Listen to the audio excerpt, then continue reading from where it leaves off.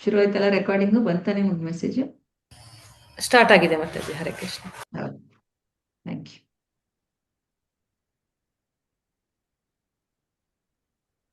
ಯಾಕೆ ಇವತ್ತು ಬರೀ 10 ಜನ ಇದಾರಲ್ಲ? Weekend. Week first day Mataji, weekend ಅದಕ್ಕೆ ಅದೇ ವೀಕೆಂಡ್ ಆದ್ಮೇಲೆ ಇನ್ನೂ ವೀಕೆಂಡ್ ಮುಗಿಲ್ಲ ಅಂತ. ವೀಕೆಂಡ್ ಮುಗ್ದಿಲ್ಲ. ವೀಕ್ ಫಸ್ಟ್ ಡೇ ಆದ್ರಿಂದ ಇನ್ನೂ ಬಂದಿಲ್ಲ.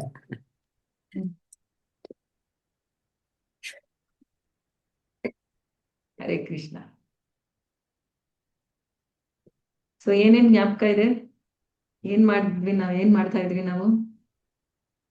ಶ್ರೀವಿದ್ಯಾ ಮಾತಾಜಿನೂ ಬಂದಿಲ್ವಾ ಇವತ್ತು? ಇಲ್ಲ ಅನ್ಸುತ್ತೆ. ಓಕೆ, ಇಲ್ಲ ಮಾತಾಜಿ, ಬಂದಿಲ್ಲ. ನೋಡೋಣ, ಇಲ್ಲಾಂದ್ರೆ ನಾನೇ ತಗೊಳ್ತೀನಿ ಅಟೆಂಡೆನ್ಸ್. ಓಕೆ, ಹೇಳಿ. ಯಾ, ಶುರು ಮಾಡೋಣ.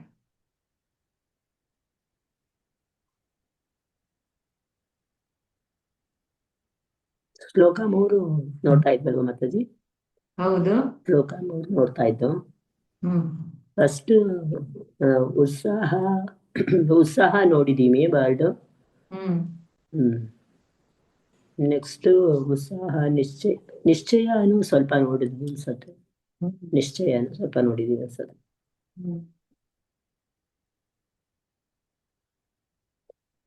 ಶ್ಲೋಕ ಹೇಳಿ ಯಾರಾದ್ರು. ಹರೇ ಕೃಷ್ಣ ಮಾತಾಜಿ, ನಾನು ಹೇಳ್ತೀನಿ. ಉತ್ಸಾಹ ನಿಶ್ಚಯಾಸ್ ತತ್ತತ್ ಕರ್ಮ ಪ್ರವರ್ತನಾತ್ ಸಂಗತ್ಯಾಗಾಸ್ತತೋ ವೃತ್ತಿ ಷಡ್ಭಿರ್ಭಕ್ತಿರ್ ಪ್ರಸಿದ್ಧ್ಯತಿ. ಆ 6 ಅಂಗಗಳೇನು? ಯಾವ್ದ್ರಿಂದ ನಮ್ಮ ಭಕ್ತಿ ಸೇವೆ ಯಶಸ್ವಿಯಾಗುತ್ತದೆ?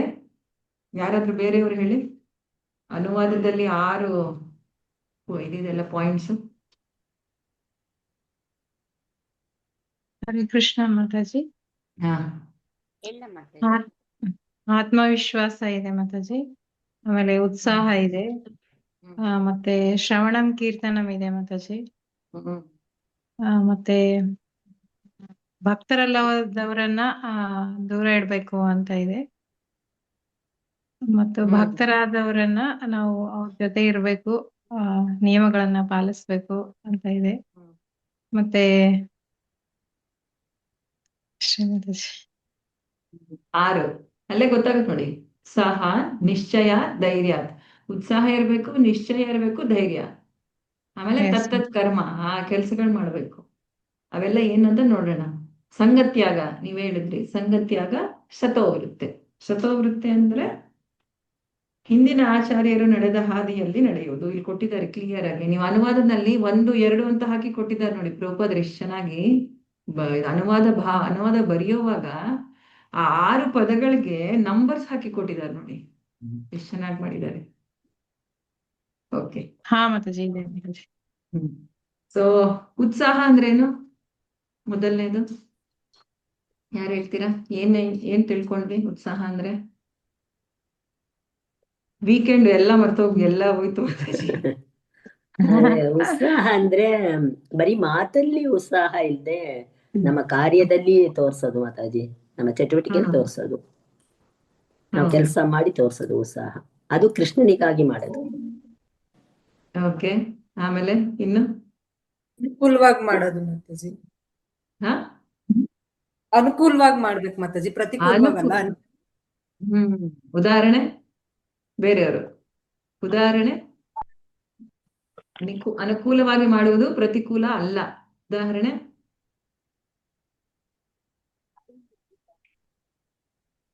ಬೇರೆಯವರು ಯಾರು ಹೇಳಿಲ್ಲ ಮಾತಾಜಿ. ಹಾ, ಅದ ನೀವೇ ಆವತ್ತಿನ ದಿವಸ ಎಕ್ಸ್ಪ್ಲೇನ್ ಮಾಡಿದ್ದು, ದಾಮೋದರ ಲೀಲೆ ಕೂಡ ಎಕ್ಸ್ಪ್ಲೇನ್ ಮಾಡಿದ್ರಿ ಕೃಷ್ಣನ್ ಜೊತೆ. ಅದು ಒಂದ್ ಸ್ವಲ್ಪ ಜ್ಞಾಪಕ ಆಯ್ತು. ದಾಮೋದರ ಲೀಲೆ ಎಕ್ಸ್ಪ್ಲೇನ್ ಮಾಡಿ. ಯಶೋದಮಯ್ಯ ಅನುಕೂಲವಾದ ಭಕ್ತಿ ಮಾಡಿದ್ದ ಇಲ್ಲ ಕಂಸನ? ಯಾರು ಮಾಡಿದ್ದು ಅನುಕೂಲವಾಗಿ, ಯಾರು ಮಾಡಿದ್ ಪ್ರತಿಕೂಲವಾಗಿ? ಯಾಕೆ ಮಾಡಿದ್ಲು ಮಾತಾಜಿ. ಯಶೋದಮ್ಮಯ್ಯ ಅನುಕೂಲವಾಗಿ ಮಾಡಿದ್ರು ಮಾತಾಜಿ, ಪ್ರತಿಕೂಲವಾಗಿ ಕಂಸ ಮಾಡಿದ್ರು. ಆಸಕ್ತಿಯಿಂದ ಮಾಡ್ಬೇಕು ಉತ್ಸಾಹ ಅಂದ್ರೆ ಮಾತಾಜಿ. ತುಂಬಾ ಆಸಕ್ತಿ ಅಂದಾಗ ಅದು ಉತ್ಸಾಹ. ಅಲ್ಲ, ಅನುಕೂಲ ಪ್ರತಿಕೂಲ ಇವಾಗ ಡಿಸ್ಕಸ್ ಮಾಡ್ತಾ ಇರೋದು. ಅನುಕೂಲವಾಗಿ ಯಶೋದ ಕೃಷ್ಣನ್ನ ಅನುಕೂಲವಾಗಿ ಹೊಡೆಯಕ್ಕೆ ಬಂದ್ರಲ್ಲ ತಾಯಿ, ಮತ್ತೆ ಅದು ಅನುಕೂಲವಾಯ್ತಾ ಅಂತ ಕೇಳ್ತಾ ಇದ್ದೀನಿ. ಅನುಕೂಲನೇ ಯಾಕೆ? ಅವ್ರು ತರ್ಲೆ ಮಾಡಿದಾಗ ಹೊಡೆಯಕ್ ಬಂದ್ರು ಮಾತಾಜಿ ಅಷ್ಟೇ. ಬಟ್ ಕಂಸ ಮಾಡಿರೋದ್ ಪ್ರತಿಕೂಲವಾಗಿ ಅವ್ರ ಹತ್ರ ದ್ವೇಷದ್ಲಿಂದ ಅವ್ರು ತಗೊಂಡ್ರು ಮಾತಾಜಿ.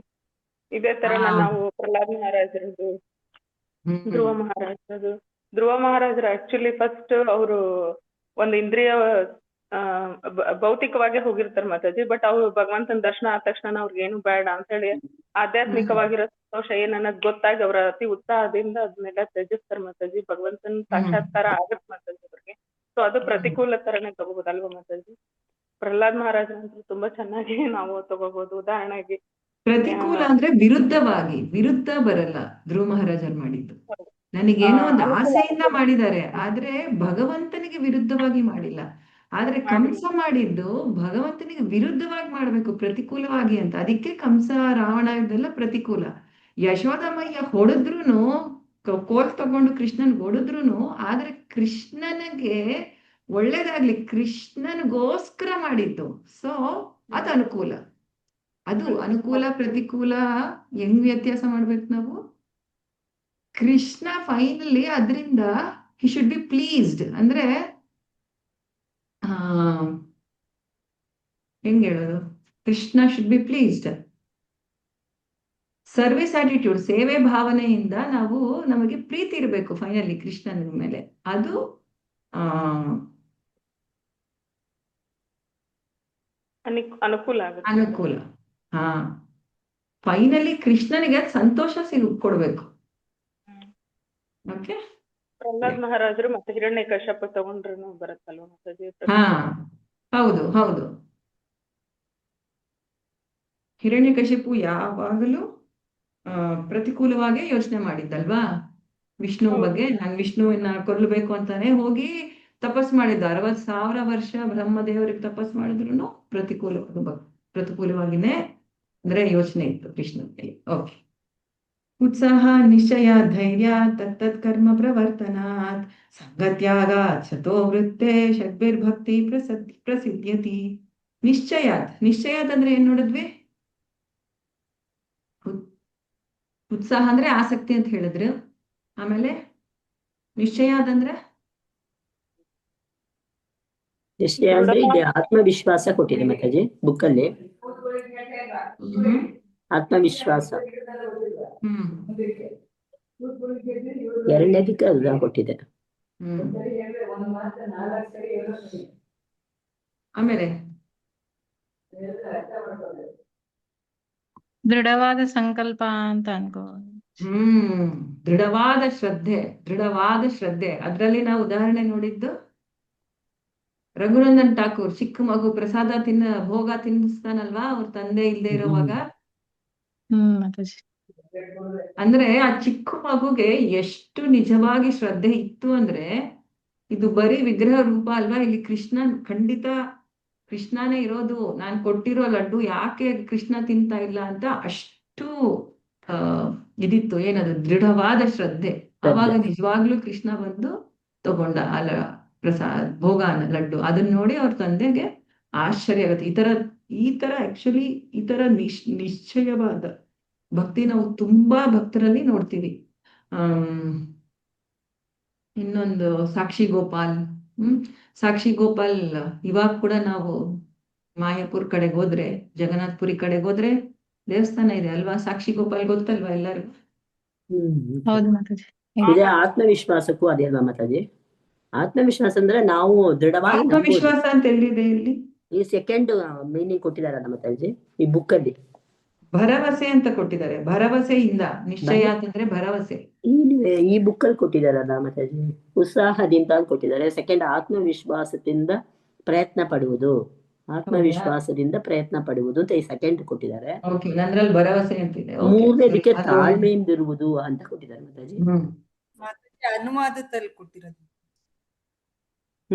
ಎದು ಸರಿ ಮಾತಾಜಿ. ಹೌದು, ಅನುವಾದದಲ್ಲಿ ಆತ್ಮವಿಶ್ವಾಸ ಅಂತ ಕೊಟ್ಟಿದ್ದಾರೆ, ಟ್ರಾನ್ಸ್ಲೇಷನ್ ಅಲ್ಲಿ ಭರವಸೆ ಅಂತ ಕೊಟ್ಟಿದ್ದಾರೆ. Correct. ಹೌದೌದು. ಟ್ರಾನ್ಸ್ಲೇಷನ್ ಭರವಸೆ ಕೊಟ್ಟಿದ್ದಾರೆ, ಇಲ್ಲಿ ಅನುವಾದದಲ್ಲಿ ಅದನ್ನು ಕೊಟ್ಟಿದ್ದಾರೆ. ಒಂದು ಎರಡು 6 ಪಾಯಿಂಟ್ ಎಲ್ಲ ಕೊಟ್ಟಿದ್ದಾರೆ. ಒಂದೇ. ಹ್ಮ್ ಎಲ್ಲ ಒಂದೇ. Correct. ಓಕೆ. ಓಕೆ, ಸೊ ನಮಗೆ ಭಕ್ತಿನಲ್ಲಿ ಯಶಸ್ಸು ಬೇಕು ಅಂದ್ರೆ ಫಸ್ಟ್ ಉತ್ಸಾಹ ಇರಬೇಕು, ಆಮೇಲೆ ನಿಶ್ಚಯವಾದ ಅಂದ್ರೆ ದೃಢವಾದ ಸ್ಥಿರವಾದ ಭಕ್ತಿ ಇರಬೇಕು. ನೆಕ್ಸ್ಟ್ ಇವತ್ತು ನೋಡೋಣ ಧೈರ್ಯ. ಧೈರ್ಯ ಅಂದ್ರೆ ಏನ್ ಕೊಟ್ಟಿದ್ದಾರೆ, ಏನ್ ಅರ್ಥ ಪ್ರಭುಪಾದರು ಕೊಟ್ಟಿರೋದು ನಮ್ಗೆ. ಇವಾಗ ನಮ್ಮ ಕನ್ನಡದಲ್ಲಿ ನಿಶ್ಚಯ ಧೈರ್ಯ ಅಂದ್ರೆ ಎಲ್ಲ ಒಂದೇ ತರ ಅನ್ಸತ್ತೆ, ಆದ್ರೆ ಎಷ್ಟು ಚೆನ್ನಾಗಿ ಎಕ್ಸ್ಪ್ಲೈನ್ ಮಾಡಿದ್ದಾರೆ ನೋಡಿ ಪ್ರಭುಪಾದರು. ಹ್ಮ್ ಇಲ್ಲಿ ಕೊಟ್ಟಿರೋದು ತಾಳ್ಮೆಯಿಂದ. ತಾಳ್ಮೆಯಿಂದ ಕೊಟ್ಟಿದ್ದಾರೆ. ತಾಳ್ಮೆ. ತಾಳ್ಮೆ ಅಂದ್ರೆ ಇವಾಗ ನಾವ್ ಯಾವ್ದೇ ಕೆಲ್ಸ ನಮಗೆ ಅದು ಸಂಕಲ್ಪ ಆಗ್ಬೇಕು ಅಂದ್ರೆ ತಾಳ್ಮೆ ಅನ್ನೋದು ಬೇಕೇ ಬೇಕು. ಇದ್ರಿಂದ ನನಗೆ ಈ ಪ್ರೊಸೆಸ್ ಇಂದ ನನಗೆ ಅಂತಿಮವಾಗಿ ನನಗೆ ಆ ರಿಸಲ್ಟ್ ಸಿಗತ್ತೆ. ಇವಾಗ ಸಡನ್ ಆಗಿ ಕುತ್ಕೊಂಡ್ಬಿಟ್ಟು ಯಾವ್ದೋ 4-5ನೇ ಕ್ಲಾಸ್ ಮಗು ನನಗೆ ಇವಾಗ್ಲೇ ನಾನು 10ನೇ ಕ್ಲಾಸ್ ನನಗೆ ಬೋರ್ಡ್ ಎಕ್ಸಾಮ್ ಬರೀಬೇಕು, ನನ್ ಸರ್ಟಿಫಿಕೇಟ್ ಬಂದ್ಬಿಡ್ಬೇಕು ಅಂತ ಆದ್ರೆ ಆಗತ್ತಾ? ತಾಳ್ಮೆ ಬೇಕೇ ಬೇಕು. ಇನ್ನೊಂದ್ 5-6 ವರ್ಷ ಪ್ರತಿ ಕ್ಲಾಸ್ ಆದ್ಮೇಲೆ ಹೋಗಿ ಎಷ್ಟೊಂದು ಯೂನಿಟ್ ಟೆಸ್ಟ್ ಮಧ್ಯದಲ್ಲಿ, ಆಮೇಲೆ ಮಧ್ಯದಲ್ಲಿ final exam, mid term exam ಅಲ್ವಾ? ಸೊ ಆ ತರ ಒಂದು ತಾಳ್ಮೆ ಅನ್ನೋದು ಯಾವ್ದಕ್ಕೆ ಆಗ್ಲಿ ಬೇಕು. ಸೊ ನಮ್ಮ ಭಕ್ತಿ ಸೇವೆಯಲ್ಲಿ ಕೂಡ ತಾಳ್ಮೆ ತುಂಬಾ ಮುಖ್ಯ. ತಾಳ್ಮೆಗೆ ಒಂದು ಉದಾಹರಣೆ, ರಾಮಾಯಣದಲ್ಲಿ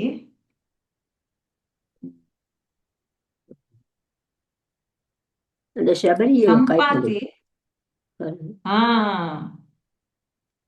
ಶಬರಿ, ಇದು ಕರೆಕ್ಟ್. ಶಬರಿ ಧೈರ್ಯ ರಾಮ ಆಮೇಲೆ ನಿಶ್ಚಯ ಎರಡು ಬರುತ್ತೆ ಶಬರಿ, ಕರೆಕ್ಟ್. ಸಂಪಾತಿ ಜಟಾಯು ಅಣ್ಣ ಒಂದ್ಸಲಿ ಸೂರ್ಯನ ಹಾರಾಡುವಾಗ ಸೂರ್ಯನಿಗೆ ತುಂಬಾ ಹತ್ರ ಹೋಗಿ ತನ್ನ ರೆಕ್ಕೆಗಳನ್ನು ಸುಟ್ಕೊಂಡ್ಬಿಡ್ತಾನೆ. ಆ ಸಂಪಾತಿ ಸುಟ್ಕೊಂಡ್ಬಿಟ್ಟು ಬಿದ್ದು ಒಂದು ಪರ್ವತದ ಮೇಲೆ ಇರ್ತಾನೆ. ಆವಾಗ ಒಂದು ಋಷಿ ಬಂದು ಸಂಪಾತಿಗೆ ಹೇಳ್ತಾನೆ, ಇವಾಗ್ಲಿಂದ 8,000 ವರ್ಷಗಳಾದ್ಮೇಲೆ ವಾನರರು ಬರ್ತಾರೆ, ನೀನ್ ಅವ್ರಿಗೆ ನಿಜ ಹೇಳಿದ್ರೆ ನಿನಗೆ ಆವಾಗ ನಿನ್ನ ರೆಕ್ಕೆಗಳು ಬರುತ್ತೆ ಅಂತ. ಸೊ ಸಂಪಾತಿ ವಾನರರು ಬರ್ತಾರೆ ಅಂತ 8,000 ವರ್ಷ ಕಾಯ್ತಾ ಇದ್ದ. ಆಮೇಲೆ ವಾನರರು ಖಂಡಿತ ಬಂದ್ಮೇಲೆ ಸಂಪಾತಿ ಹೇಳ್ತಾನೆ, ನನಗೆ ಇಲ್ಲಿಂದ ಕಾಣಿಸ್ತಾಳೆ, ನನಗೆ ಸೀತಾ ಕಾಣಿಸ್ತಾ ಇದ್ದಾಳೆ, ಆ ಲಂಕಾದಲ್ಲಿ ಇದ್ದಾಳೆ ನನಗೆ. ಯಾಕಂದ್ರೆ ಈಗಲ್ ಏನದು ವಲ್ಚರ್ ಏನಂತಾರೆ ಅದು ಕನ್ನಡದಲ್ಲಿ, ವಲ್ಚರ್ಗೆ ಕಣ್ಣು ತುಂಬಾ ಇದಿರುತ್ತೆ, ಶಾರ್ಪ್, ತುಂಬಾ. ಗೂಬೆನಾ ಮಾತಾಜಿ? ಹದ್ದು ಅಂತಾರೆ. ಗೂಬೆನಾ? ಗೂಬೆ ಅಲ್ಲ, ಹದ್ದು ಮಾತಾಜಿ. ಹದ್ದು. ಹದ್ದು. ಗರುಡನು ಅಂತಾರೆ. ಈಗಲ್ಲು ವಲ್ಚರ್ ಎರಡು ಕನ್ಫ್ಯೂಷನ್ ಆಗ್ತದೆ. ಗರುಡನು ಅಂತಾರೆ. ಗರುಡ ಅಲ್ಲ, ಹದ್ದು. ಹದ್ದು. ಹದ್ದು. ಸೊ ಅದಕ್ಕೆ ತುಂಬಾ ಶಾರ್ಪ್ ಆಗಿರುತ್ತೆ ಕಣ್ಣಿನ ಶಕ್ತಿ. ಸೊ ನನಗೆ ಕಾಣಿಸ್ತಾ ಇದ್ದಾಳೆ ಸೀತಾ, ಅಲ್ಲಿಂದ ಕುತ್ಕೊಂಡು ಲಂಕಾದಲ್ಲಿರೋ ಸೀತಾ ಕಾಣಿಸ್ತಾ ಇದ್ದಾಳೆ ಸಂಪಾತಿಗೆ. ಸೊ ಆ ನಿಜ ಅಲ್ಲಿ ಆವಾಗ ಅದು ಹೇಳಿದ ತಕ್ಷಣ ತನಗೆ ರೆಕ್ಕೆಗಳು ಬೆಳ್ಕೊಳ್ಳುತ್ತೆ ಸಂಪಾತಿಗೆ. ಸೊ ತಾಳ್ಮೆಗೆ ಇದು ಉದಾಹರಣೆ. ಸೊ ಇವಾಗ ನಮಗೆ ಭಕ್ತಿ ಸೇವೆಯಲ್ಲಿ ತಾಳ್ಮೆ ಅಂದ್ರೇನು? ನಮ್ಮ ಭಕ್ತಿ ಸೇವೆಯಲ್ಲಿ ನಮಗೆ ತಾಳ್ಮೆ ಬೇಕು. ಹೆಂಗೆ? ಒಬ್ಬೊಬ್ರು, ನಾನು 2 ವರ್ಷದಿಂದ ಚಾಂಟಿಂಗ್ ಮಾಡ್ತಾ ಇದ್ದೀನಿ, ನನಗೆ ಕಣ್ಣಲ್ಲಿ ಯಾಕೆ ನೀರು ಬರ್ತಾ ಇಲ್ಲ, ನನಗೆ ಯಾಕೆ ಎಕ್ಸ್ಟಸಿ ಅಂದ್ರೆ ವಿಪರೀತವಾದ ಆನಂದ ಯಾಕಾಗ್ತಾ ಇಲ್ಲ, ನನಗೆ ಕಣ್ಣು ಮುಚ್ಕೊಂಡ್ರೆ ವೃಂದಾವನ್ ಇರುವ ಸುಂದರವಾದ ಯಮುನಾ ಮರಗಳು ಮತ್ತೆ ಯಶೋದಮಯ್ಯ ಇವರೆಲ್ಲ ಯಾಕೆ ಕಾಣಿಸ್ತಾ ಇಲ್ಲ. ನಾವೇನ್ ಅರ್ಥ ಮಾಡ್ಕೋಬೇಕಂದ್ರೆ ಇಲ್ಲಿ ಎಷ್ಟು ಅನೇಕ ಜನ್ಮಗಳಾಗಿದೆ ನಮಗೆ. ಏನದು ವಿಧವಾದ ನಾವು ಸ್ಪೀಶೀಸ್ ಜೀವರಾಶಿಗಳಲ್ಲಿ ನಾವು ತಿರುಗ್ತಾ ಇದ್ದೀವಿ, ಕೃಷ್ಣನ್ನ ಮರೆತು ಬಿಟ್ಟು. ಇವಾಗ ಈ ಜನ್ಮದಲ್ಲಿ ಗುರು ಕೃಷ್ಣ ಕೃಪಾ ಹೋಯ್ ಭಕ್ತಿಲತಾ ಬೀಜ, ಗುರು ಮತ್ತೆ ಕೃಷ್ಣನ ಇದು ಅವಕಾಶದಿಂದ ನಮಗೆ ಆ ಭಕ್ತಿ ಸಿಕ್ಕಿ, ಬೀಜ ಸಿಕ್ಕಿ, ನಮಗೆ ಇವಾಗ ಭಕ್ತಿ ಅನ್ನೋದು ಬಂದಿದೆ. ಸೊ ಇದು ಮರಿಬಾರದು ನಾವು. ಎಷ್ಟು ಜನ್ಮಗಳು, ಎಷ್ಟು ಅಂದ್ರೆ ಲೆಕ್ಕನೇ ಇಲ್ಲ, ಕೋಟಿ ಕೋಟಿ ಜನ್ಮ ಅಂತ ಹೇಳ್ತಾರೆ. ಸೊ ಧೈರ್ಯ ಬೇಕು ನಮ್ಗೆ. ಇದೆಲ್ಲ ಇವು ನಾವಿನ್ನೂ ವೈಧಿ ಭಕ್ತಿನಲ್ಲಿದ್ದೀವಿ. ಇನ್ನು ರಾಗಾನುಗ ಭಕ್ತಿ ಬಂದ್ರೆ ಇವೆಲ್ಲ ಬರುತ್ತೆ. ಸೊ ನಾವು ತಾಳ್ಮೆಯನ್ನ ನಾವು ಅಳವಡಿಸ್ಕೋಬೇಕು. ಕೆಲವರು ತುಂಬಾ ಏನದು ಸಹಜವಾಗಿ ಭಕ್ತಿ ಅಂದ್ರೆ ತುಂಬಾ ಸಹಜ, ನನಗೆ ಇನ್ನೇನ್ ಕೃಷ್ಣನೇ ಸಿಕ್ಬಿಟ್ಟ ಆತರ ಹೇಳೋ ಕೆಲವು ಜನ ಇದ್ದಾರೆ. ವೃಂದಾವನಲ್ಲಿ ಕೂಡ ನೋಡ್ತೀವಿ, ಅವರನ್ನ ಸಹಜಿಯಾಸ್ ಅಂತಾರೆ. ಸೊ ಪ್ರಭುಪಾದರು ತುಂಬಾ ಎಚ್ಚರಿಕೆ ಕೊಟ್ಟಿದ್ದಾರೆ, ಸಹಜಿಯರು ಆಗಬಾರದು. ಸಹಜಿಯರಂದ್ರೆ ಏನು? ನಾನು ಸುಮ್ನೆ ಒಂದ್ 16 ರೌಂಡ್ ಒಂದ್ ದಿವಸ ಚಾಟಿಂಗ್ ಮಾಡ್ಬಿಟ್ರೆ ನನಗೇನು ಸಿಕ್ಬಿಡ್ತು, ನಾನು ಏನೋ ಸಾಧಿಸ್ಬಿಟ್ಟೆ. ಸೊ ಧೈರ್ಯ ಇರಬೇಕು. ನಮಗ್ ಕೊಟ್ಟಿರೋ ಪ್ರಾಸೆಸ್ ಅಂದ್ರೆ ಈ ವಿಧಾನದಲ್ಲಿ. ಮತ್ತೆ ನನಗೆ ಕೃಷ್ಣ ಒಂದಿನ ಖಂಡಿತ ಇದರಿಂದ ಈ ಜನ್ಮದಲ್ಲಿ ಸಿಗ್ತಾನೆ ಅಂತ, ಆದ್ರೆ ತುಂಬಾ ಸುಲಭವಾಗಿ ಸಿಗ್ತಾನೆ ಅಂತಲ್ಲ. ಸೊ ಅವರು ಸಹಜಿಯಾಸ್. ಪ್ರಭುಪಾದರು ತನ್ನ ಶಿಷ್ಯರನ್ನ ಮೊದಲನೇ ಬಾರಿ ಬೃಂದಾವನಕ್ಕೆ ಕರ್ಕೊಂಡ್ ಬಂದಾಗ ಅಮೆರಿಕಾಯಿಂದ, ಪ್ರಭುಪಾದರು ಅವ್ರ ಶಿಷ್ಯರಿಗೆ ಎಚ್ಚರಿಕೆ ಕೊಡ್ತಾರೆ. ಏನಂತ? ನೀವು ಇವಾಗ ರಾಧಾಕುಂಡ್, ಶ್ಯಾಮಕುಂಡ್, ಗಿರಿ ಗೋವರ್ಧನ್ ಇವೆಲ್ಲ ಹೋಗ್ತೀರಲ್ಲ ವೃಂದಾವನ ಹತ್ರ, ಅಲ್ಲಿ ಸುಮಾರು ಜನ ಬಾಬಾ ಜೀಸಸ್ ನಿಮಗೆ ಸಿಗ್ತಾರೆ. ಪ್ರಭುಪಾದರು ಹೇಳಿದ್ದವ್ರಿಗೆ ತುಂಬಾ ಹುಷಾರಾಗಿರ್ಬೇಕು. ಯಾಕೆ? ತುಂಬಾ ಜನ ಏನ್ ಹೇಳ್ತಾರೆ, ನನಗೆ ಇಲ್ವಾ, ನಾನು ನಿನಗೆ ಕೃಷ್ಣನ್ ತೋರಿಸ್ತೀನಿ ತಕ್ಷಣ, ಇವಾಗ್ಲೇ ತೋರಿಸ್ಬಿಡ್ತೀನಿ. ಇಂಥವರೆಲ್ಲ ತುಂಬಾ ಜನ ಸಿಗ್ತಾರೆ ನಿಮ್ಗೆ. ಅವ್ರನ್ನ ಯಾರನ್ನೂ ಹೋಗ್ಬೇಡಿ. ಅವರು ಹಿಂದೆನೆ ಮದ್ಯಪಾನ ಅಂತವೆಲ್ಲಾನು ಮಾಡ್ತಿರ್ತಾರೆ. ಅವರು ಅದು ಭಕ್ತಿನೇ ಅಲ್ಲ. ಸೊ ನಮಗೆ ಭಕ್ತಿನಲ್ಲಿ ಧೈರ್ಯ ಬೇಕು. ನನಗೇನೋ ಕ್ವಿಕ್ ಆಗಿ ಹಿಂಗ್ ಪಟ್ಟಂತ ಏನೋ ಸಿಗತ್ತೆ ಅನ್ನೋದಲ್ಲ ಭಕ್ತಿ ಅಂದ್ರೆ. ಕೆಲವರು ವೃಂದಾವನ ಲೀಲೆಗಳಲ್ಲೆಲ್ಲ ನೀವು ಭಾಗವಹಿಸ್ಬೋದು. ಇಂಥವೆಲ್ಲ ತುಂಬಾ ಜನ ಈ ತರ ಇದ್ದಾರೆ. ಆದ್ರೆ ಭಕ್ತಿ ಅದು ಯಾವ್ದು ಭಕ್ತಿನೇ ಅಲ್ಲ ಅದು. ಸೊ ನಮಗೆ ಭಕ್ತಿ ಸೇವೆಯಲ್ಲಿ ತಾಳ್ಮೆ ಬೇಕು. ತಾಳ್ಮೆ ಅಂದ್ರೆ ಏನು ಅಂದ್ರೆ, ನಾನು ಕೃಷ್ಣನಿಗೋಸ್ಕರ ಏನ್ ಮಾಡ್ತಾ ಇದ್ದೀನಿ, ಕೃಷ್ಣ ನನಗೋಸ್ಕರ ಏನ್ ಮಾಡ್ತಿದ್ದಾನೆ ಅಲ್ಲ. ಇದು ತಾಳ್ಮೆ ಅಂದ್ರೆ. ತಾಳ್ಮೆ ಅಂದ್ರೆ ತುಂಬಾ ಇಂಪಾರ್ಟೆಂಟು. ಕೃಷ್ಣ ನನಗೇನ್ ಮಾಡ್ತಾ ಇದ್ದಾನೆ ಅಲ್ಲ, ಅದು ಪ್ರಶ್ನೆನೇ ಅಲ್ಲ. ನಾನು ಕೃಷ್ಣನಿಗೋಸ್ಕರ ಏನ್ ಮಾಡ್ತಾ ಇದ್ದೀನಿ, ಅದು ತಾಳ್ಮೆ ಅಂದ್ರೆ. ನಾನು ಇಷ್ಟೆಲ್ಲ ಮಾಡ್ತಿದ್ದೀನಿ, ನನಗೇನಾದ್ರೂ ಮತ್ತೆ ಸಿಗ್ತಾ ಇದೆಯಾ? ಅಲ್ಲ, ಅದು ಅಲ್ಲ. ಸೊ ಇದು ತಾಳ್ಮೆ ಅಂದ್ರೆ. ಪ್ರಭುಪಾದರು ಎಷ್ಟು ವರ್ಷ ಕಾದ್ರು ಅಮೆರಿಕಾಗ್ ಹೋಗಕ್ಕೆ? ಅವರ ಗುರು ಈ ದೇಹ ಬಿಟ್ಟು ಹೋಗಕ್ಕಿಂತ ಮುಂಚೆ ಅವರ ಗುರು 10 ದಿವಸ ಮುಂಚೆ ಅವ್ರಿಗೆ ಒಂದು ಪತ್ರ ಬರುತ್ತೆ ಪ್ರಭುಪಾದರಿಗೆ.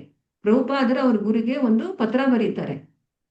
ಪ್ರಭುಪಾದ ಅವ್ರ ಗುರುನ ಸುಮಾರು ತುಂಬಾ ಅಂದ್ರೆ 10 ಸಲ ಮೀಟ್ ಆಗಿರ್ತಾರೆ ಅಷ್ಟೇ ಅಲ್ಲ. ಕೊನೆಗೆ ಅವ್ರು ಗೃಹಸ್ಥರ ಮಕ್ಕಳು ಎಲ್ಲ ಒಂದು ಪತ್ರ ಬರೀತಾರೆ ಅವ್ರ ಗುರುಗೆ, ನಾನ್ ನಿಮಗೆ ಹೆಂಗೆ ಸೇವೆ ಮಾಡ್ಲಿ ಅಂತ. ಸೊ ಅವ್ರಿಗೆ ಅದರ ಉತ್ತರ ಸಿಗತ್ತೆ.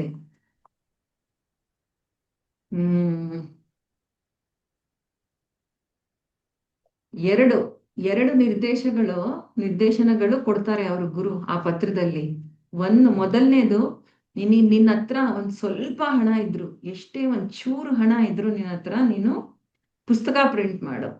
ಎರಡನೇದು, ನೀನು ಈ ನಮ್ಮ ಬೆಂಗಾಲಿ ಮತ್ತೆ ಸಂಸ್ಕೃತದಲ್ಲಿ ಇರೋದನ್ನೆಲ್ಲ ನೀನು ಆಂಗ್ಲ ಭಾಷೆಯಲ್ಲಿ ಅನುವಾದ ಮಾಡಿ ಅವರಿಗೆ ಈ ಭಕ್ತಿಯೆಲ್ಲ ಕೊಡು. ಸೇವೆ ಅನ್ನೋದು ನಡೆಸ್ಬೇಕು. ಇದೆರಡು ಫಸ್ಟ್ ಟೈಮ್ ಭಕ್ತಿ ಸಿದ್ಧಾಂತ ಸರಸ್ವತಿ ಠಾಕೂರ್ ಮಹಾರಾಜ್ ಅವ್ರನ್ನ ಮೀಟ್ ಮಾಡಿದಾಗ್ಲೂ ಪ್ರಭುಪಾದರಿಗೆ ಸಿಕ್ಕಿದ್ದು ಇದೇ ನಿರ್ದೇಶನಗಳು. ಈ ಪತ್ರ ಸಿಗತ್ತೆ ಪ್ರಭುಪಾದರಿಗೆ. ಅದಾದ್ಮೇಲೆ ಅವರು 10 ದಿವಸಕ್ಕೆ ಅಮೆರಿಕ ಹೋಗ್ತಾರೆ. ಸೊ ಪ್ರಭುಪಾದರು ಇದು ನನ್ನ ಅಂತಿಮವಾದ ನಿರ್ದೇಶನ ಅಂತ ಹೇಳಿ ಇಷ್ಟು ಗೃಹಸ್ಥ ಜೀವನದಲ್ಲಿ ಇದ್ರೂನು ಆ ಎರಡು ಮರೆಯಲ್ಲ ಅವರು. ಮಧ್ಯದಲ್ಲಿ back to head godhead ಶುರು ಮಾಡ್ತಾರೆ. ಅನುವಾದ ಮನೆಯಲ್ಲಿ ಎಲ್ಲ ಕೆಲಸ ಮಾಡಿ ಬೆಳಗ್ಗಿಂದ ಸಾಯಂಕಾಲವರೆಗೂ, ಸಾಯಂಕಾಲ ಬಂದು ಪ್ರವಚನೆ ಕೊಡ್ತಾರೆ. ಮನೆಯಲ್ಲಿ ಭಗವದ್ಗೀತಾ ಕ್ಲಾಸ್, ಭಾಗವತ ಕ್ಲಾಸ್ ಇರುತ್ತೆ. ಅದಾದ್ಮೇಲೆ ಕುತ್ಕೊಂಡು ಒಂದ್ ಸ್ವಲ್ಪ ಹೊತ್ತು ಅನುವಾದ ಮಾಡೋ ಶುರು ಮಾಡ್ತಾರೆ. ಸ್ಲೋ ಆಗಿ ವಾನಪ್ರಸ್ಥ ಸನ್ಯಾಸ ತಗೊಂಡ್ಮೇಲೆ ಕೂಡ ರಾಧಾಧಾಮೋದರ ದೇವಸ್ಥಾನದಲ್ಲಿ ಇದ್ದಾಗ್ಲೂ ಕೂಡ ನನ್ನ ಗುರು ಹೇಳಿದ್ದು ನನಗೆ ಆಂಗ್ಲ ಪ್ರದೇಶಗಳಲ್ಲಿ, ಅಮೆರಿಕಾನಲ್ಲಿ, ಲಂಡನ್ ಅಲ್ಲಿ ಪ್ರಚಾರ ಮಾಡುವಂತ. ನಾನು ಅಲ್ಲಿ ಹೋಗ್ಬೇಕು ಅಂತ ಒಬ್ಬರನ್ನು ಕೇಳ್ತಾರೆ. ಅವ್ರಿಗೆ ತಾಳ್ಮೆ ಅನ್ನೋದು ಎಷ್ಟಿತ್ತು, ಎಷ್ಟು ವರ್ಷ ಇದು ಫಸ್ಟ್ ಅವರ ಗುರು ಹೇಳಿದ್ದಕ್ಕೆ ಮತ್ತೆ ಅವರು ಅಮೆರಿಕಾಗೆ ಹೊರಟಿದ್ದು 1966, 35 ವರ್ಷ ಅವರು ತಾಳ್ಮೆಯಿಂದ ಅವರ ಗುರು ಹೇಳಿದ್ದನ್ನ ಪಾಲನೆ ಮಾಡಕ್ಕೆ ಟ್ರೈ ಮಾಡ್ತಾರೆ. ಮತ್ತೆ ಬರೀ ಜ್ಞಾಪಿಸ್ಕೊಳ್ಳೋದಲ್ಲ, ಅದಕ್ಕೋಸ್ಕರ ಕೆಲಸ ಮಾಡ್ತಾರೆ ಅವರು ದಿನ. ಇವಾಗ ಭಾಗವತಂ ಎಷ್ಟು ಸಲ ಓದಿದ್ದಾರೆ, ಎಷ್ಟು ಹರಿಭಕ್ತಿ ವಿಲಾಸ, ಎಷ್ಟು ವೈಷ್ಣವಕ್ಕೆ ಅಂದ್ರೆ ಅವರು ಭಕ್ತಿ ಸೇವೆಯಲ್ಲಿ ಅವರ ಗುರು ಕೊಟ್ಟಿರೋ ನಿರ್ದೇಶನವನ್ನು ಮರಿದೆ ಅದನ್ನ ಗುರಿಯಾಗಿಟ್ಕೊಂಡು ಎಲ್ಲ ಮಾಡಿರೋದು ಪ್ರಭುಪಾದರು. ಸೊ ತಾಳ್ಮೆ, ಇದು ತಾಳ್ಮೆ ಅಂದ್ರೆ do our part and leave it to Krishna. ನಾವು ನಮ್ಮ ಪಾರ್ಟ್, ನಮ್ಮ ಕೆಲಸ ಮಾಡಿ ಮಿಕ್ಕಿದ್ದು ಕೃಷ್ಣನಿಗೆ ಬಿಡೋದು. ನಾನು ಇಷ್ಟು ಮಾಡಿದ್ದೀನಿ, ನನಗೆ ಹಿಂಗೆ ಯಾಕಾಯ್ತು, ಹಂಗೆ ಯಾಕಾಯ್ತು, ನನಗಿದ್ ಯಾಕೆ ಸಿಗ್ತಾ ಇಲ್ಲ, ಅದ್ ಯಾಕೆ ಸಿಗ್ತಾ ಇಲ್ಲ, ಇದೆಲ್ಲ ಭಕ್ತಿ ಅನ್ನೋದು. ಅದಕ್ಕೆ ಆಕ್ಚುಲಿ ಭಕ್ತಿ ಇಸ್ ಇಂಟರ್ನಲ್. ಭಕ್ತಿ ಏನು, ಭಕ್ತಿ ನಮ್ಮ ಮನಸ್ಸೊಳಗಡೆ ಏನಿದೆ ಅದು ಆಕ್ಚುಲಿ ಭಕ್ತಿ. ಹೊರಗಡೆಗೆ ಹೌದು ಎಲ್ಲರೂ ತಿಲಕ್ ಹಾಕೊಂಡು ವೈಷ್ಣವ ಡ್ರೆಸ್ ಹಾಕೊಂಡೇ ಇರ್ತೀವಿ, ಬಟ್ ಯಾರು ನಮಗೆ ನಿಜ ಭಕ್ತಿ ಅನ್ನೋದು ಹೆಂಗ್ ಗೊತ್ತಾಗತ್ತೆ? ಭಕ್ತಿ ಇಸ್ ಇಂಟರ್ನಲ್. ದೇವಕಿ ಮಾತಾಜಿ ಅಂತ ಪ್ರಭುಪಾದರ ಶಿಷ್ಯರು ಬಂದಿದ್ರು ನಮ್ಮ ದೇವಸ್ಥಾನಕ್ಕೆ ಒಂದೂವರೆ ವರ್ಷದ ಹಿಂದೆ. ಅವರು ಈ ಟಾಪಿಕ್ ಮೇಲೆ ಲೆಕ್ಚರ್ ಕೊಟ್ಟರು. ಭಕ್ತಿ ಅನ್ನೋದು ಯಾವಾಗ್ಲೂ ನಮ್ಮ ಮನಸ್ಸಿನ ಒಳಗಡೆ ಏನಿದೆ ಅದು ಭಕ್ತಿ. ನಾವು ಹೊರಗಡೆ ಏನ್ ತೋರಿಸ್ಕೊಳ್ತೀವಲ್ಲ, ತುಂಬಾ ಸುಲಭ. ನಾವು ಒಳ್ಳೆ ಭಕ್ತರು, ಡಿವೋಟಿ ಅಂತ ತೋರಿಸ್ಕೊಳ್ಳೋದು ತುಂಬಾ ಸುಲಭ. ಆದ್ರೆ ನಾವು ಆಗಕ್ಕೆ ಪ್ರಯತ್ನ ಪಡ್ಬೇಕು. ನಿಜವಾಗ್ಲೂ ನಾವು ಏನ್ ಟ್ರೈ ಮಾಡ್ಬೇಕು? ಆಗಕ್ಕೆ ಪ್ರಯತ್ನ ಪಡ್ಬೇಕು. ಅದು ಭಕ್ತಿ ಅಂದ್ರೆ.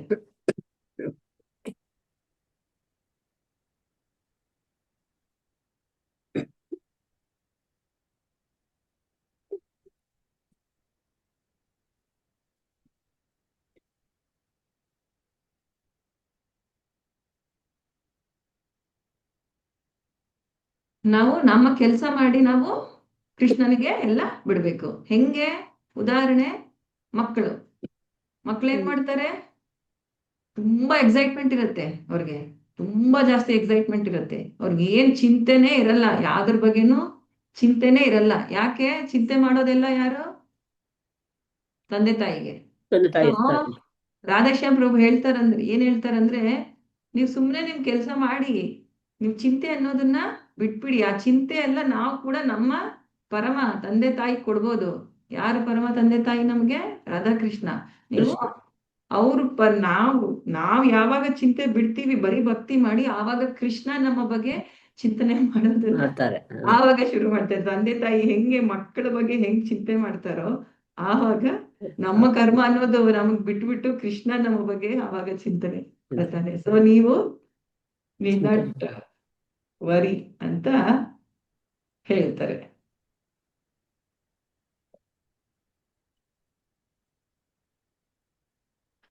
ಸೊ ಇದು ಧೈರ್ಯ. ನಾವು ಪುಸ್ತಕ ಓದಿಲ್ಲ ಅಲ್ಲ ಧೈರ್ಯ ಬಗ್ಗೆ.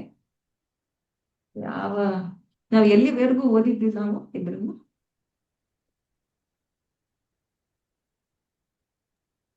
ಇದು 31 ಪೇಜ್ ಸೆಕೆಂಡ್ ಪ್ಯಾರಾ ಓದ್ಬೇಕು ಮಾತಾಜಿ.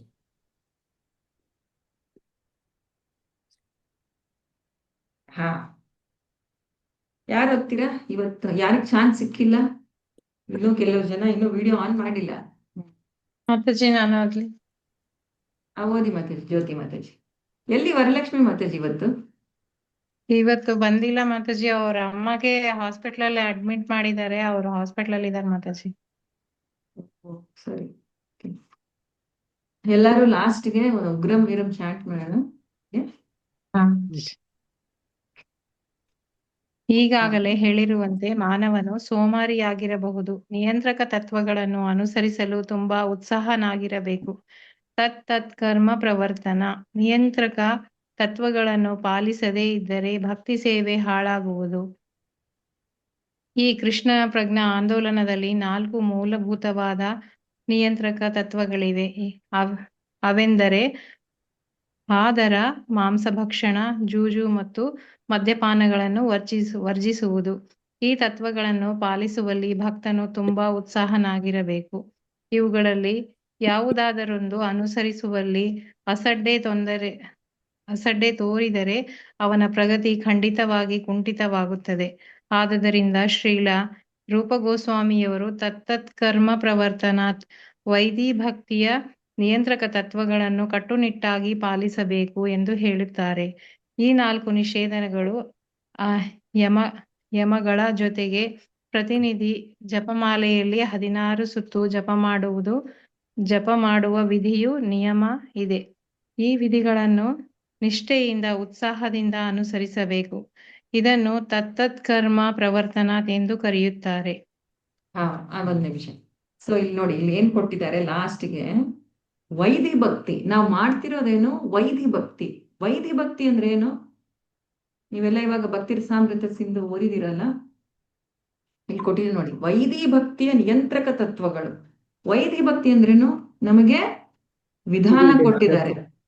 ಇವಾಗ ತುಂಬಾ ಮುಂದುವರೆದ ಭಕ್ತರಿಗೆ ನೀವ್ ಇವಾಗ ಮಂಗಳಾರತಿಗೆ ಎದ್ದೋಳಿ, ನೀವ್ ಈ ತರ ಮಾಡ್ಬೇಕು, ಆ ತರ ಮಾಡ್ಬೇಕು ಬೇಕಾಗಿಲ್ಲ. ಯಾಕಂದ್ರೆ ಅವ್ರು ನಿದ್ದೆನಲ್ಲೂ ಭಗವಂತನ ಸ್ಮರಿಸ್ತಾರೆ, ಎದ್ದು ಎಲ್ಲ ಮಾಡ್ತಿರ್ತಾರೆ. ಅವರು ಸಪೋಸ್ ಒಂದ್ ದಿವ್ಸ ಮಂಗಳಾರತಿ ಮಾಡಿಲ್ಲ ಅಂದ್ರೂ ಆ ಟೈಮಲ್ಲಿ ಬೇರೆ ಕೆಲಸ ಮಾಡಿದ್ರು ಅವ್ರು ಕೃಷ್ಣನ್ ಸೇವನೆ ಇರ್ತಾರೆ. ಆದ್ರೆ ನಾವು ಮಂಗಳಾರತಿ ಮಾಡಿಲ್ಲ ಅಂದ್ರೆ ಖಂಡಿತ ಮಲ್ಕೊಳ್ತಾ ಇರ್ತೀವಿ. ಸೊ ನಮಗೆ ನಾವು ತುಂಬಾ ಇನ್ನು ಶುರು ಸ್ಟೇಜ್ ಅಲ್ಲಿ ಇದೀವಿ, ಶುರುವಾಗಿರೋ ಸ್ಟೇಜ್ ಅಲ್ಲಿ ಭಕ್ತಿನಲ್ಲಿ. ಸೊ ನಮಗೆ ವೈದಿ ಭಕ್ತಿ ನಾವು ಪ್ರಾಕ್ಟೀಸ್ ಮಾಡೋದು ಅಂದ್ರೆ ನಮಗೆ ಈ ವಿಧಾನಗಳನ್ನು ಕೊಡ್ತಾರೆ, ಅಂದ್ರೆ ನಿಯಮಗಳನ್ನು ಪಾಲಿಸು, ಇದು ಪಾಲಿಸ್ಲೇಬೇಕು, ಇದು ಪಾಲಿಸಬಾರ್ದು, ಈ ತರ ರೂಲ್ಸ್ ನಮಗೆ. ನಾವು ಬೆಳಗ್ಗಿಂದ ಪ್ರಭುಪಾದರು ಬಿಟ್ಟಿಲ್ಲ ನೋಡಿ, ಬೆಳಗ್ಗೆ 4 ಗಂಟೆಗೆ ಎದ್ದು 4:15 ಮಂಗಳಾರತಿಯಿಂದ ರಾತ್ರಿ 8:30 10 ಗಂಟೆವರೆಗೂ ಏನ್ ಮಾಡ್ಬೇಕು ಫುಲ್ ಫಿಕ್ಸ್ ಮಾಡ್ಬಿಟ್ಟಿದ್ದಾರೆ ನಮ್ಮ ಸ್ಕೆಡ್ಯೂಲ್.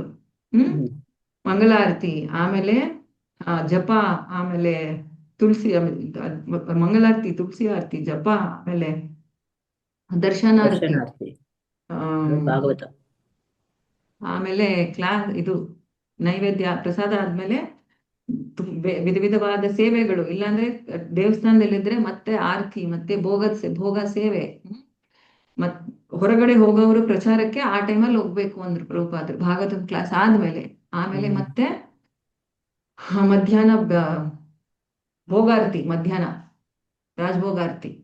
ಆಮೇಲೆ ಮತ್ತೆ 4 ಗಂಟೆಗೆ ಮಧ್ಯದಲ್ಲಿ ಒಂದ್ ಚಿಕ್ಕ ಬ್ರೇಕ್, ನಮ್ಗೇನಾದ್ರು ಆ ಟೈಮಲ್ಲಿ ನಾವು ನಮ್ದೆಲ್ಲ ಮಾಡ್ಕೋಬೇಕು. ಆಮೇಲೆ ಮತ್ತೆ ಸೊ ನೀವು ಹಿಂಗ್ ನೋಡಿದ್ರೆ ರಾತ್ರಿವರೆಗೂ ಇದು ಮಾಡ್ಬೇಕು, ಇದು ಮಾಡಬಾರ್ದು. ನಾವು ಮನೆಯಲ್ಲಿ ಇದ್ರು ಕೂಡ, ಗೃಹಸ್ಥ ಜೀವನದಲ್ಲಿ ಇವಾಗ ಸಪೋಸ್ ದೇವಸ್ಥಾನದಲ್ಲಿ ಇದ್ರೆ, ಮನೆಯಲ್ಲಿ ಇದ್ರು ಕೂಡ ನಮಗೆಲ್ಲ ಕೊಡ್ತಿದ್ದಾರೆ ಅಲ್ವಾ. ಸೊ ಇದು ಆಕ್ಚುಲಿ ತತ್ ಕರ್ಮ ಪ್ರವರ್ತನಾತು 31ನೇ ಪೇಜಲ್ಲಿ ಇವತ್ತು ಮಾತಾಜಿ ಮಾಡಿರೋದು. ಸೊ ನಾವು ಉತ್ಸಾಹ, ನಿಶ್ಚಯ, ಧೈರ್ಯದಾಯ್ತು. ಇವಾಗ ತತ್ತತ್ ಕರ್ಮ ಪ್ರವರ್ತನಾತಕ್ಕೆ ಬಂದಿದ್ದೀವಿ. ಅಂದ್ರೆ ನಾವು ಆ ಕರ್ಮಗಳು, ನಮಗೆ ನಿರ್ದೇಶಿತ ಕರ್ಮಗಳನ್ನು ನಾವು ಮಾಡಬೇಕು. ಯಾಕಂದ್ರೆ ನಾವು ವೈದಿ ಭಕ್ತಿಯನ್ನು ಪಾಲನೆ ಮಾಡ್ತಾ ಇದ್ದೀವಿ. ನಾವು ರಾಗಾನುಗ ಇಲ್ಲ ಪ್ರೇಮ ಭಕ್ತಿಗೆ ಇನ್ನೂ ಬಂದಿಲ್ಲ. ರಾಗಾನುಗ ಅಂದ್ರೆ ಏನು?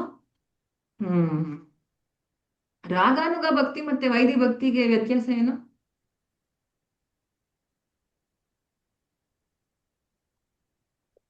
ವೈದಿ ಭಕ್ತಿ ಅಂದ್ರೆ ನಿಯಮಗಳನ್ನ ಪಾಲಿಸೋದು ಮಾತಾಜಿ. ನಿಯಮಗಳನ್ನ ಪಾಲಿಸಿ ಭಕ್ತಿಯಲ್ಲಿ ಮುಂದೆ ಬರಕ್ಕೆ ಪ್ರಯತ್ನ ಮಾಡೋದು. ರಾಗಾನುಗ ಭಕ್ತಿ ಅಂದ್ರೆ ಕೃಷ್ಣನ್ಗೆ ಇಷ್ಟ ಇರೋ ಹಾಗೆ ನಡ್ಕೊಂಡು ಪ್ರೀತಿಯಿಂದ ನೋಡ್ಕೊಳ್ಳೋದು ಅಂತ ಅನ್ಕೊಂಡಿದೀನಿ ಮಾತಾಜಿ. ಇದು ರಾಗಾನುಗ ಭಕ್ತಿ ಅಂದ್ರೆ ಅದು ಕೂಡ ಅವರು ವಿಧಾನಗಳನ್ನು ಮಾಡ್ತಾರೆ. ಅಂದ್ರೆ ಇವಾಗ ನಮಗೆ ಮಂಗಳಾರತಿ ಮಾಡ್ಬೇಕು ಅಂದ್ರೆ ನಮಗೆ ಅಲಾರಾಮ್ ಇಟ್ಕೊಂಡು ನಮ್ಗೆ ಎಷ್ಟು ಕಷ್ಟ ಆ ಟೈಮಲ್ಲಿ ಎದ್ದೋಳೋದು ಅಂದ್ರೂ ನಾವು ಮಾಡ್ಬೇಕು, ಅದನ್ನ ನಿಯಮ ಪಾಲನೆ ಮಾಡಕ್ಕೆ. ಅದು ವೈದಿ ಭಕ್ತಿ. ರಾಗಾನುಗ ಅಂದ್ರೆ ಸ್ಪಾಂಟೇನಿಯಸ್, ಅವ್ರಿಗೆ ತುಂಬಾ ಮನಸ್ಸಲ್ಲಿ ಆ ಆಸೆ, ಇಷ್ಟ ಬಂದು ಅವರು ಅದನ್ನ ಮಾಡಕ್ ಶುರು ಮಾಡ್ತಾರೆ. ಎಲ್ಲ ಭಕ್ತಿ ಸೇವೆ ಅನ್ನೋದು ಅವ್ರಿಗೆ ಕಷ್ಟ ಅಲ್ಲ, ತುಂಬಾ ಅವ್ರಿಗೆ ಇಷ್ಟದಿಂದ ಮಾಡ್ತಾರೆ ಮಾತಾಜಿ. ತುಂಬಾ ಪ್ರೀತಿಯಿಂದ ತುಂಬಾ ಪ್ರೇಮದಿಂದ ಮಕ್ಕಳಿಗೆ ಮಾಡುದು. ನಾವು ಹೇಗೆ ಸ್ವಯಂ ಪ್ರೇರಿತ. ಪ್ರೇರಿತ, ಸ್ವಯಂ ಪ್ರೇರಿತ. ಸ್ವಯಂ ಪ್ರೇರಿತ. ಅವ್ರಿಗೆ ಹೊರಗಡೆಯಿಂದ ಇದು ಬೇಕಾಗಿಲ್ಲ. ಯಾರು ಹೇಳ್ಬೇಕು ಅನ್ನೋ ಅವಶ್ಯಕತೆ ಇಲ್ಲ. ಅವರೇ ಅದು ಮನಸ್ಸಲ್ಲಿ ಮಾಡ್ತಾರೆ, ಇಂದ ಮಾಡುದು. ಅಂದ್ರೆ ಆರತಿಗೆ ಬರ್ತಾರೆ ಅವರೇ. ಇವಾಗ ನಾವು ಚಾಂಟಿಂಗ್ ಬೀಡ್ ಎತ್ಕೊಂಡು ಎಷ್ಟು ಕಷ್ಟ ಪಡ್ತೀವಿ, ಚಾಂಟಿಂಗ್ ಬೀಡ್ ತಗೊಂಡು ಕೈ ಜಪಮಾಲೆ ಇದ್ದಾಗ್ಲೂ ಕೂಡ ಮನಸ್ಸು ಎಲ್ಲೆಲ್ಲೋ ಹೋಗತ್ತೆ ನಮಗೆ. ಆದ್ರೆ ರಾಗಾನುಗ ಭಕ್ತಿ ಸ್ಟೇಜ್ ಅಲ್ಲಿ ಅವರು ಚಾಂಟಿಂಗ್ ಮಾಡ್ತಾರೆ, ಆದ್ರೆ ಚಾಂಟಿಂಗ್ ಮಾಡ್ತಿಲ್ಲ ಅಂದ್ರೂ ಅವ್ರಿಗೆ ಆಟೋಮ್ಯಾಟಿಕ್ ಆಗಿ ಕೃಷ್ಣನ್ ಮೇಲೆ ಮನಸ್ಸು ಹೋಗತ್ತೆ. ಅದು ರಾಗಾನುಗ ಸ್ಟೇಜ್. ಪ್ರೇಮ ಭಕ್ತಿ ಅಂದ್ರೆ ಕಂಪ್ಲೀಟ್ ಅದು ಏನದು ಬೃಂದಾವನಲ್ಲಿ ವಾಸಿಗಳು ಅವ್ರದ್ದು. ಸೊ ಇಲ್ಲಿ ನಾವು ವೈದಿ ಭಕ್ತಿ ಮಾಡ್ತಿದೀವಿ ನಾವು. ಅದ್ರಲ್ಲಿ ಬರೋದು ಇಲ್ಲಿ ಪ್ರಭುಪಾದರು ನೋಡಿ ಏನ್ ಹೇಳ್ತಾರೆ, ಈ 4 ನಿಷೇಧಗಳ ಮತ್ತು ನಿಯಮಗಳು. ವೈದಿ ಭಕ್ತಿ ಅಂದ್ರೆ ಏನು? ಯಮ ನಿಯಮ. ಯಮ ಅಂದ್ರೆ ನಿಷೇಧ, ನಿಯಮ ಅಂದ್ರೆ ಮಾಡುದು. ಸೊ ನಿಷೇಧಗಳು ಏನಂತ ಕೊಟ್ಟಿದ್ದಾರೆ ಪ್ರಭುಪಾದರು ನಮಗೆ? 4 ರೆಗ್ಯುಲೇಟಿವ್ ಪ್ರಿನ್ಸಿಪಲ್ಸ್. ಏನದು? ಏನು ವರ್ಜನೆ ಮಾಡೋದಿಲ್ಲಿ? ಮಾಂಸ ಭಕ್ಷಣ, ಜೂಜು, ಮದ್ಯಪಾನ ಮತ್ತೆ ಆದರ.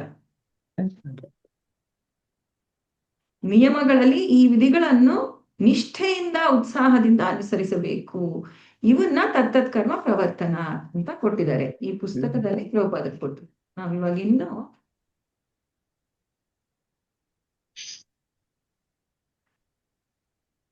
ಇದು ನೋಡೋಣ. ಭಾಗವತಂ ಅಲ್ಲಿ 11ನೇ ಕ್ಯಾಂಟೋ 19ನೇ ಚಾಪ್ಟರ್ 20ನೇ ಶ್ಲೋಕದಿಂದ 24 ಶ್ಲೋಕವರೆಗೂ ಕೃಷ್ಣ ಉದ್ಧವನಿಗೆ ಹೇಳುವಾಗ ಇದನ್ನ ತತ್ತತ್ ಕರ್ಮ, ಯಾವ್ಯಾವ ಕರ್ಮಗಳು ಭಕ್ತರು ಮಾಡ್ತಾರೆ ಅಂತ ಕೊಡ್ತಾರೆ. ನಾನದು ಬರೀ ಅನುವಾದ ಓದ್ತೀನಿ, ತುಂಬಾ ಅದು ಪಾಯಿಂಟ್ಸ್ ಇದೆ. ಆಕ್ಚುಲಿ ಈ 4 ಶ್ಲೋಕಗಳನ್ನ ವಿವರಿಸಿ ಭಕ್ತಿ ರಸಾಮೃತ ಸಿಂಧುನಲ್ಲಿ 64 ಮತ್ತೆ ಇನ್ನೊಂದು 64 ಅಂಗಗಳು ರೂಪ ಗೋಸ್ವಾಮಿ ಅವರು ನಮಗ್ ಕೊಟ್ಟಿರೋದು. ಅದು ತತ್ತತ್ ಕರ್ಮ ಪ್ರವರ್ತನ ಅಂತಂದ್ರೆ. ನಾನು ಸುಮ್ಮನೆ ಓದ್ತೀನಿ. ನಂಬರ್ ಇನ್ನೊಂದ್ಸರಿ ಹೇಳಿ ಮಾತಾಜಿ. 11.19.20-24 11.19.20 ಇಂದ 4 ಶ್ಲೋಕ ತತ್ತದ್ ಕರ್ಮ ಪ್ರವರ್ತನ. ನಾನು ಬರೀ ಅನುವಾದ ಒಂದ್ಸಲಿ ಓದ್ತೀನಿ ನೋಡಿ. ನನ್ನ ಲೀಲೆಗಳ ಆನಂದದಾಯಕ ವರ್ಣನೆಗಳನ್ನು ದೃಢವಾದ ನಂಬಿಕೆ, ಇವು ಅಂದ್ರೆ ನಾವು ಮಾಡ್ಬೇಕಿರೋ ಕರ್ಮಗಳು, ನನ್ನ ಮಹಿಮೆಗಳ ನಿರಂತರ ಕೀರ್ತನೆ, ನನ್ನ ವಿದ್ಯುಕ್ತ ಪೂಜೆಯಲ್ಲಿ ಅಚಲವಾದ ಆಸಕ್ತಿ, ಸುಂದರವಾದ ಸ್ತೋತ್ರಗಳ ಮೂಲಕ ನನ್ನನ್ನು ಕೊಂಡಾಡುವುದು, ನನ್ನ ಭಕ್ತಿ ಸೇವೆಯ ಬಗ್ಗೆ ಅಪಾರ ಗೌರವ, ಸಾಷ್ಟಾಂಗ ನಮಸ್ಕಾರ, ನನ್ನ ಭಕ್ತರ ಶ್ರೇಷ್ಠ ಮಟ್ಟದ ಪೂಜೆ. ಭಕ್ತರ ಶ್ರೇಷ್ಠ ಮಟ್ಟದ ಪೂಜೆ ನೋಡಿ. ಭಕ್ತರ ಲಕ್ಷಣ ಎಂದ್ರೇನು? ಬೇರೆ ಭಕ್ತರ ಪೂಜೆ ಮಾಡ್ತಾರೆ. ಸಮಸ್ತ ಇದು ನೋಡಿ, ಭಕ್ತರ ಶ್ರೇಷ್ಠ ಮಟ್ಟದ ಪೂಜೆ. ಇದಕ್ಕೆ ಪ್ರಭುಪಾದರು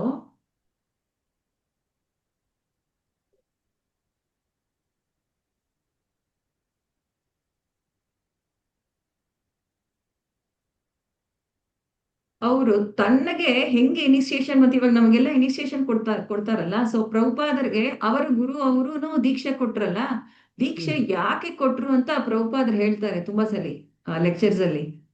ಒಂದ್ಸಲಿ ಅವರ ಗುರು ಅವ್ರ ಕ್ಲಾಸ್ ಕೊಡ್ತಾ ಇದ್ರಂತೆ ವೃಂದಾವನಲ್ಲಿ. ಅವ್ರ ಕ್ಲಾಸ್ ಕೊಟ್ರೆ ಅವ್ರ ಗುರು ಮಹಾರಾಜು ಎಷ್ಟು ಗಂಟೆ ಕೊಡ್ತಾ ಇದ್ರು ಗೊತ್ತಾ ಯಾರಿಗಾದ್ರು ಕ್ಲಾಸ್? ಒಂದೇ ಸಲಿ ಒಂದ್ಸಲಿ ಕುತ್ಕೊಂಡ್ರೆ ಕೇಳಿದೀರಾ ಯಾರಾದ್ರು? ಅವ್ರು ತುಂಬಾ ಫೇಮಸ್ ಆಗಿದ್ರು ಕ್ಲಾಸ್ ಕೊಡಕ್ಕೆ. 3 hours ಮಾತಾಜಿ.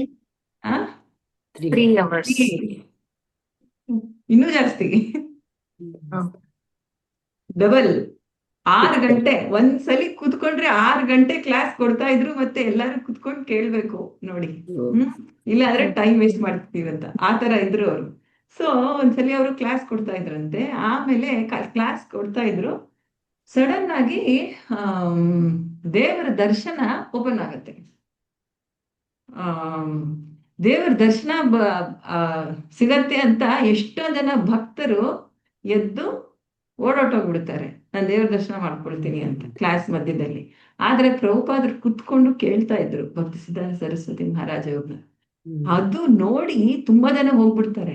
ಅದು ನೋಡಿ ಈ ಹುಡುಗ, ಈ ವ್ಯಕ್ತಿ ಮೇಲೆ ತುಂಬಾ ಕೇಳುವ, ಅದು ಒಂದು ಹಿಯರಿಂಗ್. ನಾವು ಯಾವಾಗ ಹಿಯರಿಂಗ್, ಈ ಶ್ರವಣ, ಇಂಪಾರ್ಟೆನ್ಸ್ ಜಪ ಆಗ್ಲಿ ಕ್ಲಾಸ್ ಆಗ್ಲಿ, ಶ್ರವಣವನ್ನು ನಾವು ಯಾವಾಗ ನಿಷ್ಠೆಯಿಂದ ಮಾಡ್ತೀವಲ್ಲ, ಅದು ತುಂಬಾ ಒಂದು ಏನದು ಟೆಸ್ಟ್. ನಾವು ಭಕ್ತಿ ಸೇವೆನಲ್ಲಿ ಮುಂದುವರಿತಿದೀವಿ ಅನ್ನೋದಕ್ಕೆ ಟೆಸ್ಟ್ ಅಂತಾರೆ ಪ್ರಭುಪಾದರು. ಟೆಸ್ಟ್ ಅಂದ್ರೆ ಏನು? ನಾವು ಟೆಸ್ಟ್ಗೆ ಪರೀಕ್ಷೆ. ಪಾಸ್ ಆಗ್ಬೇಕಲ್ಲ, ಪರೀಕ್ಷೆ. ಪರೀಕ್ಷೆ. ನನಗೆ ಕೇಳೋದ್ರಲ್ಲಿ ರುಚಿ ಜಾಸ್ತಿ ಆಗ್ತಾ ಇದೆಯಾ ಇಲ್ವಾ? ನಾವು ಜಪ ಮಾಡೋದ್ರಲ್ಲಿ ಮತ್ತೆ ಕ್ಲಾಸ್ ಕೇಳೋದ್ರಲ್ಲಿ, ಅದು ಶ್ರವಣಮಲ್ಲಿ ರುಚಿ ಜಾಸ್ತಿ ಆಗ್ಬೇಕು. ಇದು ಒಂದು ಪರೀಕ್ಷೆ. ಎಷ್ಟೊಂದಿದೆ ಪ್ರಭುಪಾದರು ಹೇಳೋದು. ಸೊ ಅದನ್ನ ನೋಡಿ ಪ್ರಭುಪಾದರ್ಗೆ ಅವರ ಗುರು ಆ ನಿಷ್ಠೆ ನೋಡಿ ಕೇಳ್ತಾರೆ ಇವರು ಅಂತ. ಸೊ ಇಲ್ಲಿ ಬಂತು ನೋಡಿ, ಇಲ್ಲಿ ಯಾವ್ದ್ರ ಬಗ್ಗೆ ನಾನು ಹೇಳಿದೆ ಬರೋದು, ನನ್ನ ಭಕ್ತಿ ಸೇವೆಯ ಬಗ್ಗೆ ಅಪಾರ ಗೌರವ, ನನ್ನ ಭಕ್ತರ ಶ್ರೇಷ್ಠ ಮಟ್ಟದ ಪೂಜೆ. ಅಂದ್ರೆ ನಾವು ಗುರು ಪೂಜೆ ಮಾಡ್ತೀವಿ ದಿನ, ಶ್ರೇಷ್ಠ ಮಟ್ಟದ ಪೂಜೆ ಅಂದ್ರೆ ಆ ತರ ಪೂಜೆ ಕೂಡ, ಮತ್ತೆ ಇದು ಕೂಡ ಆ ಭಕ್ತರಿಗೆ ಗೌರವ ಕೊಡೋದು, ಅವರ ಕ್ಲಾಸ್ ಕೇಳಿ. ಸಮಸ್ತ ಜೀವಿಗಳಲ್ಲಿ ನನ್ನ ಅಸ್ತಿತ್ವವನ್ನು ಕಾಣುವ ಭಾವನೆ, ದೈನಂದಿನ ಲೌಕಿಕ ಚಟುವಟಿಕೆಗಳನ್ನು ನನ್ನ ಭಕ್ತಿ ಸೇವೆಗೆ ಅರ್ಪಿಸುವುದು. ಇದು ನೋಡಿ, ದೈನಂದಿನ ಲೌಕಿಕ ಚಟುವಟಿಕೆಗಳನ್ನು ನನ್ನ ಭಕ್ತಿ ಸೇವೆಗೆ ಅರ್ಪಿಸುವುದು. ಇದನ್ನೇನಂತಾರೆ? ಇದಕ್ಕೇನು ಒಂದು ಪದ ಇದೆ, ದೈನಂದಿನ ಸೇವೆಯನ್ನು ಭಕ್ತಿ ಸೇವೆಗೆ ಅರ್ಪಿಸುವುದು. ದೈನಂದಿನ ಲೌಕಿಕ ಚಟುವಟಿಕೆಗಳನ್ನು ನನ್ನ ಭಕ್ತಿ ಸೇವೆಗೆ ಅರ್ಪಿಸುವುದು. ಆತ್ಮನಿವೇದನ. ಏನ್ ಮಾತಾಜಿ? ಆತ್ಮನಿವೇದನ ಮಾತಾಜಿ. ಆತ್ಮನಿವೇದನ. ಓಕೆ, ಇನ್ನ ಸಮರ್ಪಣೆ. ಸಮರ್ಪಣೆ. ಅದೇ ಹೊರಗಡೆ ಪ್ರಪಂಚದ ಲೌಕಿಕ ಇದನ್ನೆಲ್ಲ ಬಿಟ್ಟು ದೇವರಿಗೆ ನಾವು ಶರಣಾಗತಿ ಬಿಟ್ಟು ಅಲ್ಲ ನಾವು ಮಾಡೋ ಕೆಲಸ ನಾವು ಮಾಡ್ಬೇಕು, ಮಾಡ್ಕೊಂಡು ಕೆಲ್ಸಗಳು. ಮತ್ತೆ ಬಟ್ ಅದನ್ನ ದೇವರಿಗೆ ಅರ್ಪಣೆ ಮಾಡೋದು, ಅದನ್ನೇ ದೇವರಿಗೆ ಅರ್ಪಣೆ, ಶರಣಾಗತಿ ಆಗೋದು. ಏನದು ಇದು? ಕೃಷ್ಣ ಹೇಳ್ತಾರಲ್ಲ ಮಾತಾಜಿ, ಯುದ್ಧ ಮಾಡ್ಬೇಕಾದಾಗ ನನ್ನನ್ ಮನಸ್ಸು ಪ್ರತಿ ಕೆಲ್ಸದಲ್ಲೂ ನಾವು ಭಗವಂತನ ಸ್ಮರಣೆ ಜೊತೆ ಅವ್ರು ಕೊಟ್ಟಿರೋ ಕಾರ್ಯ ಅಂತೇಳಿ ನಾವು ಮಾಡ್ಬೇಕು, ಸ್ವಧರ್ಮ ಪಾಲಿಸ್ಬೇಕು. ಕರೆಕ್ಟ್. ಸೊ ಭಗವದ್ಗೀತಾನಲ್ಲಿ ಕೂಡ ಕೃಷ್ಣ ಈ ತರ ಮಾಡೋದಕ್ಕೆ ಒಂದು ಪದ ಉಪಯೋಗಿಸ್ತಾರೆ, ಕೃಷ್ಣ ಉಪಯೋಗಿಸ್ತಾನೆ. ಆಮೇಲೆ ರೂಪ ಗೋಸ್ವಾಮಿ ಅವ್ರು ಕೂಡ ನಮಗೆ ಇದು ಕೊಟ್ಟಿದೆ, ಇದು ಯುಕ್ತ ವೈರಾಗ್ಯ, ಇದರ ಹೆಸರೇ ಯುಕ್ತ ವೈರಾಗ್ಯ. ಸೊ ನೀವು 5ನೇ ಚಾಪ್ಟರ್ ತುಂಬಾ ಕಡೆ ಯುಕ್ತ ಅನ್ನೋ ಶಬ್ದ ತುಂಬಾ ಕಡೆ ಬರುತ್ತೆ ಭಗವದ್ಗೀತೆನಲ್ಲಿ. ಸೊ ಇದೇ ಯುಕ್ತ ವೈರಾಗ್ಯ ಅಂದ್ರೆ. ಅರ್ಜುನ ಮಾಡಿದ್ದು, ತನ್ನ ಕೆಲಸ ಮಾಡಿದ್ದು ಏನು? ಬಿಲ್ಲು ಬಾಣ ಎತ್ಕೊಂಡು ತನ್ನ ಶತ್ರುಗಳ ಜೊತೆ ಹೋರಾಡಿದ್ದು. ಆದ್ರೆ ಯುಕ್ತ ವೈರಾಗ್ಯ ಅದು. ಯಾಕೆ? ತನ್ನಗೋಸ್ಕರ ಅಲ್ಲ. ಸೊ ನಾವು ಆಕ್ಚುಲಿ ಯುಕ್ತ ವೈರಾಗ್ಯ ನಾವು ಪ್ರಾಕ್ಟೀಸ್ ಮಾಡ್ತಿರೋದೇ ಕೃಷ್ಣ ಪ್ರಜ್ಞೆನಲ್ಲಿ ಯುಕ್ತ ವೈರಾಗ್ಯ. ಎಲ್ಲಾ ಮಾಡ್ತಾ ಇದೀವಿ ನಾವು, ಬೇರೆಯವ್ರು ಏನೇನ್ ಮಾಡ್ತಾರೆ ಎಲ್ಲ ಮಾಡ್ತೀವಿ ನಾವು. ಬೆಳಗ್ಗೆ ಇದೀವಿ, ಸಪೋಸ್ ನಾವೆಲ್ಲ ಇದ್ದೀವಿ, ಎಲ್ಲಾರು ಆಫೀಸ್ಗೆ ಹೋಗೋರು ಆಫೀಸ್ಗೆ ಹೋಗ್ತಾರೆ, ದುಡಿಯೋರು ದುಡಿತಾರೆ, ನಾವು ಮನೆ ಕೆಲಸ ಏನು ಬಿಡ್ತಾ ಇಲ್ಲ, ಮಕ್ಳು ನೋಡ್ಕೊಳ್ತಾ ಇದೀವಿ, ಮನೆ ನೋಡ್ಕೋಬೇಕು ಎಲ್ಲ. ಆದ್ರೆ ಭಾವನೆ ಯುಕ್ತ ವೈರಾಗ್ಯ ಅಂದ್ರೆ ಏನು? ಇದು ಕೃಷ್ಣನ್ ಮನೆ, ಇದು ವೃಂದಾವನ್. ಸೊ ನಾನು ಈ ಮನೆ ಗೂಡಿಸ್ತಾ ಇದ್ರುನು ನಾನು ಕೃಷ್ಣನ ದೇವಸ್ಥಾನವನ್ನು ಗೂಡಿಸ್ತಾ ಇದ್ದೀನಿ. ನಾನು ಅಡಿಗೆ ಮಾಡ್ತಾ ಇದ್ರೆ ಅದು ನನಗೋಸ್ಕರ ಅಲ್ಲ, ನಾನು ಕೃಷ್ಣನಿಗೆ ಭೋಗ ಮಾಡ್ತಾ ಇದ್ದೀನಿ. ಸೊ ಇದು ಏನದು ಯುಕ್ತ ವೈರಾಗ್ಯ ಅಂದ್ರೆ? ದೈನಂದಿನ ಲೌಕಿಕ ಚಟುವಟಿಕೆಗಳನ್ನು ನನ್ನ ಭಕ್ತಿ ಸೇವೆಗೆ ಅರ್ಪಿಸುವುದು. ಇವೆಲ್ಲ ಲೌಕಿಕ ಚಟುವಟಿಕೆಗಳು, ಆದ್ರೆ ನಾನು ಕೃಷ್ಣನಿಗೆ ಅರ್ಪಿಸ್ತಾ ಇದ್ದೀನಿ. ನನ್ನ ಗುಣಗಳನ್ನು ವರ್ಣಿಸಲು ಮಾತಿನ ಬಳಕೆ, ಮನಸ್ಸನ್ನು ನನಗೆ ಅರ್ಪಿಸುವುದು. ನೋಡಿ, ಇವೆಲ್ಲ ಸುಮ್ಮನೆ ಸ್ಟಾರ್ಟಿಂಗ್ ಅಲ್ಲಿ ಮನಸ್ಸಿನಿಂದ ಆಗಲ್ಲ, ಆದ್ರೆ ಸ್ಲೋ ಆಗಿ ಅದು ಮನಸ್ಸಿನಿಂದ ಮಾಡ್ಬೇಕು. ಎಲ್ಲಾ ಭೌತಿಕ ಆಸೆಗಳ ತ್ಯಾಗ. ಭೌತಿಕ ಆಸೆಗಳ ತ್ಯಾಗ ಅಂದ್ರೆ ಆ ಭೌತಿಕ ಕೆಲಸದಿಂದ ನಾನು ಭೋಕ್ತ ಅನ್ನೋತ ತ್ಯಾಗ ಬಿಟ್ಟು ಇದು ಕೃಷ್ಣನ್ಗೋಸ್ಕರ ಮಾಡ್ತಿದ್ದೀನಿ ಅಂತ. ಭೌತಿಕ ಆಸೆಗಳ ತ್ಯಾಗ ಅಂದ್ರೆ ಅದು. ಇವಾಗ ಸ್ಟೂಡೆಂಟ್ಸ್ಗೆ ಇದು ರಾಧೇಶ್ಯಾಮ್ ಪ್ರಭು ಹೇಳ್ತಾರೆ, ನೀವು ಓದೋದನ್ನ ಬಿಡ್ಬೇಡಿ, ಓದಿ, ಅಂದ್ರೆ ಕೃಷ್ಣನ್ಗೋಸ್ಕರ ಓದಿ. ನೀವೆಲ್ಲ ಓದೋದನ್ನ ಬಿಟ್ರೆ ಮತ್ತೆ ನಮಗೆಲ್ಲಾರು ಏನದು ಎಲ್ಲಾರು ಮಾತಂತಾರೆ ನಿಮ್ಮ ಅಪ್ಪ ಅಮ್ಮ. ಸೊ ನೀವು ಇನ್ಫ್ಯಾಕ್ಟ್ ನೀವು ಒಳ್ಳೆ ಭಕ್ತರಾಗ್ಬೇಕು ಅಂದ್ರೆ ಇನ್ನೂ ಚೆನ್ನಾಗಿ ಓದಿ, ಚೆನ್ನಾಗಿ ಮಾರ್ಕ್ಸ್ ತೆಗಿಬೇಕು. ಆವಾಗ ನಿಮ್ಮನ್ನ ಭಕ್ತಿ ಸೇವೆ ಮಾಡಕ್ಕೆ ನಿಮ್ಮ ಅಪ್ಪ ಅಮ್ಮ ಬಿಡ್ತಾರೆ ಅಂತ ಅವರು ಯೂತ್ ಅವ್ರಿಗೆ ಹೇಳ್ತಾರೆ. ಅಂದ್ರೆ ನಾವು ಯಾವ್ದನ್ನೇ ಬಿಡಲ್ಲ ನಾವು. ಇನ್ಫ್ಯಾಕ್ಟ್ ಆಕ್ಚುಲಿ ಹೇಳ್ಬೇಕು ಅಂದ್ರೆ ನಂಗೊಬ್ರು ಮಾತಾಜಿ ಗೊತ್ತು, ನಿಜವಾಗಿ ಭಕ್ತಿ ಸೇವೆ ಮಾಡೋರು ಭೌತಿಕ ಕೆಲಸಗಳನ್ನು ಇನ್ನೂ ಚೆನ್ನಾಗಿ ಮಾಡ್ತಾರೆ. ಹ್ಮ್ ನಮ್ಮ ಕರ್ತವ್ಯ ಏನಿದೆ ಇನ್ನೂ ತುಂಬಾ ಚೆನ್ನಾಗಿ ಮಾಡ್ತೀವಿ ಬೇರೆಯವ್ರಿಗಿಂತ. ಹ್ಮ್ ಜನ ಏನ್ ಅನ್ಕೊಳ್ತಾರೆ, ಇವ್ರು ಭಕ್ತಿ ಮಾಡ್ತಿದಾರೆ ಅಂದ್ರೆ ಎಲ್ಲ ಬಿಡ್ತಾರೆ ಅಂತ. ಅಲ್ವೇ ಅಲ್ಲ ಅದು. ಆಕ್ಚುಲಿ ತುಂಬಾ ಇಟ್ಸ್ ಅ ಮಿಸ್ಕನ್ಸೆಪ್ಷನ್, ತಪ್ಪದು. ಹ್ಮ್ ಸೊ ತತ್ತತ್ ಕರ್ಮ ಪ್ರವರ್ತನ ಅಂತ ಭಕ್ತಿಯಲ್ಲಿ ಮಾಡೋದು. ಅಲ್ಲೇ ಆಕ್ಚುಲಿ ನಾನು ಸುಮ್ಮನೆ ಓದ್ತಾ ಇದ್ದೀನಿ ಪ್ರತಿಯೊಂದು ಎಕ್ಸ್ಪ್ಲೈನ್ ಮಾಡಕ್ಕೆ. ನನ್ನ ಭಕ್ತಿ ಸೇವೆಗಾಗಿ ಸಂಪತ್ತನ್ನು ವಿನಿಯೋಗಿಸುವುದು, ಭೌತಿಕ ಇಂದ್ರಿಯ ತೃಪ್ತಿ ಹಾಗೂ ಸುಖಭೋಗಗಳನ್ನು ತ್ಯಜಿಸುವುದು. ನೋಡಿ, ಇದು ಇಂಪಾರ್ಟೆಂಟ್. ನಾವ್ ಏನೇ ಮಾಡಿದ್ರು, ನೀವು ಹೊರಗಡೆ ಹೋಗ್ಬೇಕಾ, ತಿರ್ಗಾಡ್ಬೇಕು ಅನ್ಸ್ತಿದ್ಯಾ, ಯಾತ್ರೆಗೆ ಹೋಗಿ, ಆದ್ರೆ ಕೃಷ್ಣನಿಗೋಸ್ಕರ ಆತರ. ಮತ್ತು ನನ್ನನ್ನು ಪಡೆಯುವ ಉದ್ದೇಶದಿಂದ ದಾನ, ಯಜ್ಞ, ಜಪ, ವ್ರತ ಹಾಗೂ ತಪಸ್ಸಿನಂತಹ ಎಲ್ಲಾ ಶ್ರೇಯಸ್ಕರ ಕಾರ್ಯಗಳನ್ನು ಆಚರಿಸುವುದು. ಜಪ, ದಾನ. ದಾನ ಅಂದ್ರೆ ಬೇರೆಯವ್ರಿಗೆ ಕೊಡೋದು. ಸಹಾಯ ಮಾಡೋದು. ಯಜ್ಞ ಅಂದ್ರೆ ದೇವತೆಗಳಿಗೆ ಹೋಮ. ಆಹುತಿ ಕೊಡೋದು. ಜಪ ಅಂದ್ರೆ ಮಂತ್ರ ಜಪ. ವ್ರತ ಅಂದ್ರೆ ನಾವೇನಾದ್ರೂ ಆಮ್,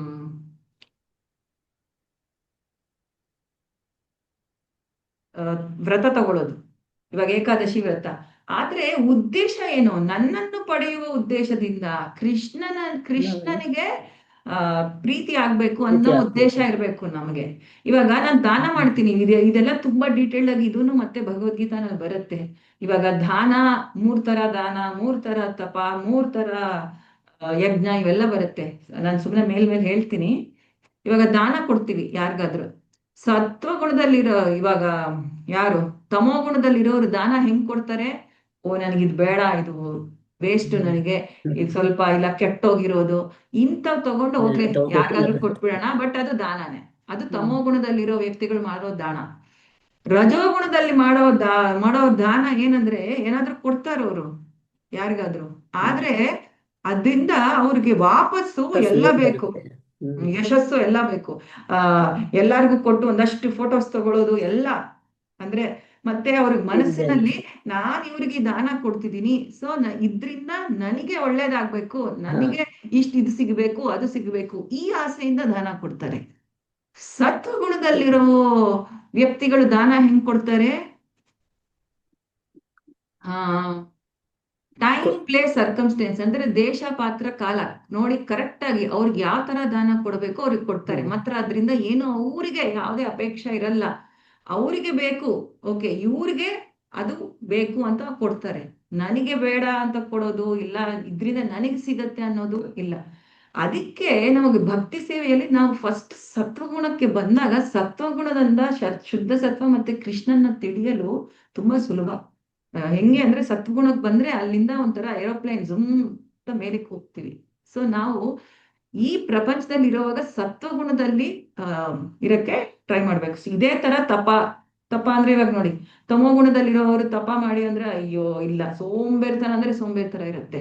ರಜೋಗುಣದಲ್ಲಿ ತುಂಬಾ ಮಾಡ್ತಾರೆ ತಪ, ಅಂತ ಮಾಡ್ತಾರೆ, ಆದ್ರೆ ಅವ್ರಿಗೆ ಏನೋ ಇರುತ್ತೆ ಬೇರೆ ಹಿಂದ್ಗಡೆ. ನಾನು ಇದು ಮಾಡಿದ್ರೆ ಈ ತಪ ಅಂದ್ರೆ ಏನು, ನನ್ನ ಶರೀರಕ್ಕೆ ನಾನೇ ಒಂದ್ ಸ್ವಲ್ಪ ಕಷ್ಟ ತಗೊಳ್ಳೋದು. ಇವಾಗ ಏಕಾದಶಿ ವ್ರತ ತಪ ಅಂದ್ರೆ ಕಾಡ್ಗೋಗಿ ತಪಸ್ಸು ಮಾಡೋದು, ಆ ತರ ತಪಲ್ಲ. ನಮ್ಗೆ ಪ್ರಭಾದ್ರೆ ಹೇಳ್ತಾರೆ ಎಷ್ಟೊಂದ್ಸಲಿ, very easy austerity I have given you ಅಂದ್ರೆ ತುಂಬಾ ಸುಲಭವಾದ ತಪಾನೆ ಕೊಟ್ಟಿರೋದು ನಿಮಗೆ ಏಕಾದಶಿ ವ್ರತ. ಆವಾಗ ಇವಾಗ ಇದು ಮತ್ತೆ 4 ನಿಯಮಗಳು ಪಾಲನೆ ಮಾಡೋದು, ಇದೇ ನಮ್ಮ ತಪ. ಸೊ ನಾನು ಇದು ಮಾಡಿದ್ರೆ ನಾನು ಏನದು ನನಗೆ ವೆಯ್ಟ್ ಲಾಸ್ ಆಗತ್ತೆ, ಇಂಥವೆಲ್ಲ ಇಟ್ಕೊಂಡು, ಅಂದ್ರೆ ನನಗೇನಾದ್ರೂ ಆಗ್ಬೇಕು ಅಂತ ಮನಸ್ಸಿನಲ್ಲಿ ಇಟ್ಕೊಂಡು ಮಾಡೋ ತಪ್ಪ ರಜೋಗುಣ. ಸೊ ಸತ್ವಗುಣದಲ್ಲಿ ನಾನು ಇವತ್ತಿದು ಮಾಡ್ತಿದ್ದೀನಿ, ಇದ್ರಿಂದ ಉಪವಾಸ, ನಿನಗೆ ಹತ್ರ ಆಗ್ಬೇಕು, ನನಗಿವತ್ತು ಸ್ವಲ್ಪ ಈ ಅಂದ್ರೆ ಅಂದ್ರೆ ಮನಸ್ಥಿತಿ. ಸೊ ಈ ತರ ಇದೆಲ್ಲ ತತ್ತಾತ್ಮ ಕರ್ಮ ಪ್ರವರ್ತನ ಅಂತ ಇದರಲ್ಲಿ ಬರ್ತಾ ಇದೆ. ಯಾವ ತರ ನಾವು ನಮ್ಮ ಕೆಲಸಗಳನ್ನು ಆಚರಿಸ್ಬೇಕು, ಇದು ತುಂಬಾ ಇದೆ. ಫುಲ್ 17, 14ನೇ ಚಾಪ್ಟರ್ ಅಲ್ಲಿ ಈ ಎಲ್ಲ ಒಂದೊಂದು ನಾವು ಮಾತನಾಡೋದು 3 ಗುಣಗಳಲ್ಲಿ ಹೆಂಗ್ ಮಾತಾಡ್ತೀವಿ, ಈ ತರ ಫುಲ್ ತುಂಬಾ ಇದೆ. ಫುಲ್ ಇಡೀ ಒಂದ್ ದೊಡ್ಡ ಲಿಸ್ಟ್ ಬರುತ್ತೆ. ನಾನು ಬರೀ 1-2 ಹೇಳಿದ್ದೀನಿ. ಇವೇ ನಿಜವಾದ ಧಾರ್ಮಿಕ ತತ್ವಗಳು. ಇವುಗಳ ಮೂಲಕ ನನಗೆ ಸಂಪೂರ್ಣವಾಗಿ ಶರಣಾದ ಮನುಷ್ಯರು ಸಹಜವಾಗಿಯೇ ನನ್ನಲ್ಲಿ ಪ್ರೀತಿಯನ್ನು ಬೆಳೆಸಿಕೊಳ್ಳುತ್ತಾರೆ. ಹೀಗಿರುವಾಗ ನನ್ನ ಭಕ್ತನಿಗೆ ಬೇರೆ ಯಾವ ಉದ್ದೇಶ ಅಥವಾ ಗುರಿ ತಾನೇ ಉಳಿತೀತು? ಇದು ಕೃಷ್ಣ ಉದ್ಧವನಿಗೆ ಹೇಳ್ತಾ ಇರೋದು ತತ್ತತ್ ಕರ್ಮ ಪ್ರವರ್ತನ. ಆಮೇಲೆ ನಾವು ತತ್ತತ್ ಕರ್ಮ ಪ್ರವರ್ತನಾತಲ್ಲಿ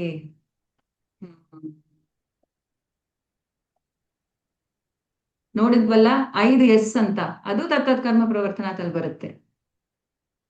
ಯಾವುದು 5S ಸುಲಭವಾಗಿ ನಮ್ಗೆ ಅರ್ಥ ಆಗಕ್ಕೆ? ಸಾಧನ, ಸದಾಚಾರ, ಸಂಘ, ಆಮೇಲೆ ಸಾಧು ಸಂಘ, ಸ್ವಾಧ್ಯಾಯ, ಸೇವೆ ಅಷ್ಟೇ. ಸೇವೆನಾ? 5ನೇದು ಸೇವೆ. ಓಕೆ, ಸೊ ಈ 5 ನಮಗ ಈಸಿಯಾಗಿ ಅರ್ಥ ಮಾಡ್ಕೊಳ್ಳೋ ಜ್ಞಾಪಕ ಇಡೋಕೆ. ಆಮೇಲೆ ಇನ್ನೊಂದು ಲಾಸ್ಟ್ ವೀಕ್ 5 ಮಾಡ್ಲೇಬೇಕು. ಇವಾಗ ರೂಪ ಗೋಸ್ವಾಮಿಯವರು ಕೊಟ್ಟಿದ್ದ 5 ಎಷ್ಟೊಂದು ಅಂಗಗಳಿದೆ, ಅದರಲ್ಲಿ 5 ಮುಖ್ಯವಾದ ಅಂಗಗಳು, ದಿನಾ ಮಾಡ್ಬೇಕಾಗಿರುವ ಅಂಗಗಳನ್ನ ಒಂದು ಶ್ಲೋಕ ನೋಡಿದ್ವಿ. ಯಾವ್ದದು? ಲಾಸ್ಟ್ ಜಪ, ವಿಗ್ರಹ ಆರಾಧನೆ ಮಾಡೋದು, ಮತ್ತೆ ಮಥುರಾ ವಾಸ, ಭಾಗವತಂ ಶ್ರವಣ ಮಾಡೋದು, ತುಳಸಿ ಭಾಗವತ ಶ್ರವಣ, ಶ್ರೀಮೂರ್ತಿ ಸೇವಾ, ತುಳಸಿ ಆರತಿ. ಇದು ತುಳಸಿ ಆರತಿ. ಇದು ಅದೇ ವಿಗ್ರಹ ಸೇವೆಯಲ್ಲೇ ತುಳಸಿ ಆರತಿ ಬರುತ್ತೆ. ನಾವು ಆಕ್ಚುಲಿ ಲಾಸ್ಟ್ ಟೈಮ್ ತುಳಸಿ ಆರತಿ ಅಲ್ಲ ಅದು. ಶ್ರೀಮೂರ್ತಿ ಸೇವೆ, 5 ಅಂಗಗಳು ಜಪ ರೂಪ ಮಾಡೋದು. ಗೋಸ್ವಾಮಿ ಅವರು ಕೊಟ್ಟಿದ್ದು ನಮ್ಗೆ.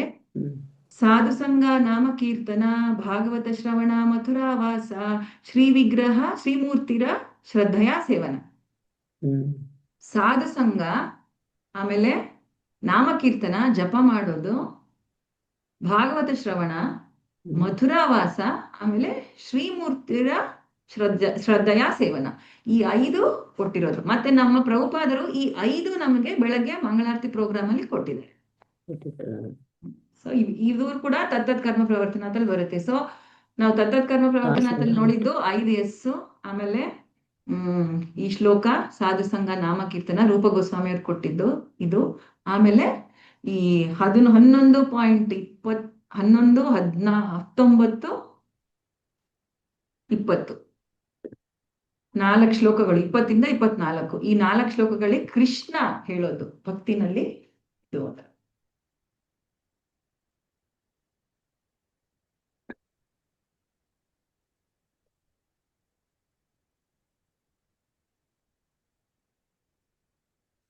ಯಾ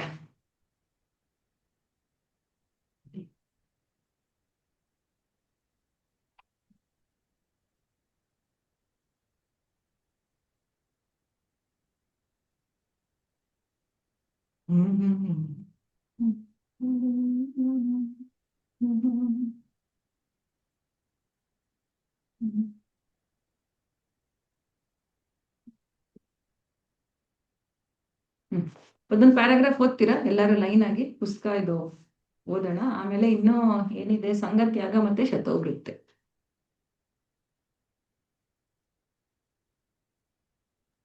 ಒಬ್ಬೊಬ್ರೆ ಒಂದೊಂದು ಪ್ಯಾರಾಗ್ರಾಫ್, ಎಲ್ಲರಿಗೂ ಚಾನ್ಸ್ ಸಿಗೋ ತರ ಓದಿ. ಇನ್ನೊಂದು 3-4 ಪೇಜ್ ಇದೆ.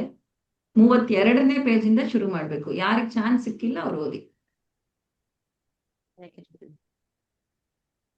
ಹರೇ ಕೃಷ್ಣ. ಹಾ ಮಾತಾಜಿ, ಲೀಲಾ ಮಾತಾಜಿ ಓದಿ. ಅಲ್ಲದೆ ಭಕ್ತಿ ಸೇವೆಯಲ್ಲಿ ಯಶಸ್ಸು ಸಿಕ್ಕಬೇಕಾದರೆ ಅನಿಷ್ಟ ವ್ಯಕ್ತಿಗಳ ಸಹವಾಸವನ್ನು ತೊರೆಯಬೇಕು. ಈ ಅನಿಷ್ಟ ವ್ಯಕ್ತಿಗಳಲ್ಲಿ ಕರ್ಮಿಗಳು, ಜ್ಞಾನಿಗಳು, ಯೋಗಿಗಳು ಮತ್ತಿತರ ಅಭಕ್ತರು ಸೇರುತ್ತಾರೆ. ಶ್ರೀ ಚೈತನ್ಯ ಮಹಾಪ್ರಭುವನ್ನು ಅವರು ಗೃಹಸ್ಥ ಭಕ್ತರೊಬ್ಬರ ವೈಷ್ಣವ ಧರ್ಮದ ಸಾಮಾನ್ಯ ತತ್ವಗಳೇನು, ಸಾಮಾನ್ಯವಾಗಿ ವೈಷ್ಣವನ ನಿತ್ಯ ಕರ್ಮಗಳೇನು ಎಂದು ಕೇಳಿದರು.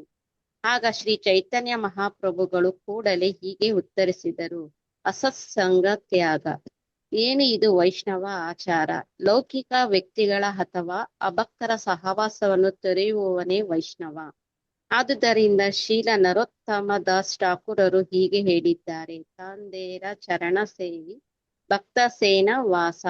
ಶುದ್ಧ ಭಕ್ತರ ಸಹವಾಸದಲ್ಲಿದ್ದು ಪೂರ್ಣ ಆಚಾರ್ಯರು 6 ಗೋಸ್ವಾಮಿಗಳು ಅವರೆಂದರೆ ಶೀಲ ರೂಪ ಗೋಸ್ವಾಮಿ, ಶ್ರೀ ಸನಾತನ ಗೋಸ್ವಾಮಿ, ಶ್ರೀ ಜೀವ ಗೋಸ್ವಾಮಿ, ಶ್ರೀ ರಘುನಾಥ ದಾಸ್ ಗೋಸ್ವಾಮಿ, ಶ್ರೀ ಗೋಪಾಲ ಭಟ್ ಗೋಸ್ವಾಮಿ ಮತ್ತು ಶ್ರೀ ರಘುನಾಥ ಭಟ್ ಗೋಸ್ವಾಮಿ. ಹೇಳಿದ ನಿಯಂತ್ರಕ ತತ್ವಗಳನ್ನು ಅನುಸರಿಸಬೇಕು. ಒಬ್ಬನು ಭಕ್ತರ ಸಂಘದಲ್ಲಿದ್ದರೆ ಆಗ ಅಭಕ್ತರ ಸಂಘ ಮಾಡಲು ಅವಕಾಶ ಇರುವುದಿಲ್ಲ. ಅಂತಾರಾಷ್ಟ್ರೀಯ ಕೃಷ್ಣ ಪ್ರಜ್ಞಾ ಸಂಘವು ಭಕ್ತರ ಸಹವಾಸದಲ್ಲಿದ್ದುಕೊಂಡು ಆಧ್ಯಾತ್ಮಿಕ ಜೀವನದ ನಿಯಂತ್ರಕ ತತ್ವಗಳನ್ನು ಅನುಷ್ಠಾನ ಮಾಡುವಂತೆ ಜನರನ್ನು ಆಹ್ವಾನಿಸಲು ಅನೇಕ ಕೇಂದ್ರಗಳನ್ನು ತೆರೆದಿದೆ. Thank you mataji. ಹರೇ ಕೃಷ್ಣ.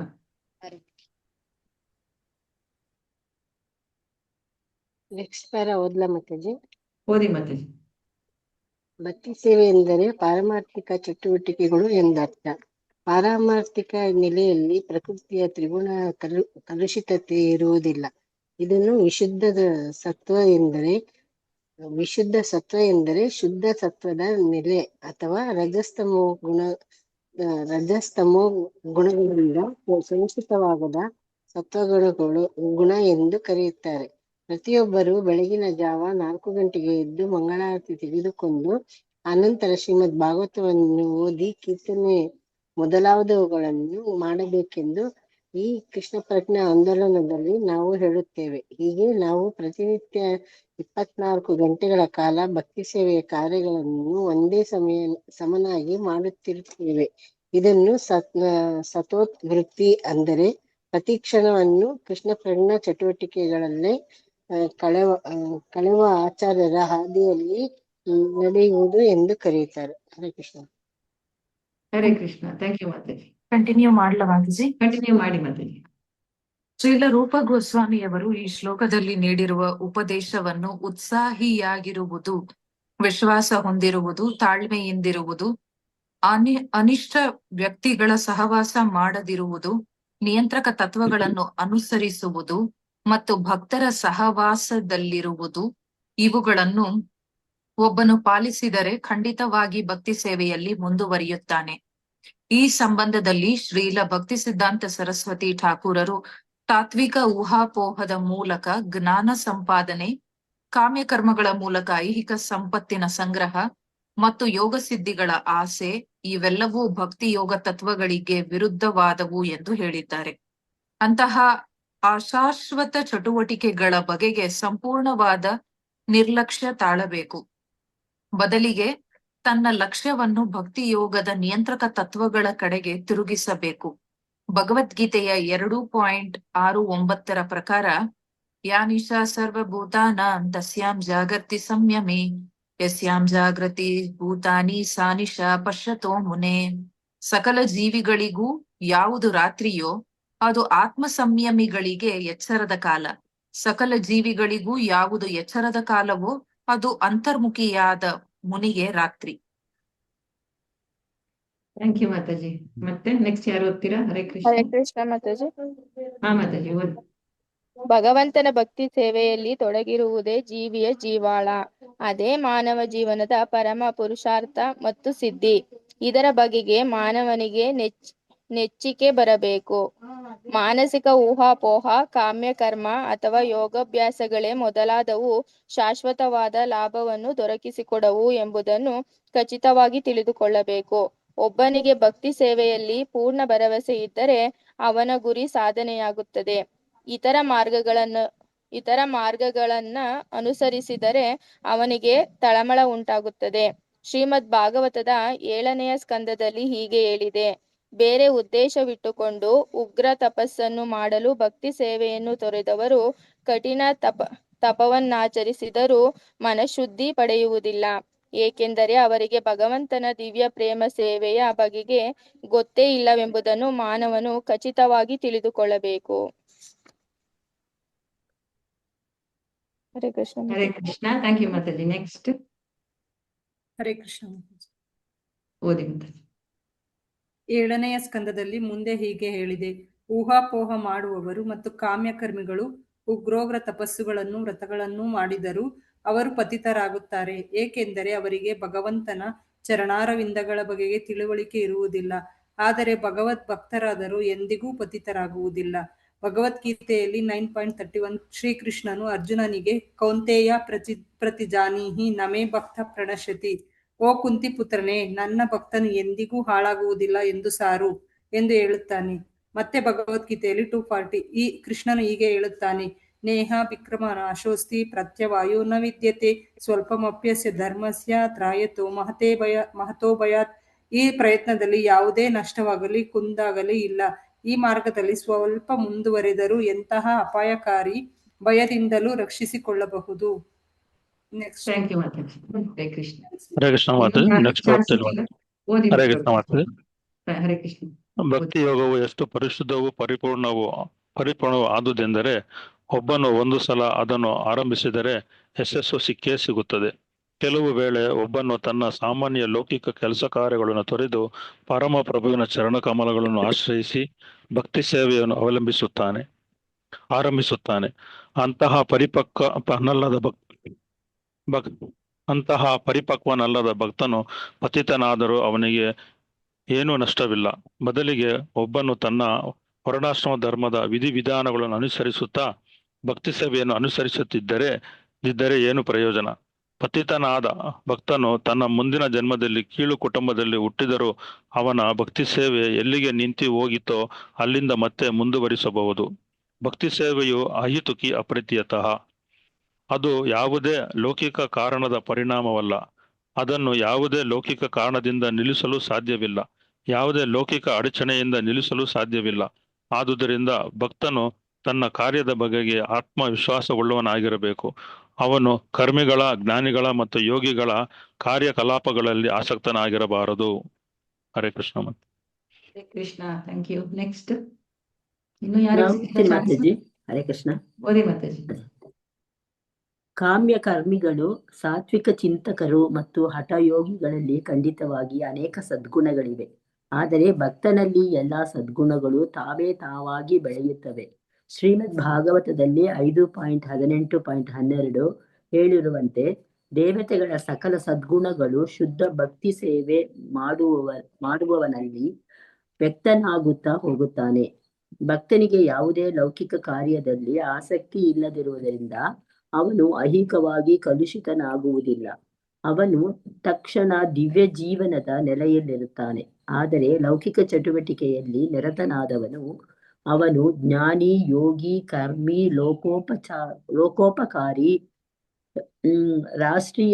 ರಾಷ್ಟ್ರೀಯತಾವಾದಿಯಾಗಿರಲಿ ಯಾರೇ ಆಗಿರಲಿ ಮಹಾತ್ಮನ ಹಂತವನ್ನು ತಲುಪಲಾರನು.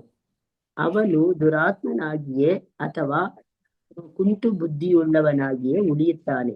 ಭಗವದ್ಗೀತೆಯಲ್ಲಿ 9.13 ಹೀಗೆ ಹೇಳಿದೆ: ಮಹಾತ್ಮಾನಸ್ತು ಮಾಂ ಪಾರ್ಥ ದೈವೀಂ ಪ್ರಕೃತಿಂ ಆಶ್ರಿತಾಃ ಭಜಂತಿ ಅನನ್ಯ ಮನಸೋ ಜ್ಞಾತ್ವಾ ಭೂತಾದಿಂ ಅವ್ಯಯಂ. ಓ ಪುತ್ರನೇ, ಮೋಹಕ್ಕೊಳಗಾಗದವರು ಮಹಾತ್ಮರು ದಿವ್ಯ ಪ್ರಕೃತಿಯ ರಕ್ಷಣೆಯಲ್ಲಿರುತ್ತಾರೆ. ಅವರು ಪೂರ್ತಿಯಾಗಿ ಭಕ್ತಿ ಸೇವೆಯಲ್ಲಿ ನಿರತರಾಗಿರುತ್ತಾರೆ. ಏಕೆಂದರೆ ನಾನು ದೇವೋತ್ತಮ ಪರಮಪುರುಷ, ಮೂಲ ಪುರುಷ ಮತ್ತು ಅವ್ಯಯನು ಎಂಬುವುದು ಅವನಿಗೆ ಗೊತ್ತು. ಹರೇ ಕೃಷ್ಣ. ಹರೇ ಕೃಷ್ಣ. ಲಾಸ್ಟ್ ಪ್ಯಾರಾಗ್ರಾಫ್ ಯಾರು ಓದ್ತೀರಾ? ಹರೇ ಕೃಷ್ಣ ಮಾತಾಜಿ. ಓದಿ ಮಾತಾಜಿ. ಭಗವಂತನ ಎಲ್ಲ ಭಕ್ತರು ಭಗವಂತನ ಪರಮಶಕ್ತಿಯ ರಕ್ಷಣೆಯಲ್ಲಿರುವುದರಿಂದ ಅವರು ಭಕ್ತಿ ಮಾರ್ಗವನ್ನು ಬಿಟ್ಟು ಕರ್ಮಿ, ಜ್ಞಾನಿ ಅಥವಾ ಯೋಗಿಗಳ ಹಾದಿಯನ್ನು ಅವಲಂಬಿಸಬಾರದು. ಇದನ್ನು ಈ ಶ್ಲೋಕದಲ್ಲಿ ಉತ್ಸಾಹಾತ್ ನಿಶ್ಚಯಾತ್ ಧೈರ್ಯಾತ್ ತತ್ ಕರ್ಮ ಪ್ರವರ್ತನಾತ್, ಅಂದರೆ ತಾಳ್ಮೆಯಿಂದಲೂ ಶ್ರದ್ಧೆಯಿಂದಲೂ ಭಕ್ತಿ ಸೇವೆಯ ನಿಯಂತ್ರಕ ಕಾರ್ಯಗಳನ್ನು ಉತ್ಸಾಹದಿಂದ ನಡೆಸುವುದು ಎಂದು ಹೇಳಲಾಗಿದೆ. ಈ ರೀತಿಯಲ್ಲಿ ಮಾನವನು ಭಕ್ತಿ ಸೇವೆಯಲ್ಲಿ ಅಡ್ಡಿ ಆತಂಕವಿಲ್ಲದೆ ಮುಂದುವರಿಯಬಹುದು. ಹರೇ ಕೃಷ್ಣ. Thank you Mataji.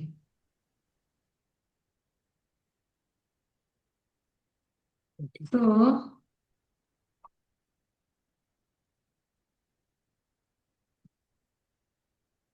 32ರಿಂದ ಶುರು ಮಾಡಿದ್ವಲ್ಲ, ಸಂಗತ್ಯಾಗ. ನೆಕ್ಸ್ಟ್ 4 ಉತ್ಸಾಹ, ನಿಶ್ಚಯ, ಧೈರ್ಯ, ಕರ್ಮ ಪ್ರವರ್ತನ ಅಂತ ನೋಡಿದ್ವಿ. ಸಂಗತ್ಯಾಗ ಮತ್ತೆ ಶತೋವೃತ್ತಿ, ಇನ್ನೂ 2 ಇಲ್ಲಿ ಏನ್ ಕೊಟ್ಟಿದ್ದಾರೆ ನೋಡಿ ಪ್ರಭುಪಾದರು. ಅಸತ್ಸಂಗತ್ಯಾಗಿ ವೈಷ್ಣವ ಆಚಾರ. ಸೊ ಚೈತನ್ಯ ಮಹಾಪ್ರಭು ಅವರು ದಕ್ಷಿಣ ಭಾರತದ ಸೌತ್ ಇಂಡಿಯಾ ಟೂರ್ ದಕ್ಷಿಣ ಭಾರತಕ್ಕೆ ಪ್ರಯಾಣ ಮಾಡಿದಾಗ ಆ ಗೋದಾವರಿ ತಟದಲ್ಲಿ ಕೊಬ್ಬೂರ್ ಅನ್ನೋ ಕಡೆ ರಾಮಾನಂದರಾಯರು ಅವರು ಒಬ್ಬ ಗೃಹಸ್ಥರು. ಅವರು ಆಗಿನ ಕಾಲದಲ್ಲಿ ಬ್ರಿಟಿಷ್ ಇದ್ರಲ್ಲಿ ಮಡ್ರಾಸ್ ಪ್ರೆಸಿಡೆನ್ಸಿಗೆ ಅವರು ಇದಿರ್ತಾರೆ, ಏನದು, ಅಲ್ಲಿ ಕೆಲಸ ಮಾಡ್ತಾರೆ, ತುಂಬಾ ದೊಡ್ಡ ಪೋಸ್ಟ್. ಆದ್ರೆ ಅವರು ತುಂಬಾ ತುಂಬಾ ಭಕ್ತರು. ಚೈತನ್ಯ ಮಹಾಪ್ರಭು ಅವ್ರನ್ನ 11 ದಿವಸ ಇಲ್ಲ 15 ದಿವಸ, ನಂಗೆ ಸರಿಯಾಗಿ ಜ್ಞಾಪಕ ಇಲ್ಲ, ಗೋದಾವರಿ ತಟದ ಹತ್ರ ಕೂಡಿಸಿ ಚೈತನ್ಯ ಮಹಾಪ್ರಭು ಏನ್ ಹೇಳ್ತಾರಂದ್ರೆ, ನಾನು ಪ್ರಶ್ನೆಗಳು ಕೇಳ್ತೀನಿ, ನೀವು ಉತ್ತರ ಕೊಡಿ, ನೀವು ಅಂದ್ರೆ ನನಗೆ ಬೋಧನೆ ಮಾಡಿ ಅಂತ ಹೇಳ್ತಾರೆ. ಅವ್ರಿಗೆ ತುಂಬಾ ಕಷ್ಟ ಆಗತ್ತೆ, ಬಟ್ ಇಲ್ಲ, ಹಂಗ್ ಮಾಡ್ಬೇಕು ಅಂತ ಹೇಳಿ ಅದರಲ್ಲಿ ಒಂದು ಪ್ರಶ್ನೆ ಕೇಳೋದು ಚೈತನ್ಯ ಮಹಾಪ್ರಭು, ವೈಷ್ಣವ ಯಾರು, ವೈಷ್ಣವರು ಅಂದ್ರೆ ಯಾರು ಅಂತ ಹೇಳಿದಾಗ ರಾಮಾನಂದ ರಾಯರು ಕೊಡೋ ಉತ್ತರ ಇದು: ಅಸತ್ಸಂಗ ತ್ಯಾಗ ಏ ವೈಷ್ಣವಾಚಾರ, ನಿಜವಾದ ವೈಷ್ಣವರು ಅಸತ್ಸಂಗವನ್ನು ತ್ಯಾಗ ಮಾಡ್ತಾರೆ ಅಂತ. ಈ ತ್ಯಾಗ ಅಂತ ಮಾಡೋದು ಏನಂದ್ರೆ ಬರೀ ತ್ಯಾಗ ಮಾಡೋದಲ್ಲ, ಅದ್ರ ಜೊತೆ ನಾವು ಸತ್ಸಂಗ ಮಾಡೋದು ಕೂಡ ಇರುತ್ತೆ. ಅದಕ್ಕೆ ನರೋತ್ತಮ ದಾಸರು ಕೊಟ್ಟಿರೋ ಒಂದು ಇದು ಕೊಟ್ಟಿದೆ ನೋಡಿ, ಹರಿಹರಾಯ ನಮಃ ಕೃಷ್ಣ ಯಾದವಾಯ ನಮಃ ಭಜನೆ ಇದೆ ಅಲ್ವಾ, ಅದ್ರಲ್ಲಿ ಆ ಭಜನೆನಲ್ಲಿ ಬರುತ್ತೆ, ತಂದೆರ ಚರಣ ಸೇವಿ ಭಕ್ತ ಸನೇವಾಸ್, ಶುದ್ಧ ಭಕ್ತರ ಸಹವಾಸದಲ್ಲಿರುವುದು. ಇದು ಅಸತ್ಸಂಗ ತ್ಯಾಗ ಅಂದ್ರೆ ಬರೀ ಸಂಘ ತ್ಯಾಗ ಅಂದ್ರೆ ಅದು ಒಂದೇ ಆಗಲ್ಲ, ಇರಕ್ಕಾಗಲ್ಲ ನಮ್ಗೆ. ಅದ್ರ ಯಾವಾಗ ಸತ್ಸಂಗ ಮಾಡ್ತೀವಿ ಕರೆಕ್ಟ್ ಆಗಿ, ಅದು ಆಟೋಮೆಟಿಕ್ ಆಗಿ ಅದು ಹೋಗುತ್ತೆ. ಅಫ್ಕೋರ್ಸ್ ನಾವು ಒಂದ್ ಸ್ವಲ್ಪ ಪ್ರಯತ್ನ ಪಡ್ಬೇಕು ಅಸತ್ಸಂಗವನ್ನು ತ್ಯಜಿಸಕ್ಕೆ, ಬಟ್ ಅದನ್ನ ನಾವು ಸತ್ಸಂಗದಿಂದ ನಾವು ನಮ್ಮ ಭಕ್ತಿನಲ್ಲಿ ನಮ್ಮ ಜೀವನದಲ್ಲಿ ಅದನ್ನ ತರಬೇಕು, ಇಲ್ಲಾಂದ್ರೆ ನಾವು ಒಬ್ರೇ ಆಗ್ಬಿಡ್ತೀವಿ ಅಲ್ವಾ.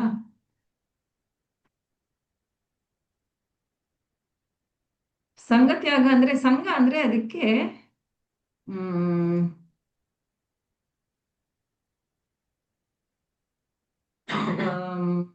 ಚೈತನ್ಯ ಮಹಾಪ್ರಭು ಮತ್ತೆ ಷಡ್ಗೋಸ್ವಾಮೀಸ್ ಇವರಾದ್ಮೇಲೆ ತುಂಬಾ ಅಪಸಂಪ್ರದಾಯಗಳು ಬಂತು.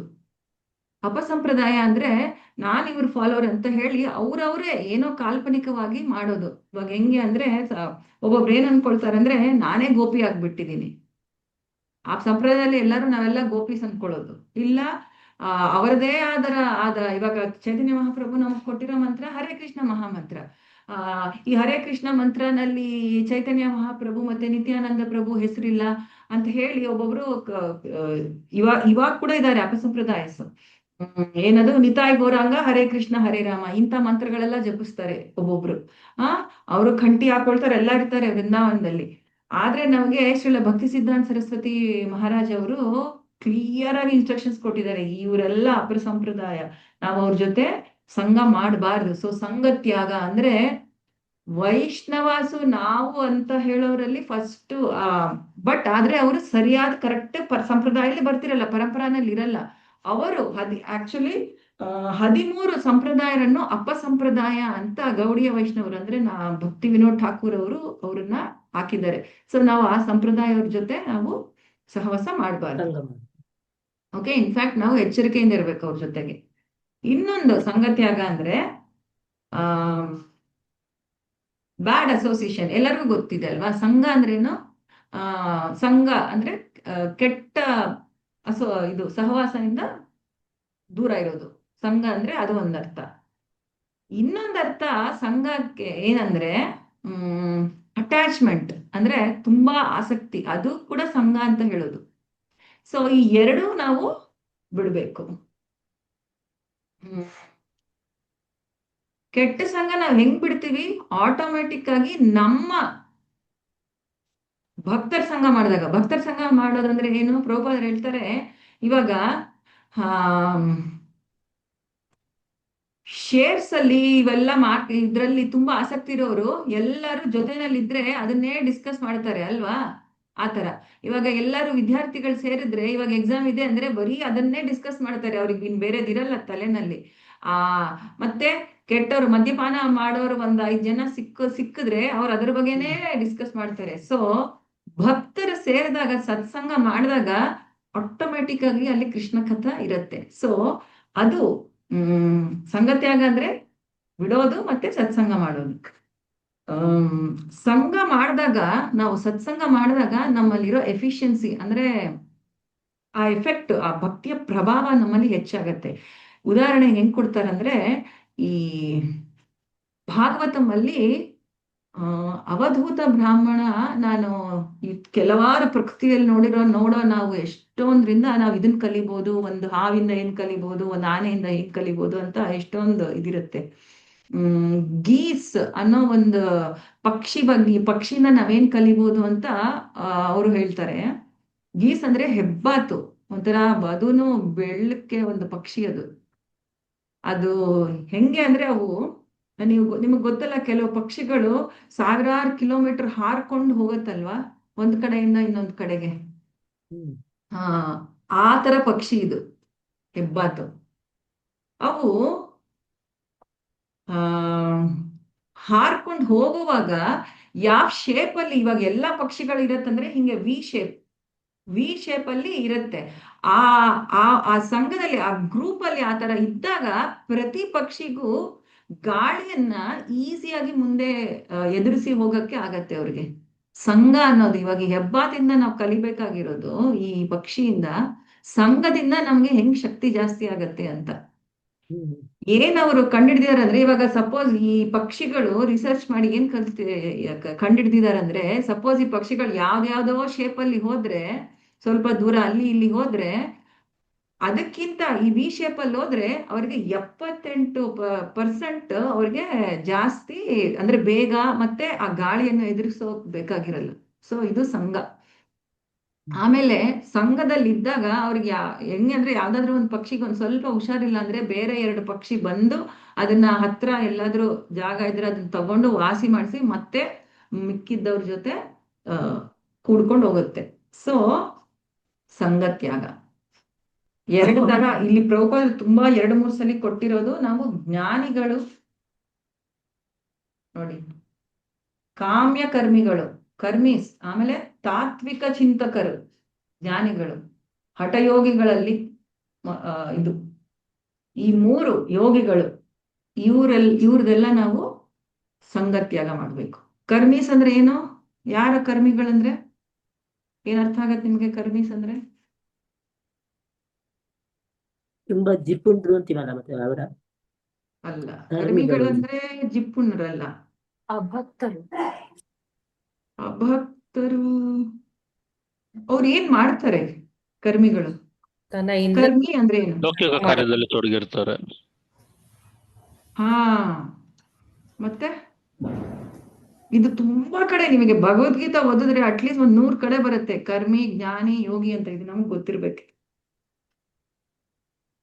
ಕರ್ಮಿಗಳಂದ್ರೆ ಅವ್ರು ಕಾರ್ಯಗಳು ಮಾಡ್ತಾರೆ, ಆದ್ರೆ ಒಂದು ಕಾರ್ಯ ಮಾಡೋದವ್ರನ್ನ ತುಂಬಾ ಅವ್ರಿಗೆ ಒಂದು ಆಸೆಯಿಂದ ಮಾಡ್ತಾರೆ. ಅಂದ್ರೆ ಒಂದು ಹವನ, ಒಂದು ಯಜ್ಞ ಏನಾದ್ರೂ ಮಾಡಿದ್ರೆ ನನಗೆ ಇದು ಬೇಕು, ಇದು ಬೇಕು, ಇದು ಬೇಕು ಅಂತ ಹೇಳಿ ಮಾಡೋದು. ಅದು ಕರ್ಮಕಾಂಡ ಕರ್ಮಕಾಂಡ ಅವರು ಫಾಲೋ ಮಾಡೋದು. ಇದನ್ನ ತ್ಯಜಿಸ್ಬೇಕು ಅಂತ ಯಾವ ಅಪರಾಧದಲ್ಲಿ ಬರುತ್ತೆ? ನಾವು 10 ಅಪರಾಧಗಳು ಓದ್ತೀವಲ್ಲ ಬೆಳಗ್ಗೆ, ಯಾವ್ದ್ರಲ್ಲಿ ಬರುತ್ತೆ? 10 ಅಪರಾಧಗಳು ಬೆಳಗ್ಗೆ ದಿನ ಓದ್ಬೇಕಲ್ಲ, ಚಾಂಟಿಂಗ್ ಮಾಡೋಕ್ಕಿಂತ ಮುಂಚೆ, ಜಪ ಮಾಡುವಾಗ. ನಾಮ ಅಪರಾಧಗಳಲ್ಲಿ ಯಾವ್ದ್ರಲ್ಲಿ ಬರುತ್ತೆ ಈ ಕರ್ಮ ಕಾಂಡವನ್ನ ನಾವು ತ್ಯಜಿಸ್ಬೇಕು ಅಂತ? 10ನೇದು ಬರ್ತದೆ 10th ಒನ್ ಮೊದಲು. ಎಷ್ಟೋ ಸಾರಿ ಪ್ರವಚನಗಳು ಕೇಳಿದ ಮೇಲೆಯೂ ಲೌಕಿಕ ಆಸೆಗಳನ್ನು ಉಳಿಸಿಕೊಂಡಿರುವುದು. 8ನೇದು ಮಾತಾಜಿ. 8ನೇದಲ್ಲಿ ಡೈರೆಕ್ಟ್ ಆಗಿ ಬರುತ್ತೆ ಕರ್ಮಕಾಂಡದ ಇದೇನದು, to consider the chanting Hare Krishna mahamantra as one of the auspicious ritualistic activities. ಅಂದ್ರೆ ನಾವು ಮಾಡೋ ಜಪವನ್ನು ನಾವು ಕರ್ಮಕಾಂಡದ ಒಂದು ಕಾರ್ಯ ಅಂತ ತಿಳ್ಕೊಂಡ್ರೆ ಅದು ಅಪರಾಧ. ಯಾಕೆ? ಹರೇ ಕೃಷ್ಣ ಮಹಾಮಂತ್ರ ನಮಗೆ ಕೃಷ್ಣನ ನಮಗೆ ಸಿಗೋದಿಕ್ಕೆ, ಮತ್ತೆ ನಮ್ಮಲ್ಲಿ ಸೆಲ್ಫ್ ರಿಯಲೈಸೇಷನ್ ಬರಕ್ಕೆ ನಾವು ಮಾಡುತ್ತಿರೋ ಜಪ. ಕರ್ಮಕಾಂಡಗಳಿಗೆಲ್ಲ ಅಂದ್ರೆ ನನಗೆ ಇದು ಮಾಡಿದ್ರೆ ಈ ಬಯಕೆ ನಂದು ತೀರುತ್ತೆ, ಅದಲ್ಲವೇ ಅಲ್ಲ. ಫ್ರೂಟಿವ್ ಆಕ್ಟಿವಿಟೀಸ್. ಫ್ರೂಟ್ ಅಂದ್ರೆ ಏನು? ನನಗೆ ಹಣ್ಣು ಸಿಗುತ್ತೆ, ಯಾವ್ದೋ ಒಂದು ಬಯಕೆಯಿಂದ ಮಾಡೋ ಕಾರ್ಯಗಳು ಇವೆಲ್ಲ ಕರ್ಮಕಾಂಡಗಳು. ಅವರೆಲ್ಲ ವೇದದ ಎಲ್ಲ ನಿಯಮಗಳೇ ಮಾಡ್ತಿರ್ತಾರೆ, ಪೂಜೆಗಳು, ಆದ್ರೆ ಕರ್ಮಕಾಂಡ ಅಲ್ಲ. ಸೊ ಕರ್ಮೀಸ್ ಸಂಘ ತ್ಯಾಗ ಮಾಡೋದಂದ್ರೆ ಕರ್ಮಿಗಳ ನಾವು ಸಂಘ ತ್ಯಾಗ ಮಾಡ್ಬೇಕು. ಇನ್ನೊಂದು ನೆಕ್ಸ್ಟ್ ಪ್ರಭುಪಾದರು ಹೇಳೋದು ಜ್ಞಾನಿ ಅಂದ್ರೆ ಏನರ್ಥ ಆಗತ್ತೆ? ತಾತ್ವಿಕ ಚಿಂತಕರು.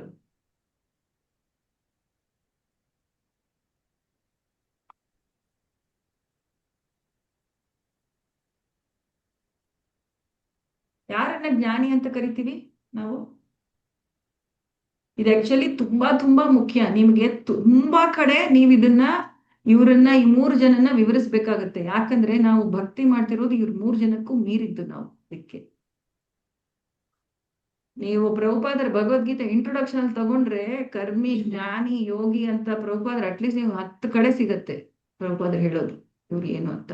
ಜ್ಞಾನಿ ಅಂದ್ರೆ ಅವರು ಎಲ್ಲಾ ವೇದಗಳು ಅದು ಇದು ಈ ಪುರಾಣ ಏನೋ ಉಪನಿಷತ್ತು ಇವರೆಲ್ಲ ಓದ್ತಾರೆ ಅವರು, ಆದ್ರೆ ಭಕ್ತಿ ಸೇವೆ ಮಾಡಲ್ಲ ಅವರು.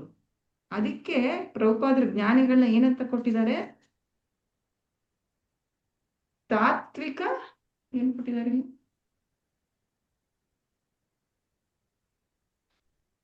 ಚಿಂತಕರು. ಆದ್ರೆ ಅವರು ಕೂತ್ಕೊಂಡಲ್ಲೇ ಎಲ್ಲ ಮಾಡ್ಬೇಕು ಅಂತಾರೆ. ಅವರು ಬ್ರಹ್ಮಜ್ಯೋತಿ ಪಡಿಬೇಕು ಅಂತಾರೆ. ಅವರು ಆಕ್ಚುಲಿ ಸೇವೆನಲ್ಲಿ ಅವ್ರಿಗೆ ಆಸಕ್ತಿ ಇರಲ್ಲ. ಅವ್ರ ಸೇವೆ ಅನ್ನೋದು ಅವ್ರಿಗೆ ಗೊತ್ತೇ ಇಲ್ಲ, ರಸ ಅಂದ್ರೆ ಗೊತ್ತಿಲ್ಲ. Arm chair philosophers. ಭಾಗವತಮಲ್ಲಿ ಏನ್ ಕೊಟ್ಟಿದ್ದಾರೆ ಅಂದ್ರೆ ಇವ್ರ ಬಗ್ಗೆ ವಿಮುಕ್ತ ಮಾನಿನ. ಅವ್ರಿಗೆ ಮುಕ್ತಿ ಸಿಗತ್ತೆ ಬ್ರಹ್ಮಜ್ಯೋತಿನಲ್ಲಿ, ಆದ್ರೆ ಅದು ಮಾನಿನ ಅಂದ್ರೆ ಅವ್ರು ಅನ್ಕೊಂಡಿರೋದಷ್ಟೇ ಅವ್ರ ಮುಕ್ತಿ ಸಿಕ್ಕಿದೆ ಅಂದ್ರೆ, ಆದ್ರೆ ಅದು ನಿಜವಾದ ಮುಕ್ತಿ ಅಲ್ಲ. ಯಾಕಂದ್ರೆ ಅವರು ಬ್ರಹ್ಮಜ್ಯೋತಿನಲ್ಲೇ ಸಿಕ್ಕಾಕೊಂಡ್ಬಿಡ್ತಾರೆ. ಸ್ವಲ್ಪ ದಿವಸ ಆದ್ಮೇಲೆ ಕೆಳಗಡೆನೂ ಬೀಳ್ತಾರೆ, ಆದ್ರೆ ಅವರು ವೈಕುಂಠದಲ್ಲಿ ಸೇವೆ ಅನ್ನೋ ರಸನೇ ಗೊತ್ತಿರಲ್ಲ ಅವರು ಜ್ಞಾನಿಗಳಂದ್ರೆ. ತುಂಬಾ ಜನ ತುಂಬಾ ಮಾತಾಡ್ತಾರೆ, ಆ ಉಪನಿಷತ್ತು ಇದು ಅದು ಅಂತ ಸಿಕ್ಕಾಪಟ್ಟೆ ಮಾತಾಡ್ತಾರೆ, ಆದ್ರೆ ಅವ್ರಿಗೆ ಭಕ್ತಿ ಸೇವೆ ಅಂದ್ರೇನೆ ಗೊತ್ತಿರಲ್ಲ. ಜ್ಞಾನೀಸ್ ಅಂದ್ರೆ ಅವರು. ನೆಕ್ಸ್ಟ್ ಯೋಗೀಸ್ ಅಂದ್ರೆ ಯಾರು? ಇದೆಲ್ಲರಿಗೂ ಗೊತ್ತಿರುತ್ತಲ್ವಾ? ಪರಮಾತ್ಮನ ಸಾಕ್ಷಾತ್ಕಾರ ಮಾತಾಜಿ. ಪರಮಾತ್ಮನ ಸಾಕ್ಷಾತ್ಕಾರ ಆಗುತ್ತೆ ಅವ್ರಿಗೆ. ಓಕೆ, ಪ್ರೆಸೆಂಟ್ ಡೇ ಇವಾಗ ನಮಗೆ ಭೌತಿಕ ಪ್ರಪಂಚದಲ್ಲಿ ಯೋಗಿ ಅಂದ್ರೆ ಯಾರು ಯೋಗ ಮಾಡಿ ನಾನು ಪರಮಾತ್ಮ ನನ್ನನ್ನು ಕಂಡಿಡ್ತೀನಿ ಅನ್ನೋ ಅದು ಸಾಧ್ಯನೇ ಇಲ್ಲ ಈ ನಮ್ಮ ಈಗಿನ ಕಲಿಯುಗಕ್ಕೆ. ಯಾಕಂದ್ರೆ ಎಷ್ಟೋ ಸಾವಿರ ವರ್ಷಗಳು ನಾವು ಯೋಗ ಮಾಡಿದ್ರೇನೆ, ಧ್ಯಾನ ಮಾಡಿದ್ರೇನೆ ನಮ್ಗೆ ಪರಮಾತ್ಮನ ರೂಪದಲ್ಲಿ ಕೃಷ್ಣನನ್ನ ನಾವು ಪರಮಾತ್ಮ ರೂಪದಲ್ಲಿ ನಾವು ಇದು ಮಾಡ್ಕೋಬಹುದು, ಸೆಲ್ಫ್ ರಿಯಲೈಸೇಷನ್ ಆಗತ್ತೆ. ಆಮೇಲೆ ಅಭಕ್ತರು. ಸೊ ಸಂಗತ್ಯಾಗ ಅಂದ್ರೆ 4 ತರ ಜನರನ್ನು ನಾವು ತ್ಯಾಗ ಮಾಡೋದು. ಕರ್ಮಿ, ಜ್ಞಾನಿಗಳು, ಯೋಗಿ ಮತ್ತೆ ಅಭಕ್ತರು. ಇದಿಷ್ಟೆಲ್ಲ ಸಂಘ ತ್ಯಾಗ ಮಾಡಿ ಯಾರ ಜೊತೆ ನಾವು ಸಂಘ ಮಾಡ್ಬೇಕು? ತಂದೆರ ಚರಣ ಸೇವಿ ಭಕ್ತ ಸನೆ ವಾಸ್. ತದೇರ ಚರಣ ಸೇವಿ ಭಕ್ತಗಳ ಸಂಘದಲ್ಲಿ ಇರ್ಬೇಕು ನಾವು. ಆಕ್ಚುಲಿ ಭಕ್ತಿ ವಿನೋದ್ ಠಾಕೂರ್ ಅವರು ಅಭಕ್ತರು ಅಂದ್ರೆ 6 ಜನ ಅಭಕ್ತರು ಅಂತ ಕೊಟ್ಟಿದ್ದಾರೆ. ಬೇಗ ಹೇಳ, ಟೈಮ್ ಎಷ್ಟು? ಓಕೆ, ಸೊ ಬೇಗ ಹೇಳ್ತೀನಿ ನೋಡಿ, ಇದು ತುಂಬಾ ವಿವರವಾಗಿ ಕೊಟ್ಟಿದ್ದಾರೆ.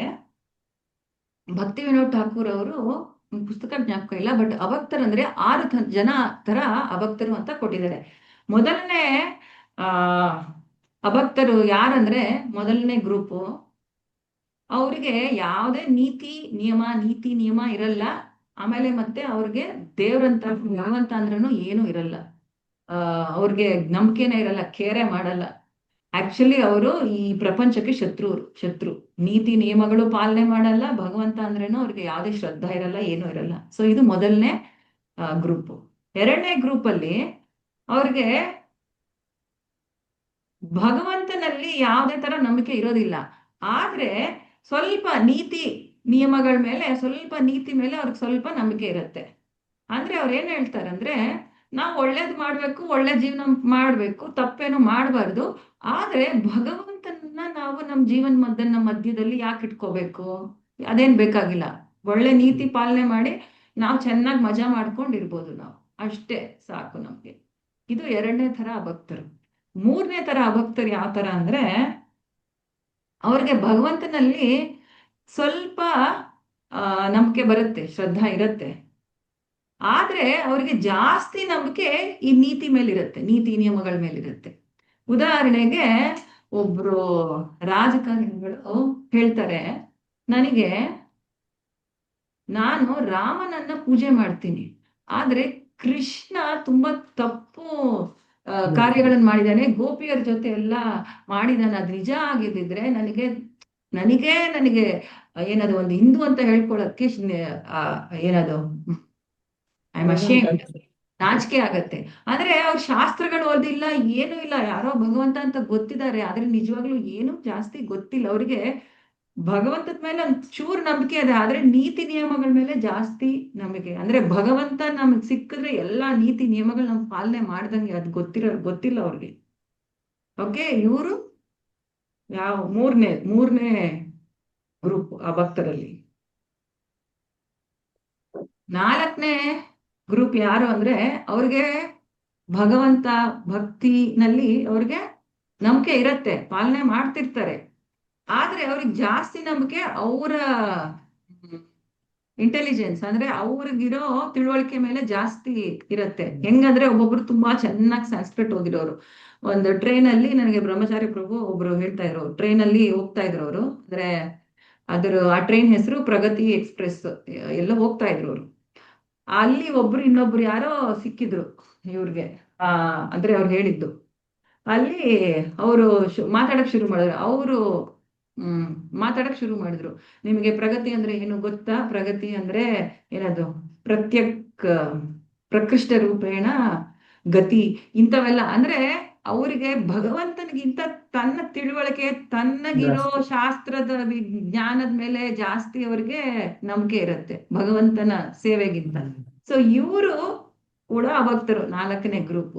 ಸೊ ಈ ಬ್ರಹ್ಮಚಾರಿ ಪ್ರಭು ಹೇಳಿದ್ರು, ಹೆಂಗೋ ಹಂಗೆ ನಾನು ಅವ್ರನ್ನ ಬಿಡಿಸ್ಕೊಂಡು ಮೇಲ್ಗಡೆ ಹೋಗಿ ನಾನು ನನ್ನ ಭಕ್ತಿಶಾಸ್ತ್ರಿ ಭಕ್ತಿ ವೈಭವ ಪಠನ ಮಾಡಕ್ ಶುರು ಮಾಡಿದೆ ಇವ್ರನ್ನ ಬಿಡಿಸ್ಕೊಂಡು ಅಂತ ಹೇಳ್ತಾ ಇದ್ರು.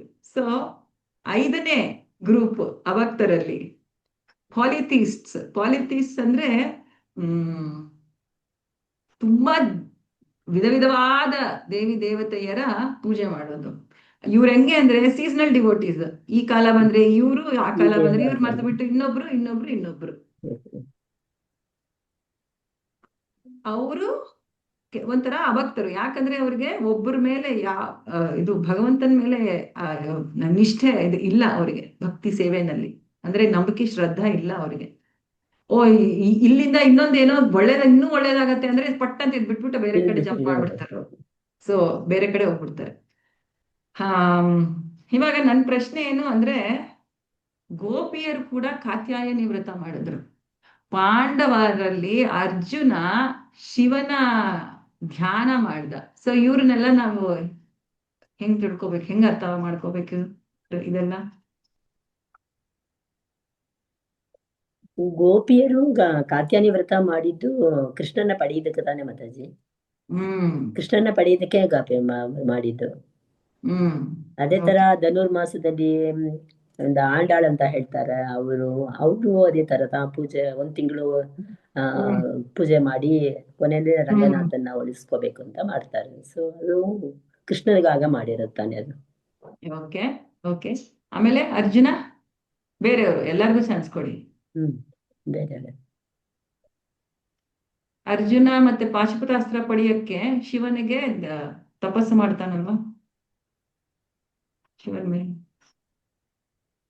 ಮಾತಾಜಿ, ಯುದ್ಧದಲ್ಲಿ ಅಸ್ತ್ರಶಸ್ತ್ರಗಳು ಬೇಕಾಗುತ್ತಲ್ಲ ಮಾತಾಜಿ. ಭಗವಂತ ಹೇಳಿದ್ದು ಯುದ್ಧ ಮಾಡ್ಲೇಬೇಕು ಅಂತ ಆಜ್ಞೆ ಮಾಡಿದಾಗ ಎಲ್ಲಾ ಅಸ್ತ್ರಗಳು ಬೇಕಂತ ಶಿವನ್ ಕುರಿತು ಧ್ಯಾನ ಮಾಡ್ತಾನೆ. ಶಿವನ್ ಧ್ಯಾನ ಮಾಡಿದ್ದು ಕೃಷ್ಣ ಹೇಳಿದ್ಮೇಲೆನೆ ಅರ್ಜುನ. ಸೊ ಫೈನಲಿ ಕೃಷ್ಣ ಹೇಳಿದ್ದು ಇದು ತಪ್ಸಿಲ್ಲ, ಕೃಷ್ಣನಿಗೋಸ್ಕರನೇ ಮಾಡಿದ್ದು ಆ ಧ್ಯಾನ. ಸೊ ಗೋಪಿಯರು ಕಾತ್ಯಾಯಿನಿ ವ್ರತ ಮಾಡಿದ್ರು, ಅರ್ಜುನ ಶಿವನಿಗೆ ಧ್ಯಾನ ಮಾಡಿದ್ರು, ಕೃಷ್ಣನಿಗೋಸ್ಕರನೇ ಮಾಡಿದ್ದು. ಸೊ ಇವಾಗ ಒಂದೊಂದ್ಸಲಿ ನಮಗೆ ನಮ್ಮ ಮನೆಗಳಲ್ಲಿ ಒಂಥರ ಮನೆಗಳಲ್ಲಿ ಕಷ್ಟ ಒಂದೊಂದ್ಸಲಿ ಅಲ್ವಾ?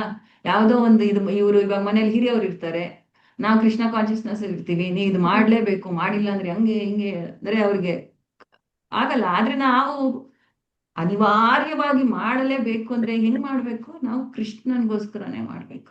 ನಮ್ಮ ಮನೆಯಲ್ಲಿ ನಾನು ಇಲ್ಲಿ ಕೃಷ್ಣ ಪ್ರಜ್ಞೆ ಮಾಡ್ತೇನೆ, ಆದ್ರೆ ನನ್ನ ಮನೆಯಲ್ಲಿ ನಮ್ಮ ಅತ್ತೆ ಇವರೆಲ್ಲ ಇದಾರೆ, ಅವರೆಲ್ಲ ನಾನು ಗಣಪತಿ ಪೂಜೆ ಇವೆಲ್ಲ ಮಾಡಿಲ್ಲ ಅಂದ್ರೆ ಬಿಡೋದಿಲ್ಲ. ಗೌರಿ ಪೂಜೆ ಗಣಪತಿ ಮಾಡಿಲ್ಲ ಹೆಂಗೆ ಅಂದ್ರೆ ಅವ್ರಿಗೆ ಅಷ್ಟೇ. ಸೊ ಏನ್ ಮಾಡ್ಬೇಕು? ತರ್ಬೇಕು. ಆದ್ರೆ ಹೆಂಗ್ ಮಾಡ್ಬೇಕು? ನಾವು ನಾನೇನ್ ಮಾಡ್ತೀನಿ, ಎಲ್ಲ ನೈವೇದ್ಯ ಮಾಡ್ತೀನಿ. ಫಸ್ಟ್ ಕೃಷ್ಣ ವಿಗ್ರಹ ಇಟ್ಟು, ಆಮೇಲೆ ಕೆಳಗಡೆ ಗಣಪತಿ ಗೌರಿ ಇಡ್ಬೇಕು. ಆಮೇಲೆ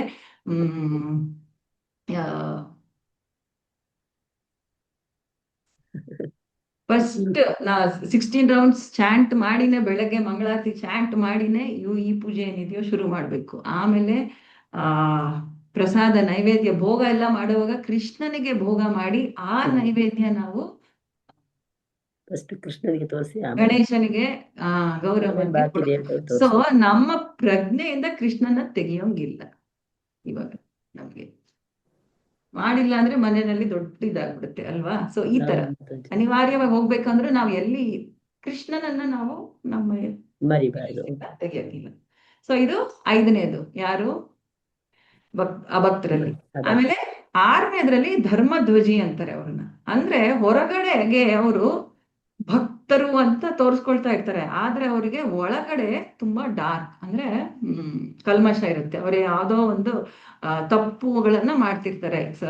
ಯಾವುದೇ ಶಾಸ್ತ್ರ ನಿಯಮ ಪಾಲನೆ ಮಾಡ್ತಿರಲ್ಲ, ಯಾವ್ದೋ ತಪ್ಪು ಮಾಡ್ತಿರ್ತಾರೆ. ಸೊ ಇವರು 6 ತರ ಭಕ್ತರು. ಸಂಘತ್ಯಾಗನಲ್ಲಿ ನಾವು ಕರ್ಮಿ, ಜ್ಞಾನಿ, ಯೋಗಿ 6 ತರ ಭಕ್ತರು. ಇವ್ರದೆಲ್ಲ ತ್ಯಾಗ ಮಾಡ್ಬೇಕು. ಇನ್ನೊಂದು ಸಂಘ ಯಾವುದು? ಅಟ್ಯಾಚ್ಮೆಂಟ್ಸ್, ನಮಗಿರೋ ಆಸಕ್ತಿಗಳು ಯಾವುದು? ಅದರಲ್ಲಿ ಮೊದಲನೇದು ಅಸೆಟ್ಸ್, ಅಂದ್ರೆ ನಮ್ಮ ಹತ್ರ ಇರೋ ಎಲ್ಲ ವಸ್ತುಗಳು, ಮನೆ, ಕಾರು ಎಲ್ಲ ಒಂದು ಏನು ಬೇಡ, ಒಂದು ಚಿಕ್ಕದಂದ್ರೆ ಚಿಕ್ಕದ್ ಸಾಕು. ಒಂದ್ ಸ್ಪೂನ್ ಕಾಣಿಸ್ಲಿಲ್ಲ ಅಂದ್ರೆ ಮುಗೀತು ಮನೆ, ಅಡುಗೆ ಮನೆಯಲ್ಲಿ ಅಲ್ವಾ. ಅಂದ್ರೆ ಅಷ್ಟು ನಮಗೆ ಅದ್ರ ಮೇಲೆ ಇರುತ್ತೆ ಆಸಕ್ತಿ. ಒಂದ್ ಡಬ್ಬ ಕಾಣಿಸ್ಲಿಲ್ಲ ಅಂದ್ರೆ ಹಿಂಗೆ. ಸೊ ಇದು ನಮ್ಗೆ.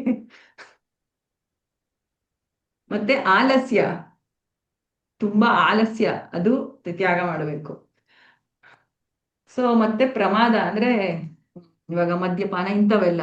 ಹೊರಗಡೆನೂ ಇಷ್ಟು ಪೊಲ್ಯೂಷನ್, ಆದ್ರೆ ಒಬ್ಬೊಬ್ರು ಸ್ಮೋಕ್ ಮಾಡ್ತಾರೆ ವಿಪರೀತ. ಸೊ ಇಂಥವೆಲ್ಲ ನಾವು ತ್ಯಾಗ ಮಾಡ್ಬೇಕು.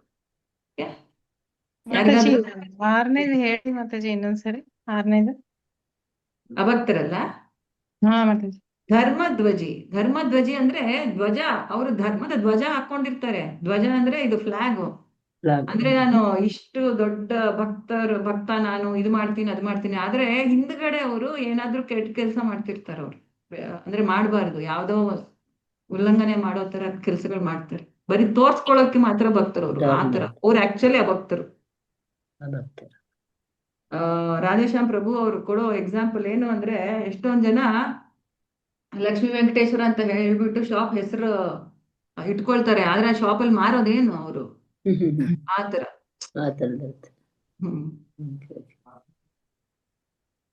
ಉದಾಹರಣೆಗೆ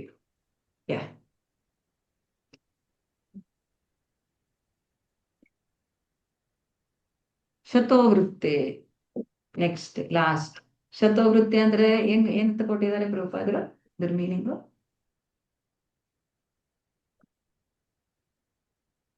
ಹರೇ ಕೃಷ್ಣ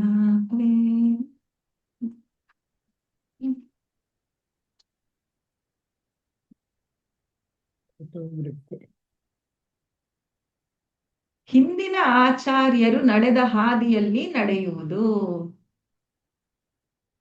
ಪ್ರಭುಪಾದರು ನಮಗೆ ಇದನ್ನ ಸುಲಭ ಮಾಡಕ್ಕೆ, ನಮ್ಮ ಹಿಂದಿನ ಆಚಾರ್ಯರದ ಅವರ ಇದು ಹಾದಿಯಲ್ಲಿ ನಡೆಯಕ್ಕೆ ನಮಗೆ ಏನ್ ಕೊಟ್ಟಿದ್ದಾರೆ? ನಮಗೆ ಪ್ರಭುಪಾದರು ನಮ್ಗೆ ತುಂಬಾ ಸುಲಭವಾಗಿ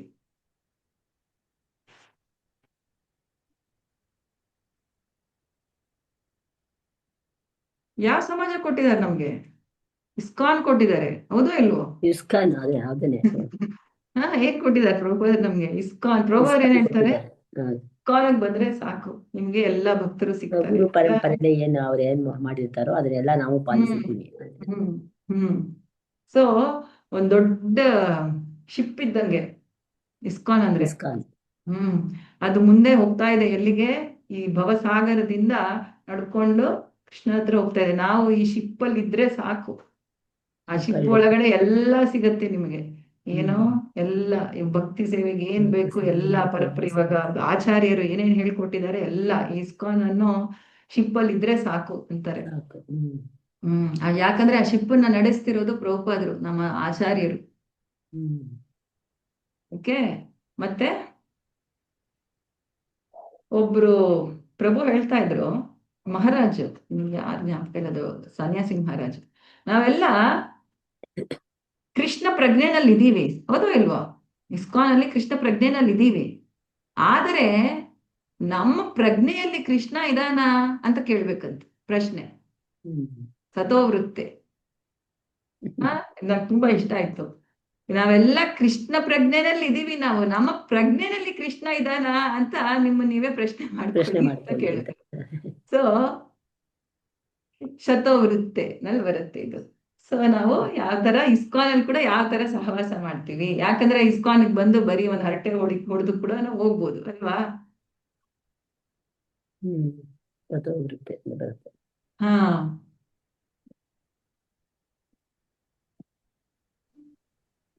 ಯಾಕೆ ನಾವು ಆ ಭಕ್ತರ ನಡೆದ ಹಾದಿಯಲ್ಲಿ ಹೋಗ್ಬೇಕು ಅಂದ್ರೆ, ನಡೆಯುವುದು ಅಂದ್ರೆ ಮೇನ್ ಪ್ರಭುಪಾದರು ಹೇಳೋದು ಅವರನ್ನ ಆ ಅನುಸರಣೆನ ಅನುಕರಣೆನ, ಇಮಿಟೇಟಿವ್ ಫಾಲೋ, ಏನು ವ್ಯತ್ಯಾಸ ಅದು? ಅನುಸರಣೆ, ಫಾಲೋ. ಅನುಸರಣೆ ಇಸ್ ಫಾಲೋ ಅಲ್ವಾ, ಅನುಸರಿಸ್ಬೇಕು ನಾವು. ಇಸ್ಕಾನ್. ತುಂಬಾ ತಪ್ಪು ಹೇಳಂಗಿಲ್ಲ.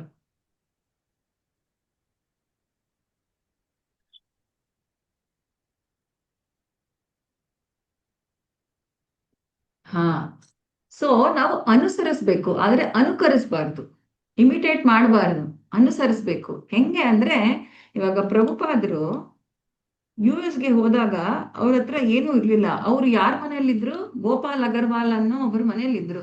ಆ ಗೋಪಾಲ್ ಅಗರ್ವಾಲ್ ಅವ್ರ ತಂದೆ ಅವ್ರ ಮಗನ್ಗೆ ಹೇಳ್ತಾರೆ, ಇಲ್ಲ ಒಬ್ರು ಸಾಧು ಬರ್ತಾರೆ, ನೀನ್ ಅವ್ರನ್ನ ನೋಡ್ಕೋ, ಮನೇಲಿ ಇಟ್ಕೋ ಒಂದ್ ತಿಂಗಳು ಅಂತ ಹೇಳಿದ್ದಕ್ಕೆ ಅವರು ಪ್ರಭುಪಾದರ್ನ ಮನೇಲಿ ಇಟ್ಕೊಳ್ತಾರೆ. ಆ ಗೋಪಾಲ್ ಅಗರ್ವಾಲ್ ಅನ್ನೋರ್ಗೆ ಅಮೆರಿಕಾ ಹೆಂಡತಿ ಸ್ಯಾಲಿ ಅಗರ್ವಾಲ್ ಅನ್ನೋವಳು ಅವ್ರ ಹೆಂಡತಿ. ಸೊ ಅವ್ರ ಮನೆಯಲ್ಲಿ ಫ್ರಿಡ್ಜ್ ಅಲ್ಲಿ ಇದೆಲ್ಲ ಇರುತ್ತೆ, ಏನದು ಮಾಂಸ ಎಲ್ಲ ಇಟ್ಟಿರ್ತಾರೆ. ಪ್ರಭುಪಾದರ ಫ್ರಿಡ್ಜ್ ಅಲ್ಲಿ ಅವರು ಅದೇ ಫ್ರಿಡ್ಜ್ ಉಪಯೋಗಿಸ್ಬೇಕಾಗತ್ತೆ ಪ್ರಭುಪಾದರಿಗೆ, ಇಷ್ಟು ಕಷ್ಟ ಆಗಿರ್ಬೇಕು. ಸೊ ಅನುಸರಿಸೋದು ಅಂದ್ರೆ ಹಂಗಂತ ನಾವೆಲ್ಲಾನು ಆತರ ಯೂಸ್ ಮಾಡ್ಬೋದಾ? ಇಲ್ಲ. ಪ್ರಭುಪಾದರು ನಾವ್ ಹೆಂಗಿರ್ಬೇಕು ಅಂತ ಕ್ಲಿಯರ್ ಆಗಿ ಏನದು ಕೊಟ್ಟಿದ್ದಾರೆ. ಅದ್ರಲ್ಲಿ ನೋ ಮೀಟ್ ಈಟಿಂಗ್ ಅಲ್ವಾ, ಮಾಂಸ ತಿನ್ಬಾರ್ದು ಅನ್ನೋದು ನಮ್ಗೆ ರೆಗ್ಯುಲೇಷನ್ ಇದೆ. ಇವಾಗ ಪ್ರಭುಪಾದರು ಹಂಗ್ ಮಾಡ್ದು. ಸೊ ಇದೇ ವ್ಯತ್ಯಾಸ, ಅನುಸರಿಸೋದಿಕ್ಕೆ ಅನುಕರಿಸೋದಿಕ್ಕೆ. ಇವ್ರು ಇದ್ ಮಾಡಿದ್ರು ಅಂತ ನಾನು ಅದನ್ನ ತಪ್ಪಾಗಿ ಅರ್ಥ ಮಾಡ್ಕೊಂಡು ಮಾಡೋದು ಅನುಕರಿಸೋದು, ಅದು ತಪ್ಪು ಮಾಡಬಾರ್ದು. ನಾವು ಯಾವಾಗ್ಲೂ ಅನುಸರಿಸ್ಬೇಕು. ಅನುಸರಿಸಕ್ಕೆ ನಮಗೆ ಪ್ರಭುಪಾದರು ಪದೇ ಪದೇ ಪದೇ ಹೇಳಿರೋದು ಏನು, ಇವಾಗ ಈ ಆಚಾರ್ಯರು ನಡೆದ ಹಾದಿಯಲ್ಲಿ ನಾವು ಹೋಗ್ಬೇಕು ಅಂದ್ರೆ ನಾವು ಎಲ್ಲಿಂದ ಸಿಗತ್ತೆ ನಮ್ಗೆ? ಪ್ರಭುಪಾದ ಎಲ್ಲ ನಾನು ನಿಮಗ್ ಕೊಟ್ಟಿದ್ದೀನಿ ಇನ್ಸ್ಟ್ರಕ್ಷನ್ಸ್. ಎಲ್ಲಿ ಕೊಟ್ಟಿದ್ದಾರೆ ನಮ್ಗೆ ಅವರು? ಇಸ್ಕಾನ್ಗೆ ಕೊಟ್ಟಿದ್ದಾರೆ. ಇಸ್ಕಾನ್ಗೆ ಕೊಟ್ಟಿದ್ದಾರೆ. ಎಲ್ಲಿಂದ ಸಿಗತ್ತೆ ನಮ್ಗೆ ಇಸ್ಕಾನ್? ಯಾವ್ದ್ರಲ್ಲಿ? ಬುಕ್ಸ್ ಅಲ್ಲಿ, ಪುಸ್ತಕಗಳಲ್ಲಿ. ಅದಕ್ಕೆ ಪ್ರಭುಪಾದರು ಪುಸ್ತಕ ಓದ್ಬೇಕು. ಪ್ರಭುಪಾದರು ಏನ್ ಹೇಳಿದ್ದಾರೆ ಅಂದ್ರೆ, ಇದು ಲಾ ಬುಕ್ಸ್, ಯಾವ್ದು ಧರ್ಮ ಅಧರ್ಮ ಎಲ್ಲ ನೆಕ್ಸ್ಟ್ ಮುಂದಿನ 10,000 ವರ್ಷಗಳಿಗೆ ನನ್ನ ಪುಸ್ತಕ. ಒಂದ್ಸಲಿ ರಿಪೋರ್ಟರ್ ಒಬ್ರು ಕೇಳ್ತಾರೆ, ನೀವಿವಾಗ ಇಷ್ಟು ದೊಡ್ಡ ಆಂದೋಲನೆ ಮಾಡಿದೀರಾ, ಫುಲ್ ಪ್ರಪಂಚದಲ್ಲಿ ಇಷ್ಟು ಆಲ್ಮೋಸ್ಟ್ 100ಕ್ಕಿಂತ ಹೆಚ್ಚು ನಿಮಗೆ ಎಲ್ಲಾ ಕೇಂದ್ರಗಳಿದೆ. ಇವಾಗ ನೀವು ಎಷ್ಟು ವರ್ಷ ನಿಮಗೆ ಇದು ಆಲ್ರೆಡಿ ಆಲ್ಮೋಸ್ಟ್ ನೀವು 80 ವರ್ಷ ಆಗ್ತಾ ಇದೆ ನಿಮಗೆ. ಮತ್ತೆ ನೀವು ಆದ್ಮೇಲೆ ಏನಾಗತ್ತೆ ಈ ಮೂವ್ಮೆಂಟ್ಗೆ ಅಂತ ಹೇಳಿದಾಗ ಪ್ರಭುಪಾದರು, ನಾನು ನನ್ನ ಪುಸ್ತಕಗಳಲ್ಲಿ ಜೀವಂತವಾಗಿರ್ತೀನಿ ಯಾವಾಗ್ಲೂ ಅಂತ ಹೇಳಿದ್ರು. ಅಂದ್ರೆ ನಾವು ಪ್ರಭುಪಾದರು ಏನ್ ಹೇಳ್ತಿದಾರೆ ನಾವು ತಿಳ್ಕೊಬೇಕು ಅಂದ್ರೆ ಅವ್ರ ಪುಸ್ತಕ ಓದ್ಬೇಕು. ಅದಕ್ಕೆ ಸ್ವಾಧ್ಯಾಯ ಅನ್ನೋದು 5S ನೋಡಿದ್ವಲ್ಲ, ಸ್ವಾಧ್ಯಾಯ ಅನ್ನೋದಿರೋದು. ಸೊ ಈ ಶ್ರವಣ ಮತ್ತೆ ಓದೋದು, ಪುಸ್ತಕ ಓದೋದು ಏನಿದೆ ಅಲ್ವಾ, ರೆಗ್ಯುಲರ್ ಆಗಿ ಮಾಡ್ಬೇಕು.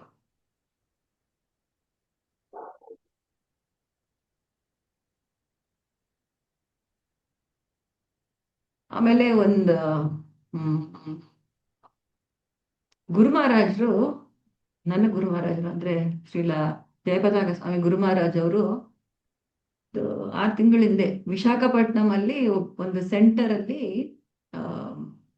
ಕ್ವಶನ್ ಆನ್ಸರ್ ಸೆಷನ್, ಪ್ರಶ್ನೆ ಉತ್ತರ ಕಾರ್ಯಕ್ರಮದಲ್ಲಿ ಒಬ್ರು ಮಾತಾಜಿ ಎದ್ದು ಅವ್ರನ್ನ ಒಂದು ಪ್ರಶ್ನೆ ಕೇಳ್ತಾರೆ, ನಾನು ನಿಮಗೆ ಹೆಂಗೆ ಸೇವೆ ಮಾಡ್ಲಿ? ಇವಾಗ ಇಲ್ಲಿ ಬರೋದು ಇಂದಿನ ಆಚಾರ್ಯರು ನಡೆದ ಹಾದಿಯಲ್ಲಿ ನಡೆಯುವುದಲ್ವಾ. ಸೊ ನಾವು ಆಚಾರ್ಯರಿಗೆ ಅವ್ರು ಕೊಟ್ಟಿದ್ದ ಇನ್ಸ್ಟ್ರಕ್ಷನ್ಸ್, ಅವ್ರ ನಿಯಂತ್ರಣಗಳನ್ನು ನಾವು ಪಾಲನೆ ಮಾಡಿದ್ರೆ ಅವ್ರ ಹಾದಿಯಲ್ಲಿ ಹೋಗ್ತೀವಿ ಅಂತ ಅಲ್ವಾ. ಅವ್ರು ಮಾಡಿದ್ದನ್ನ ಮಾಡೋದಲ್ಲ. ಗುರು ಮಹಾರಾಜ್ ಹೇಳಿದ್ರು, ನೀವು ಯಾವುದೇ ಇಸ್ಕಾನ್ ದೇವಸ್ಥಾನದಲ್ಲಿ, ಪ್ರಪಂಚದಲ್ಲಿ ಯಾವುದೇ ಇಸ್ಕಾನ್ ದೇವಸ್ಥಾನದಲ್ಲಿ ಯಾವುದೇ ಸೇವೆ ಮಾಡಿದ್ರೆ ನೀವು ನಾನು ಹೇಳಿರೋ ನಿಯಂತ್ರಣಗಳು, ನಾನು ಕೊಟ್ಟಿರೋ ನಿರ್ದೇಶನಗಳನ್ನು ನೀವು ಪಾಲನೆ ಮಾಡ್ತಿದ್ದೀರಾ ಅಂತ ಅರ್ಥ ಅಂದ್ರು. ಅಂದ್ರೆ ಭಕ್ತಿ ಸೇವೆ ಮಾಡ್ತಿದ್ದೀವಿ ಅಂತ ಅರ್ಥ. ಇವಾಗ ಯಾಕಂದ್ರೆ ನೀವು ಯಾವ್ದೇ ದೇವಸ್ಥಾನದಲ್ಲಿ ನೋಡಿ ಅವ್ರು ಮಾಡೋ ಕಾರ್ಯಗಳು ಆಚಾರ್ಯರು ಹೇಳಿದ್ದೇ ಇರುತ್ತೆ. ಇವಾಗ ಸಂಕೀರ್ತನ್ ಮಾಡ್ತಾರೆ, ಹೌದಾ, ಎಲ್ಲ ಹಬ್ಬಗಳ ಆಚರಣೆ ಮಾಡ್ತಾರೆ, ರಥಯಾತ್ರೆ ಇರುತ್ತೆ, ಆಮೇಲೆ ಪುಸ್ತಕ ವಿತರಣೆ ಇರುತ್ತೆ, ಕೀರ್ತನೆ ಇರುತ್ತೆ, ಇವಾಗ ಭಾಗವತಂ ಕ್ಲಾಸ್ ಇರುತ್ತೆ. ಇವೆಲ್ಲ ನಮ್ಗೆ ಕೊಟ್ಟಿರೋದು ಆಚಾರ್ಯರು, ಇವೆಲ್ಲ ನೀವು ಮಾಡ್ಬೇಕು ಅಂತ. ಸೊ ಅವೇ ನಡೀತಿರುತ್ತೆ. ಸೊ ಇದ್ರಲ್ಲೆಲ್ಲ ಪಾಲ್ಗೊಳ್ಬೇಕು, ಮತ್ತೆ ಸೇವೆ ಕೂಡ ಸಲ್ಲಿಸ್ಬೇಕು ನಾವು. ಇವೆಲ್ಲ ಬರ್ಬೇಕು ಅಂದ್ರೆ ಭಕ್ತರು ಎಲ್ಲೋ ಅಲ್ಲಿ ಒಂದ್ ಸೇವೆ ಮಾಡ್ತಿರ್ತಾರೆ, ಅದಕ್ಕೆ ಅಲ್ವಾ ಆಗೋದು. ಇವಾಗ ನಾವು ಭಾಗವತಂ ಕ್ಲಾಸ್ ಕೇಳ್ತಾ ಇದೀವಿ ಅಂದ್ರೆ ಎಷ್ಟು ಅರೇಂಜ್ ಮಾಡಿರ್ತಾರೆ ಮೈಕು ಎಲ್ಲ. ಸೊ ಅವ್ರು ಆ ಸೇವೆ ಮಾಡೋದ್ರಿಂದ ನಾವು ಬರುತ್ತೆ. ಸೊ ಇವೆಲ್ಲ ನಡೀತಿದೆ ಅಂದ್ರೆ ನಾವು ಎಲ್ಲಾದ್ರಲ್ಲೂ ಸೇವೆ ತಗೋಬೇಕು, ಆವಾಗ ನಾವು ಅದರಲ್ಲಿ ಪಾಲ್ಗೊಂಡಲ್ಲಿ. ಯಾಕೆ ನಾವು ಆಚಾರ್ಯರು ಹೇಳಿದ ಹಾದಿಯಲ್ಲಿ ಹೋಗ್ಬೇಕು, ನಾವೇ ತಿಳ್ಕೋಬಾರ್ದು ಅಂದ್ರೆ ಒಂದು ಉದಾಹರಣೆ ಕೊಡ್ತೀನಿ. ಅಜಾಮಿಳ ವ್ಯಾಖ್ಯಾನ ಗೊತ್ತಿದೆ ಅಲ್ವಾ? ಅಜಾಮಿಳ ಪಾಸ್ಟ್ ಟೈಮ್ ಎಲ್ಲರಿಗೂ. ಅಜಾಮಿಳ ಇಡೀ ಜೀವನ ಪೂರ್ತಿ ಪಾಪ ಕರ್ಮಗಳು ಮಾಡಿ ಲಾಸ್ಟ್ಗೆ ಒಂದೇ ಸಲಿ ನಾರಾಯಣ ಹೇಳಿ ಸಿಕ್ಬಿಡ್ತು, 2ನೇ ಚಾನ್ಸ್. ಅಲ್ಲಿಂದ ಹರಿದ್ವಾರದಲ್ಲಿ ಮತ್ತೆ ವೈಕುಂಠಕ್ಕೆ ಹೋಗ್ತಾರೆ ಅಲ್ವಾ ಅಜಾಮಿಳ. ಸೊ ಇದೆಲ್ಲ ವ್ಯಾಖ್ಯಾನ ಕೇಳಿ ಒಬ್ಬ ಹುಡುಗನ್ಗೆ ಆ ಪ್ರಭು ಕೇಳ್ತಾರೆ, ನಿನ್ಗೆ ಇದರಿಂದ ಏನ್ ಅರ್ಥ ಆಯ್ತು ಅಂತ. ಆ ಹುಡುಗ ಹೇಳ್ತಾನೆ, ನಾನು ಹೆಂಗ್ ಬೇಕೋ ಹಂಗಿರ್ಬೋದು, ಮಜಾ ಮಾಡ್ಬೋದು, ಲಾಸ್ಟ್ ಅಲ್ಲಿ ಬರೀ ಒಂದ್ ನಾರಾಯಣ ಹೇಳಿದ್ರೆ ಸಾಕು, ಇಷ್ಟು ಸುಲಭ ಏನು ಮಾಡ್ಬೇಕಾಗಿಲ್ಲ ನಾನು. ಅದರ ಅರ್ಥ. ಅದಕ್ಕ ನಮಗ್ ಕೊಟ್ಟಿರೋದು ಅಜಾಮಿಳ ಪಾಸ್ಟ್ ಟೈಮು. ಸೊ ನಮ್ಗೆ ನಮ್ಮ ಮನಸ್ಸಿದೆ ನೋಡಿ, ನೀವ್ ತಿಳ್ಕೊಳ್ಳಿ ಅಂದ್ರೆ ನಾವ್ ತಿಳ್ಕೊಳ್ಳೋದು ಹಿಂಗೇನೆ. ಸೊ ಆಚಾರ್ಯರು ಕೊಟ್ಟಿರೋ ತರಾನೇ ನಾವು ನಡ್ಕೋಬೇಕು, ಅವ್ರ ಪ್ರಕಾರನೇ ನಾವು ನಡ್ಕೋಬೇಕು. ಇದಕ್ಕೆ ನಮ್ಮ ಮನಸ್ಸು ಇದು.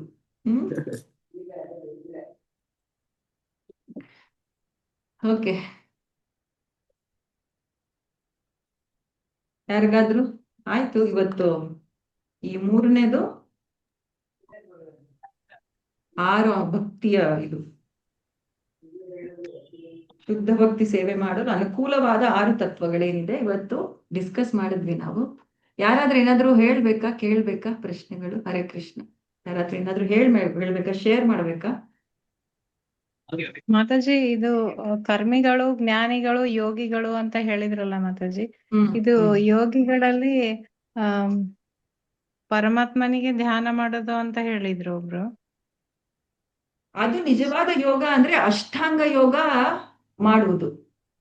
ಅಷ್ಟಾಂಗ ಯೋಗ ಮಾಡುವುದಂದ್ರೆ ಯಮ ನಿಯಮ, ಆಮೇಲೆ ಪ್ರಾಣಾಯಾಮ, ಇವೆಲ್ಲ ಮಾಡಿ ಫೈನಲಿ ಧಾರಣ, ಧ್ಯಾನ, ಸಮಾಧಿ, ಈ 8 ಅಂಗಗಳಿರುತ್ತೆ. ಅದ್ರಲ್ಲಿ ಒಂದು ಆಸನ ಕೂಡ ಇರುತ್ತೆ ನೋಡಿ, ಯಮ ನಿಯಮ. ಅಂದ್ರೆ ಇವಾಗ ಧ್ರುವ ಮಹಾರಾಜ್ ಮಾಡಿದ್ದು ಅಷ್ಟಾಂಗ ಯೋಗ ಭಾಗವತಂ ಅಲ್ಲಿ. ಅವ್ರು ಏನ್ ಮಾಡ್ತಾರೆ, ಯಮ ಅಂದ್ರೆ ಏನ್ ಮಾಡ್ಬೇಕು ಏನ್ ಮಾಡ್ಬಾರ್ದು ಅಂದ್ರೆ, ಇವಾಗ ತಿನ್ಬಾರ್ದು, ಕಡಿಮೆ ತಿನ್ಬೇಕು. ಅವರು ಬರೀ ಎಲೆ ತಿಂತಾರೆ, ಆಮೇಲೆ ಎಲೆಗಳು ಕೂಡ ಬಿಟ್ಟು ನೀರ್ ಕುಡಿತಾರೆ, ಇಂಥವೆಲ್ಲ ಮಾಡ್ತಾರಲ್ಲ ಧ್ರುವ ಮಹಾರಾಜರು.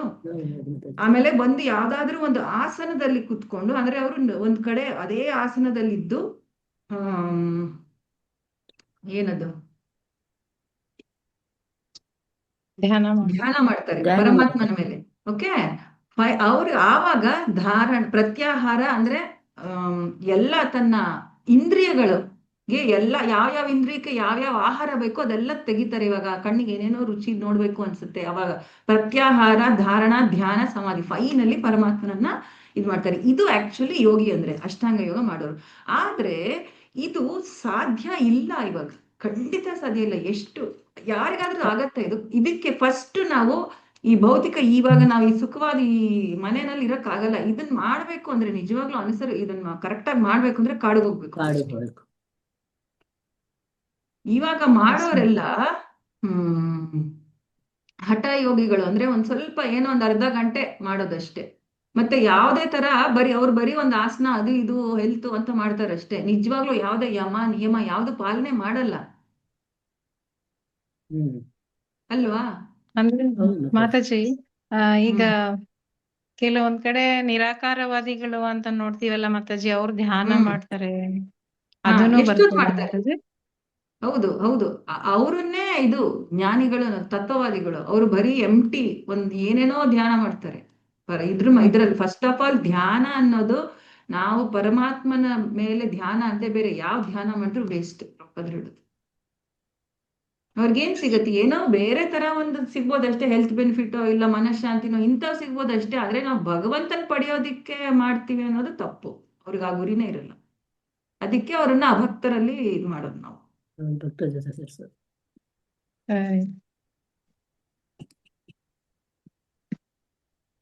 ಮತ್ತೆ ಇದೇನ್ ಗೊತ್ತಾ, ಈ ಧ್ಯಾನ ಇವಕ್ಕೆಲ್ಲ ನಮಗೆ ಕರೆಕ್ಟ್ ಆಗಿ ಉದ್ದೇಶ ಇಲ್ಲ ಅಂದ್ರೆ ಎಷ್ಟು ಮಾಡಿದ್ರು ಉಪಯೋಗ ಇಲ್ಲ. ಯೋಗಿ ಯೋಗ ಮಾಡಿದ್ರೆ ನಿಜವಾಗ್ಲೂ ಕರೆಕ್ಟ್ ಆಗಿ ಅಷ್ಟಾಂಗ ಯೋಗನು ತುಂಬಾ ಧಾರಾಳವಾಗಿ ಮಾಡಿದ್ರೆ ಕರೆಕ್ಟ್ ಆಗಿ ಸಿದ್ಧಿಗಳು ಬರುತ್ತೆ, ಅಷ್ಟ ಸಿದ್ಧಿಗಳು. ಏನದು? ಭಗವಂತನ ಸಾಕ್ಷಾತ್ಕಾರ ಆಗಲ್ಲ, ಸಿದ್ಧಿಗಳು ಸಿಗತ್ತೆ. ಲಘಿಮ ಅನಿಮ ಇಂಥ ಸಿದ್ಧಿಗಳು ಬರುತ್ತೆ. ಪ್ರಭುಪಾದರು ಅಷ್ಟ ಸಿದ್ಧಿಗಳು ಕೊಡ್ತಾರಲ್ವಾ. ನಾನ್ ತುಂಬಾ ಚಿಕ್ಕವರಾಗ್ಬೋದು ದೊಡ್ಡವರಾಗ್ಬೋದು, ಇವ್ ಆಕ್ಚುಲಿ ಕರೆಕ್ಟ್ ಆಗಿ ಮಾಡಿದ್ರೆ ಈ ಸಿದ್ಧಿಗಳು ಬರುತ್ತೆ. ಇವತ್ತು ಇದಾರೆ ಅಂತಾರೆ, ನಾನು ಕೇಳಿದ್ದೀನಿ. ಆದ್ರೆ ಅವ್ರು ಆ ಸಿದ್ಧಿಗಳು ಬಂದ ಮೇಲೆ ಡೈವರ್ಟ್ ಆಗ್ಬಿಡ್ತಾರೆ. ಆ ಸಿದ್ಧಿಗಳಿಂದ ಮೋಹಗೊಳಿಸ್ ಆಗ್ಬಿಡ್ತಾರೆ. ಯಾಕಂದ್ರೆ ಅವ್ರ ಮನಸ್ಸು ಶುದ್ಧಿ ಆಗಿರಲ್ಲ. ಇವಾಗ ಉದಾಹರಣೆಗೆ ಭಸ್ಮಾಸುರ ಎಷ್ಟು ತಪಸ್ಸು ಮಾಡಿ ಈ ಅಸುರರು ಇದಾರ್ ನೋಡಿ, ಎಲ್ಲಾರು ತುಂಬಾ ಜನ ಮಾಡಿರೋದು ಅಷ್ಟಾಂಗ ಯೋಗಿಗಳೇ ಅವರು. ತುಂಬಾ ಜನ ಅವರು ಶಿವನಿಗೆ ಎಷ್ಟು ತರ ಮಾಡಿದ್ರೆ ಯೋಗ, ಶಿವನೇ ಪ್ರಕಟವಾದ ಅಲ್ವಾ. ಆದ್ರೆ ಶಿವ ಪಾರ್ವತಿ ಪ್ರಕಟವಾದ್ಮೇಲೆ ಅವ್ರ ಮನಸ್ಸು ಶುದ್ಧಿ ಆಗ್ಲಿಲ್ಲ. ಪಾರ್ವತಿ ನೋಡಿ ಇಮಿಡಿಯೇಟ್ಲಿ ನಿನಗೆ ಏನ್ ಬೇಕು ವರ ಅಂತ ನೋಡಿದಾಗ ಪಾರ್ವತಿ ನೋಡಿ ಪಾರ್ವತಿನ ಬಯಸಿ ಈ ಶಿವನೇ ನನಗ ಅಡ್ಡ, ಈ ಶಿವನ್ನ ನಾನು ತೆಗೆದ್ಬಿಟ್ರೆ ನನಗೆ ಪಾರ್ವತಿ ಸಿಗ್ತಾಳೆ ಅಂತ ಹೇಳಿ ನನಗೆ ಭಸ್ಮ ಯಾರ ತಲೆ ಮೇಲೆ ಇಟ್ರೆ ಭಸ್ಮ ಆಗ್ಬೇಕಂತ ಹೇಳಿ ಶಿವನ ಮೇಲೆ ಪ್ರಯೋಗ ಮಾಡಕ್ ಟ್ರೈ ಮಾಡುದು. ಅಂದ್ರೆ ಭಸ್ಮಾಸುರ ಎಂಥ ತಪಸ್ಸು ಮಾಡ್ತಾನೆ ಅಂದ್ರೆ ಘೋರವಾದ ತಪಸ್ಸು. ಲಾಸ್ಟ್ಗೆ ತನ್ನ ಕೈಯಲ್ಲಿರೋ ಮಾಂಸ ಕಟ್ ಮಾಡಿ ಅದನ್ನ ಶಿವನಿಗೆ ಅರ್ಪಣೆ ಮಾಡ್ತಾನೆ. ಅಂತ ತಪಸ್ಸು ಮಾಡಿ ಶಿವ ಪ್ರಕಟ ಆದ್ಮೇಲೆ ತನ್ನ ಮನಸ್ಸಿನಲ್ಲಿ ಏನು ಇದು ಬಂದಿಲ್ಲ, ಏನದು ವ್ಯತ್ಯಾಸ ಬಂದಿಲ್ಲ.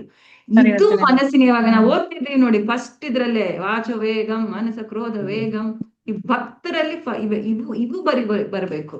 ಇದ್ರಲ್ಲಿ ಆಕ್ಚುಲಿ ನಾವು ಓದಿರೋ ಭಾವಾರ್ಥದಲ್ಲಿ ಪ್ರಭುಪಾದರು ಒಂದ್ ಕಡೆ ಕೊಟ್ಟಿದ್ದಾರೆ.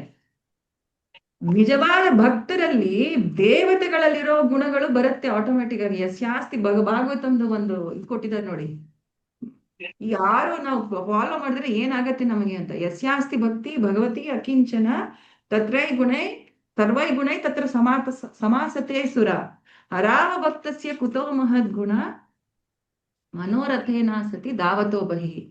ಯಸ್ಯಾಸ್ತಿ ಭಗವತಿ ಅಕಿಂಚನ ಯಸ್ಯಾಸ್ತಿ ಭಕ್ತಿ ಭಗವತಿ ಅಕಿಂಚನಯ್ಯ. ಭಗವಂತನಲ್ಲಿ ಭಕ್ತಿ ಅಕಿಂಚನ ಭಕ್ತಿ ಇದ್ರೆ ಸರ್ವೈ ಗುಣೈ ಸಮಾಸತೆ ಸುರಗಳಲ್ಲಿರೋ ಎಲ್ಲಾ ಗುಣಗಳು ಆಟೋಮೆಟಿಕ್ ಆಗಿ ಬರುತ್ತೆ ಅಂತ ಇಲ್ಲಿ ಕೊಟ್ಟಿದ್ದಾರೆ ನೋಡಿ. ಎಷ್ಟನೇ ಶ್ಲೋಕ ಮಾತಾಜಿ ಇದು?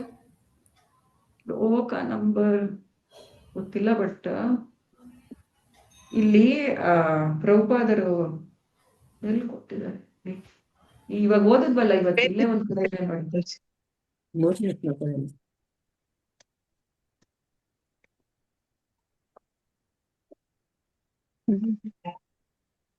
ಶ್ಲೋಕ ನಂಬರ್ ಹೇಳ್ತೀನಿ. ಅಂದ್ರೆ ನಿಜವಾದ ಭಕ್ತಿ ಏನಂದ್ರೆ ನಮ್ಮ ಮನಸ್ಸಿನಲ್ಲಿ ಅದು ಚೇಂಜ್ ಬರ್ಬೇಕು. ಅದು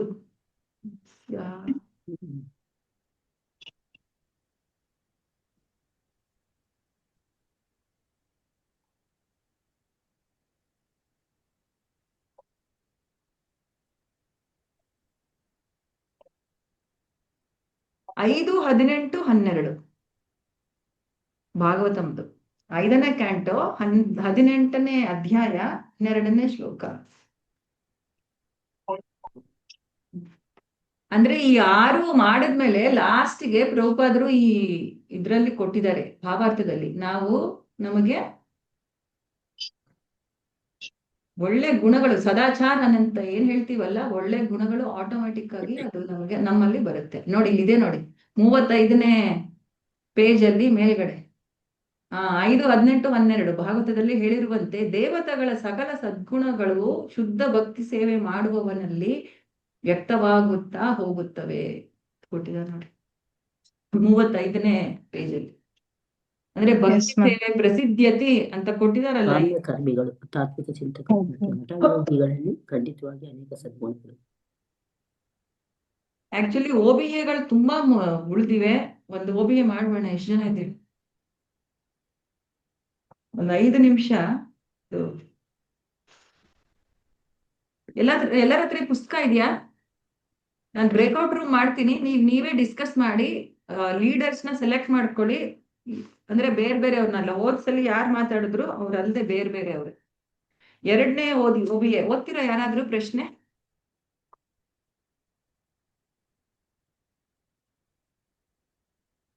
ಬೇಗ ಪ್ರಶ್ನೆ ಓದಿದ್ರೆ ನಾನು ಬ್ರೇಕ್ಔಟ್ ರೂಮ್ ಮಾಡ್ತೀನಿ. ಹರೇ ಕೃಷ್ಣ ಮಾತಾಜಿ. ಓದಿ ಮಾತಾಜಿ. ಒಬ್ಬರ ಭಕ್ತಿಮಯ ಸೇವೆಯಲ್ಲಿ ಅತ್ಯಾಹಾರ ಮತ್ತು ಪ್ರಯಾಸಗಳನ್ನು ತಪ್ಪಿಸುವ ಮಹತ್ವವನ್ನು ವಿವರಿಸಿ. ಈ ಪ್ರವೃತ್ತಿಯನ್ನು ನೀವು ಹೇಗೆ ತಪ್ಪಿಸಬಹುದು? ನಿಮ್ಮ ಪ್ರತಿಕ್ರಿಯೆಯಲ್ಲಿ ಶ್ರೀ ಉಪದೇಶಾಮೃತ ಮಂತ್ರ 2 ಶ್ಲೋಕ ಮತ್ತು ಭಾವಾರ್ಥದ ಸೂಕ್ತವಾದ ಉಲ್ಲೇಖವನ್ನು ನೀಡಿ. ಹರೇ ಕೃಷ್ಣ. ಹರೇ ಕೃಷ್ಣ. ಸೊ ಈ ಪ್ರಶ್ನೆನ ಡಿಸ್ಕಸ್ ಮಾಡಿ ನೀವು. ನಾನು ಬ್ರೇಕ್ಔಟ್ ರೂಟ್ ಕ್ರಿಯೇಟ್ ಮಾಡ್ತೀನಿ. 13 ಅಂದ್ರೆ 3 ಬ್ರೇಕ್ಔಟ್ ರೂಟ್ ಮಾಡ್ತೀನಿ. ಒಂದೊಂದರಲ್ಲಿ 3 ಇಲ್ಲ 4 ಜನ ಬರ್ತಾರೆ. 3 ಬ್ರೇಕ್ಔಟ್ ರೂಮ್ಸ್ಗೆ ಬೇಕು. ಎಲ್ಲರೂ ಜಾಯಿನ್ ಆಗ್ಬೇಕು. ಜಾಯಿನ್ ಅಂತ ಬರುತ್ತೆ, ಬರೀ ಅಲ್ಲಿ ಒತ್ತಬೇಕಷ್ಟೇ. ಜಾಯಿನ್ ಅಂತ ನೀವೆಲ್ಲ ಕಡೆ ಹಿಂಗೆ ಒತ್ತಿದ್ರೆ ನೀವು ಬ್ರೇಕ್ಔಟ್ ರೂಮ್ ಜಾಯಿನ್ ಆಗ್ತೀರಾ, ಮತ್ತೆ ಆಟೋಮೆಟಿಕ್ ಆಗಿ ಮತ್ತೆ ಇಲ್ಲಿಗೆ ಬರ್ತೀರಾ. ಓಕೆ, ನೀವೊಬ್ರು ಒಂದು ಗ್ರೂಪ್ಗೆ, ಒಂದು ಬ್ರೇಕ್ಔಟ್ ರೂಮ್ಗೆ ಒಬ್ರು ಲೀಡರ್ನ ಡಿಸ್ಕಸ್ ಮಾಡಿ, ಎಲ್ಲಾರು ಪಾಯಿಂಟ್ಸ್ ಡಿಸ್ಕಸ್ ಮಾಡಿ ಹೇಳ್ಬೇಕು ಅವ್ರಿಗೆ, ಅವರು ಹೇಳ್ತಾರೆ. ಓಕೆ,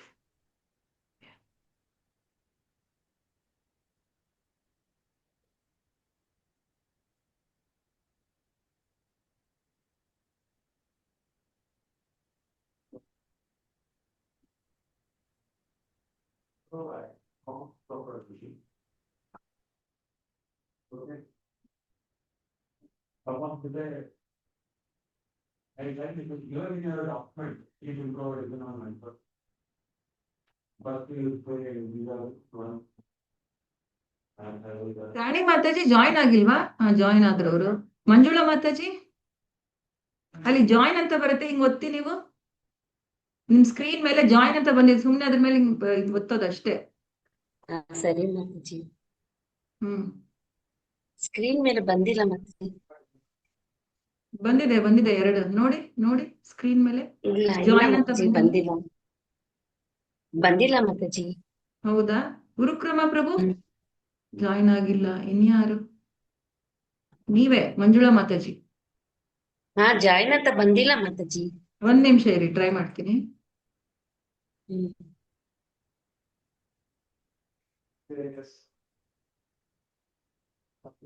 ನೋಡಿ ಇವಾಗ. ಬಂದಿದೆ ಮಾತಾಜಿ. ಜಾಯಿನ್ ಅಂತ ಮಾಡಿ. ಸುಮ್ನೆ ಜಾಯಿನ್ ಒತ್ತಿ, ನೀವು ಬ್ರೇಕ್ಔಟ್ ರೂಮ್ಗೆ ಹೋಗ್ತೀರಿ. ಸುಮ್ನೆ ಅದು ಒತ್ತಿ ಜಾಯಿನ್ ಮೇಲೆ ಹಿಂಗೆ.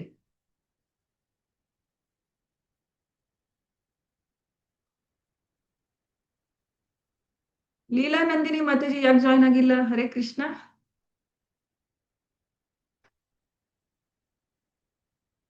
ಮಂಜುಳಾ ಮಾತಾಜಿ ಒತ್ತಿ ನೋಡಿ ನೀವು.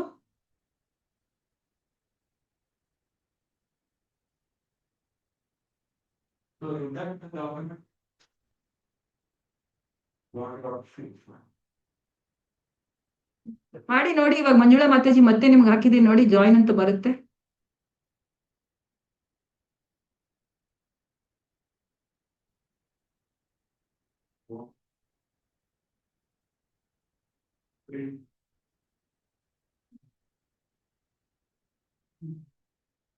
ಮಂಜುಳಾ ಮಾತಾಜಿ ಕೇಳಿಸ್ತಾ ಇದೆಯಾ ನಾನು ಹೇಳೋದು?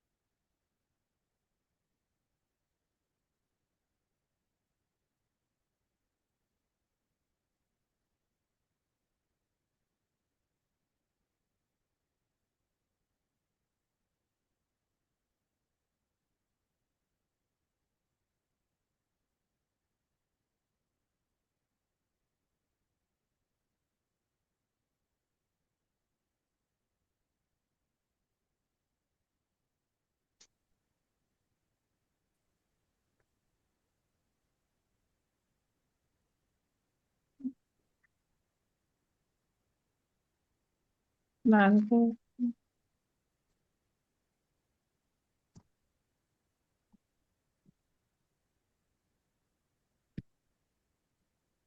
ಹರೇ ಕೃಷ್ಣ ಮಾತಾಜಿ. ಹರೇ ಕೃಷ್ಣ. ರೂಮ್ ಅಲ್ಲಿ ಯಾರ್ಯಾರಿದ್ರಿ? ಶಾಂತ ಮಾತಾಜಿ, ಜ್ಯೋತಿ ನಂಬರ್ ಮಾತಾಜಿ. ನೋಡ್ಲೆ. ಹಾ ಮಾತಾಜಿ. ಹಾ ಪರವಾಗಿಲ್ಲ, ಹೇಳಿ. ಯಾರ ಲೀಡರ್? ನನಗೆ ಮಾಡಿದಾರೆ ಅವರೇ ಮಾತಾಜಿ. ಜ್ಯೋತಿ ಜ್ಯೋತಿ ಜ್ಯೋತಿ ಮಾತಾಜಿ. ಹೇಳಿ ಮಾತಾಜಿ. ಯಾರ್ಯಾರು ಎಲ್ಲರೂ ಏನ್ ಹೇಳಿದ್ರು ಕೇಳ್ಬೇಕಷ್ಟೇ. ಹ್ಮ್ ಮಾತಾಜಿ ಎಲ್ಲರೂ ಸೇರ್ಕೊಂಡು ಏನು ಡಿಸ್ಕಸ್ ಮಾಡಿದ್ದು ಅಂತ ಹೇಳಿದ್ರೆ, ಅತ್ಯಾಹಾರ ಅಂದ್ರೆ ನಾವು ಜಾಸ್ತಿ ಪ್ರಸಾದ ಸೇವನೆ ಮಾಡೋದು, ಅವಶ್ಯಕತೆಗಿಂತ ಜಾಸ್ತಿ ಪ್ರಸಾದ ಸೇವನೆ ಮಾಡೋದು, ಅದನ್ನ ತಪ್ಪಿಸ್ಬೇಕು. ಆಮೇಲೆ ಅವಶ್ಯಕತೆಗಿಂತ ಹೆಚ್ಚಾಗಿ ವಸ್ತುಗಳನ್ನು ಸಂಗ್ರಹಣೆ ಮಾಡೋದನ್ನ ತಪ್ಪಿಸ್ಬೇಕು ಅಂತ ಹೇಳಿದ್ರು. ಮತ್ತೆ ನೆಕ್ಸ್ಟ್ ನಾವು ಜಾಸ್ತಿ ಕತ್ತೆಗಳ ತರ ದುಡಿದೆ, ನಾವು ಎಷ್ಟು ಬೇಕೋ ಅಷ್ಟು ಮಾತ್ರ ದುಡ್ಕೊಂಡು ಆರಾಮಾಗಿ ಭಕ್ತಿ ಸೇವೆ ಮಾಡ್ಕೋಬೇಕು ಅಂತ ಹೇಳಿದ್ರು. ಪ್ರಯಾಸಗೆ ಹಾ ಮತ್ತೆ ನೆಕ್ಸ್ಟ್ ಪ್ರಸಾದ ಸೇವನೆ ಪ್ರಸಾದ ಸೇವನೆ ಹೇಳಿದೆ ಆಯ್ತಲ್ಲ ಮಾತಾಜಿ. ಓಕೆ. ಸೊ ಅದಕ್ಕೆ ಏನ್ ಮಾಡ್ಬೇಕು, ಯಾರ್ ಲೀಡರ್ ಒಂದ್ ಪೇಪರ್ ಪೆನ್ ಇಟ್ಕೋಬೇಕು, ಪಟ್ ಅಂತ ಬರ್ಕೋಬೇಕು ನೆಕ್ಸ್ಟ್ ಟೈಮ್ ಇಂದ. ಓಕೆ. ಸರಿ ಮಾತಾಜಿ. ಓಕೆ. ರೂಮ್ 2 ಯಾರಿದ್ರು? ಹರೇ ಕೃಷ್ಣ ಮಾತಾಜಿ. ಹೇಳಿ ಮಾತಾಜಿ. ಹರೇ ಕೃಷ್ಣ ಮಾತಾಜಿ. ಕೇಶವಿ ಮಾತಾಜಿ, ಮಂಜುಳಾ ಮಾತಾಜಿ, ನಾವು 3 ಜನ ಇದ್ದು. ಸೊ ಇಲ್ಲಿ ಅತ್ಯಾಹಾರದೇ ಸ್ಟಾರ್ಟಿಂಗ್ ಪಾಯಿಂಟೇ ನಂಗೆ ಅದೇ ಅಂತ ಅನ್ಸುತ್ತೆ ಮಾತಾಜಿ. ಯಾಕಂದ್ರೆ ನಾವು ಬೇರೆ ಟೈಮ್ ನಾವ್ ಈರುಳ್ಳಿ ಬೆಳ್ಳುಳ್ಳಿ ಬಿಡ್ತೀವಿ ಅದೆಲ್ಲ ಅಂತ ಅನ್ಕೊಂತೀವಿ. ಆಕ್ಚುಲಿ ಅದೆಲ್ಲ ಮೊದ್ಲಿಂದ ಅದೇ ಬಂದಿದೆ, ನಮ್ಗೆ ಆಹಾರದ ಮೇಲಿಲ್ಲ. ಆದ್ರೆ ಪ್ರಸಾದಕ್ಕೆ ಹೋದ್ರೆ ಟೆಂಪಲ್ ಅಲ್ಲಿ ನನಗೆ ಅದ್ ಬೇಕು ಅದ್ ಸಿಕ್ಕಿಲ್ಲ ಅಂತೀವಲ್ಲ, ಅದ್ರೇ ನಾವ್ ಎಲ್ಲಾಗ ಹೋಗಿದೀವಿ. ಅತ್ಯಾಹಾರ ಇನ್ನೊಂಚೂರು ಬೇಕು ಅನ್ನೋದೇ, ಹೊಟ್ಟೆ ತುಂಬಿದ್ರು ಬಾಯಿ ರುಚಿಗೆ ತಿಂತೀವಿ ಅಂತ, ಅದನ್ನ ಫಸ್ಟ್ ಕಂಟ್ರೋಲ್ ಮಾಡ್ಬೇಕು ಮಾತಾಜಿ. ಪ್ರಾಕ್ಟಿಕಲ್ ಆಗಿ ಬಂದಾಗ ಇದೆಲ್ಲ ನೋಡಿದಾಗ ತಿನ್ಬೇಕು ಅನ್ಸಿದ್ರೆ ಈ ತರ ಹೇಳಿದ್ರಲ್ಲ ಅಂತ ಅದನ್ನ ಸ್ಟಾಪ್ ಮಾಡ್ತೀವಿ. ಮತ್ತೆ ಇದು ಹೇಳಿದ್ರು ಮಾತಾಜಿ, ಪ್ರಜಲ್ಪ ಕೂಡ ಟೆಂಪಲ್ಗೆ ಹೋದಾಗ್ಲೂ ಅಷ್ಟೇ, ಅಲ್ಲೊಮ್ಮೆ ಅಲ್ಲಿ ತಪ್ಪುಗಳು ಮಾಡ್ತೀರಾ, ಅದನ್ನ ಯಾರೋ ಹೇಳ್ತಿರ್ತಾರೆ, ಅದಕ್ಕೆ ನಮ್ಗೆ ಆಸಕ್ತಿ ಇಲ್ಲದೆ ಅದನ್ನ ಕಂಟ್ರೋಲ್ ಮಾಡಿ ಕೇಳ್ದೆ ಇರ್ಬೇಕು ಮಾತಾಜಿ. ಪ್ರಜಲ್ಪನು ಯಾಕಂದ್ರೆ ನಾವು ಭೌತಿಕ ಬೇರೆಯವ್ರ ಜನ ಜೊತೆ ಹೋಗಲ್ಲ ಅಂತಾನು ಟೆಂಪಲ್ ಬಂದು ಅಲ್ಲೂ ಪ್ರಜಲ್ಪ ಆಗೋಗುತ್ತೆ ಮಾತಾಜಿ. ಅದು ಮತ್ತೆ ಲೌಲ್ಯಂ ಅಂತ ಅಂದ್ರೆ ಮಾತಾಜಿನೂ ಹೇಳ್ತಿದ್ರು, ಕೇಶವಿ ಮಾತಾಜಿನೂ ಹೇಳ್ತಿದ್ರು. ಅಂದ್ರೆ ಮೊದ್ಲಾದ್ರೆ ಅದ್ ತಗೋಬೇಕು ಇದ್ ತಗೋಬೇಕು, ಬಟ್ಟೆ ಶಾಪಿಂಗ್ ಹೋದಾಗ ತಗೋಬೇಕು ಅಂತ ಅನ್ಸಿತ್ತು. ಈಗಾದ್ರೆ ನಮ್ಗೆ ಎಷ್ಟು ಬೇಕೋ ಅಷ್ಟಕ್ಕೆ ಮಾತ್ರ ಈಗ ಇರೋಣ ಅನ್ನೋ ತರ ಅನಿಸ್ತಿದೆ. ಪ್ರಾಕ್ಟಿಕಲ್ ನಮ್ಗೆ ಅಪ್ಲೈ ಮಾಡಿದಾಗ ಶ್ಲೋಕಗಳು ತಲೆಗೆ ಬಂದ್ರೆ ಮಾತಾಜಿ ಪ್ರಾಕ್ಟಿಕಲ್ ಆಗಿ ಇದು ತಪ್ಪು ಅಂತ ನಮ್ಗೆ ಕಾನ್ಶಿಯಸ್ ಆಗ್ತೀವಿ ಮಾತಾಜಿ. ಬೇಡ ಅಂತ ಒಂದ್ ಕಡೆ ಮನ್ಸ್ ಹೇಳಿದ್ರು ಮತ್ತೆ ಟಗಾಫರ್ ನಡೆದಂಗ್ ನಡೆಯುತ್ತೆ ಮಾತಾಜಿ ಇದು. ಸೊ ಹೆಲ್ಪ್ ಆಗ್ತಿದೆ ಮಾತಾಜಿ. ಸೊ ಇಷ್ಟೊಂದು ಚರ್ಚೆ ಮಾಡ್ದೆ ಮಾತಾಜಿ. ಹರೇ ಕೃಷ್ಣ. ರೂಮ್ 3. ಹರೇ ಕೃಷ್ಣ. ಹರೇ ಕೃಷ್ಣ. ರೂಮ್ 2 ಶ್ರೀ ವಿದ್ಯಾ ಮಾತಾಜಿ, ಆಮೇಲೆ ಪುನೀತ್ ಪ್ರಭು, ಆಮೇಲೆ ಲೀಲಾ ದೇವಿ ಮಾತಾಜಿ, ಆಮೇಲೆ ಮಾತಾಜಿ, ಇಷ್ಟು ಜನ ಇದ್ವಿ ಮಾತಾಜಿ. ಶ್ರೀ ವಿದ್ಯಾ ಮಾತಾಜಿ ಹೇಳಿದ್ರು ಮಾತಾಜಿ, ಅತ್ಯಾಹಾರಕ್ಕೆ ಅಲ್ಲಸತನ ಜಾಸ್ತಿ ತಗೊಳ್ಳೋದ್ರಿಂದ, ಪ್ರಸಾದ ಆಗಿರ್ಬೋದು ಏನಾಗಿರ್ಬೋದು ಜಾಸ್ತಿ ತಗೊಳ್ಳೋದ್ರಿಂದ ಅಂತ ಅಲಸ್ಯ ಮಬ್ಬು ಬಂದಂಗ ಆಗತ್ತ ಮಾತಾಜಿ. ಆಮೇಲೆ ಈ ಮಾತಾಜಿ ಹೇಳ್ದಂಗೆ ವಸ್ತುಗಳನ್ನ ಸಂಗ್ರಹಣೆ ಜಾಸ್ತಿ ಮಾಡೋದು ಅದು ಅತ್ಯಾಹಾರನೇ ಆಗತ್ತೆ ಮಾತಾಜಿ. ಈ ತರದ್ವೆಲ್ಲ ನಾವು ಅಲಸತನ ಇದ್ದಾಗ ನಾವ್ ಭಕ್ತಿ ಏನು ಮಾಡಕ್ಕೆ ಆಗಲ್ಲ ಮಾತಾಜಿ, ನಿದ್ದೆನೆ ಬರುತ್ತೆ ಕಂಪಲ್ಸರಿ. ಈ ಒಂದು ನಾವಾದ್ರೂ ಮನೇಲಿ ಕರ್ಡ್ ಜಾಸ್ತಿ ತಗೊಂಡಾಗೆ, ಪನ್ನೀರು ಚೀಸು ಈ ತರದ್ದೆಲ್ಲ ಐಟಮ್ಸ್ ಜಾಸ್ತಿ ತಗೊಂಡಾಗೆ ಹಂಗೆ ಅನ್ಸದ್ ಮಾತಾಜಿ. ಸೊ ಹಂಗಾಗಿ ಆ ಡ್ಯೂರೇಷನ್ ನಮ್ಗೆ ಅನ್ಸತ್ ಮಾತಾಜಿ, ನೆಕ್ಸ್ಟ್ ಕ್ಲಾಸ್ ಐತಿ ಸೊ ಜಾಸ್ತಿ ತಗೋಬಾರ್ದು ಅಂತ ಹೇಳಿ. ಅದು ಈ ಒಂದು ಕ್ಲಾಸ್ ಇದ್ದಾಗ ಮಾತ್ರ ಅಲ್ಲ, ಎಲ್ಲಾ ಟೈಮಲ್ಲೂ ನಮ್ಗೆ ಎಷ್ಟು ಬೇಕಷ್ಟು ಮಾತಾಜಿ. ಇದು ಯೋಗದಲ್ಲೇನು ಹೇಳ್ಕೊಡ್ತಾರಲ್ವಾ ಮಾತಾಜಿ, ನಾವು ಬಿಫೋರ್ ಫುಡ್ ನೀರ್ 1/2 hour ನೀರ್ ತಗೋಬಾರ್ದು ಮಾತಾಜಿ. ನಾವು ಊಟ ಮಾಡೋ ಮುಂದೆ ನಮ್ಗೆ ಅಂತ ಹೇಳಿ ಒಂದ್ಸತ ಸಿಗ್ನಲ್ ಕೊಡ್ತಾರ ಮಾತಾಜಿ. ಸೊ ಕೊಟ್ಟ ತಕ್ಷಣನೇ ಫಸ್ಟ್ ಸಿಗ್ನಲ್ಗೆ ನಾವು ಸ್ಟಾಪ್ ಮಾಡ್ಬೇಕು. 75% ಮಾತ್ರ ನಾವು ಆಕ್ಚುಲಿ 50% ತಗೋಬೇಕು ಮಾತಾಜಿ ಫುಡ್, ಮಿಕ್ಕಿದ 50% ಗಾಳಿ ಇರ್ಬೇಕು ಅಂತ ಹೇಳ್ತಾರೆ. ಅದನ್ನ ಫಾಲೋ ಮಾಡಿದ್ರೆ ನಿಜವಾಗ್ಲೂ ಅದು ಬೆನಿಫಿಟ್ ಮಾತಾಜಿ. ಸೊ ಅದಾದ್ಮೇಲೆ ಸ್ವಲ್ಪ ಹೊತ್ತು ಬಿಟ್ಬಿಟ್ಟು ನೀರ್ ಕುಡಿದ್ರೆ ಅಂದ್ರೆ ಇಟ್ಸ್ ಸಫಿಶಿಯಂಟ್ ಮಾತಾಜಿ. ಅಷ್ಟಿದ್ದಾಗ ನಮ್ಗೆ ಅಲಸತನೂ ಬರಲ್ಲ, ಏನೂ ಬರಲ್ಲ. ಹೆವಿಯಾಗಿ ತಗೊಳೋದ್ರಿಂದಾನೇ ಬರುತ್ತೆ ಮಾತಾಜಿ. ಆಮೇಲೆ ಪ್ರಯಾಸ ಮಾತಾಜಿ, ಅತಿಯಾದ ಲೋಭ ಎಲ್ಲದಕ್ಕೂನು. ಇವಾಗ ಕೂಡ್ ಹಾಕೋದಾಗಿರ್ಬೋದು, ಇದ್ರಲಿಂದ ಎಲ್ಲದು ಭಕ್ತಿ ತುಂಬಾ ಅಡಚಣೆ ಮಾತಾಜಿ. ಈಗ ಅತಿಯಾಗಿ ದುಡಿಬೇಕಂದ್ರೆ 8 hours ಸಾಕು ಅಂತ ಹೇಳಿದಾರೆ ಪ್ರಭುಪಾದ್ರು. ಅಷ್ಟು it's more than enough Mataji. ನಾವು ಡೈಲಿ ರೋಟೀನ್ ಲೈಫ್ ನಡ್ಸ್ಬೇಕಂದ್ರೆ ಅದು ಅತಿ ಆದಾಗ ನಾವು ಭಕ್ತಿ ಕಂಪಲ್ಸರಿ ಆಟೋಮೆಟಿಕ್ಲಿ ಅಡಚಣೆ ಆಗೇ ಆಗುತ್ತೆ ಮಾತಾಜಿ. ಈಗ ಎಷ್ಟೋ ಸತಿ ಕತ್ತೆಗಳು ಒಂಟೆಗಳು ಅಂತ ಹೇಳಿ ಪ್ರಭುಪಾದ್ರೆ ಹೇಳ್ತಾರೆ, ಹಂಗೆ ಅಲ್ವಾ ಮಾತಾಜಿ. ಇವಾಗ 2 hour OT 4 hour OT ಅಂತ ಹೇಳಿ ಅಂದ್ರೆ ದುಡ್ಡು ಸಿಗುತ್ತ ಅಂತ ಅದು ಆಗಿರ್ಬೋದು, ವರ್ಕಿಂಗ್ ಯಾರೇ ಆಗಿರ್ಬೋದು, ಆ ತರದ್ರಲ್ಲಿ ಹೋಗಿ ಭಕ್ತಿ ಅಡಚಣೆನೆ ನೀವ್ ಹೇಳಿದ್ರೆ ಬರ್ತಾರ ಬಿಡ್ರಿ ಅವರು. ಹರೇ ಕೃಷ್ಣ. ಜ್ಯೋತಿ ಮಾತಾಜಿ ಒಂದ್ಸಲಿ ಮ್ಯೂಟ್ ಮಾಡಿ. ಹಾ ಸರಿ ಮಾತಾಜಿ. ನೀವು ವರಲಕ್ಷ್ಮಿ ಮಾತಾಜಿ ಬಂದಿದ್ರೆ ಅವ್ರ ತಾಯಿ ಬಗ್ಗೆ ಕೇಳ್ತಾ ಇದ್ದೆ ಮನುಷ್ಯ. ಹೌದಾ? ಒಂದ್ಸರಿ ನೀವು ಮುಗಿಸಿ ಮಾತಾಜಿ. ಸರ್ವೇಶ್ವರಿ ಮಾತಾಜಿ ನೀವು ಹೇಳಿ. ಹರೇ ಕೃಷ್ಣ ಮಾತಾಜಿ. ಒಂದ್ ನಿಮಿಷ.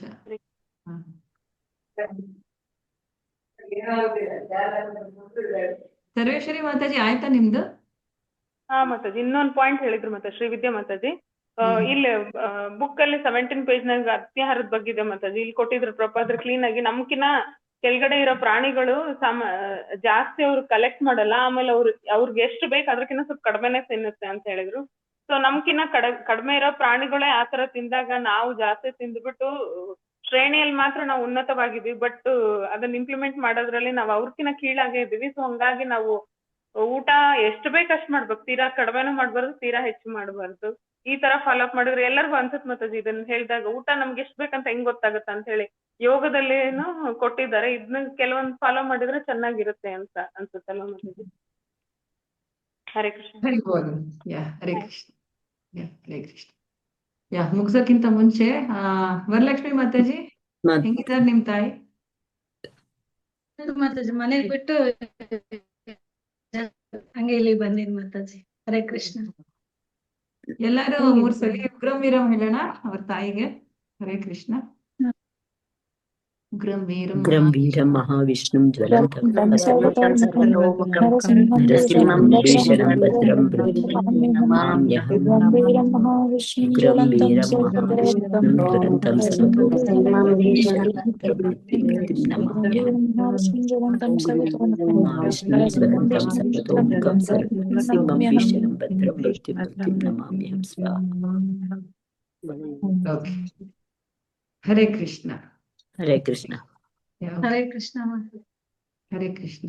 ಯಾರಿಗಾದ್ರೂ ಏನಾದ್ರು ಹೇಳ್ಬೇಕಾ, ಮಾತಾಡ್ಬೇಕಾ ಏನಾದ್ರು? ಸಾಕ? ಹರೇ ಕೃಷ್ಣ ಮಾತಾಜಿ. ಇದ್ರಲ್ಲಿ ಈ ಕ್ವಶನ್ಲಿ ಬರೀ ಆಹಾರ, ಅತ್ಯಾಹಾರ, ಪ್ರಯಾಸ ಅಂತ ಸೊ ಕ್ವಶನ್ಸ್ ಬಿಗಿನ್ ಆಗಿದೆ ಮಾತಾಜಿ.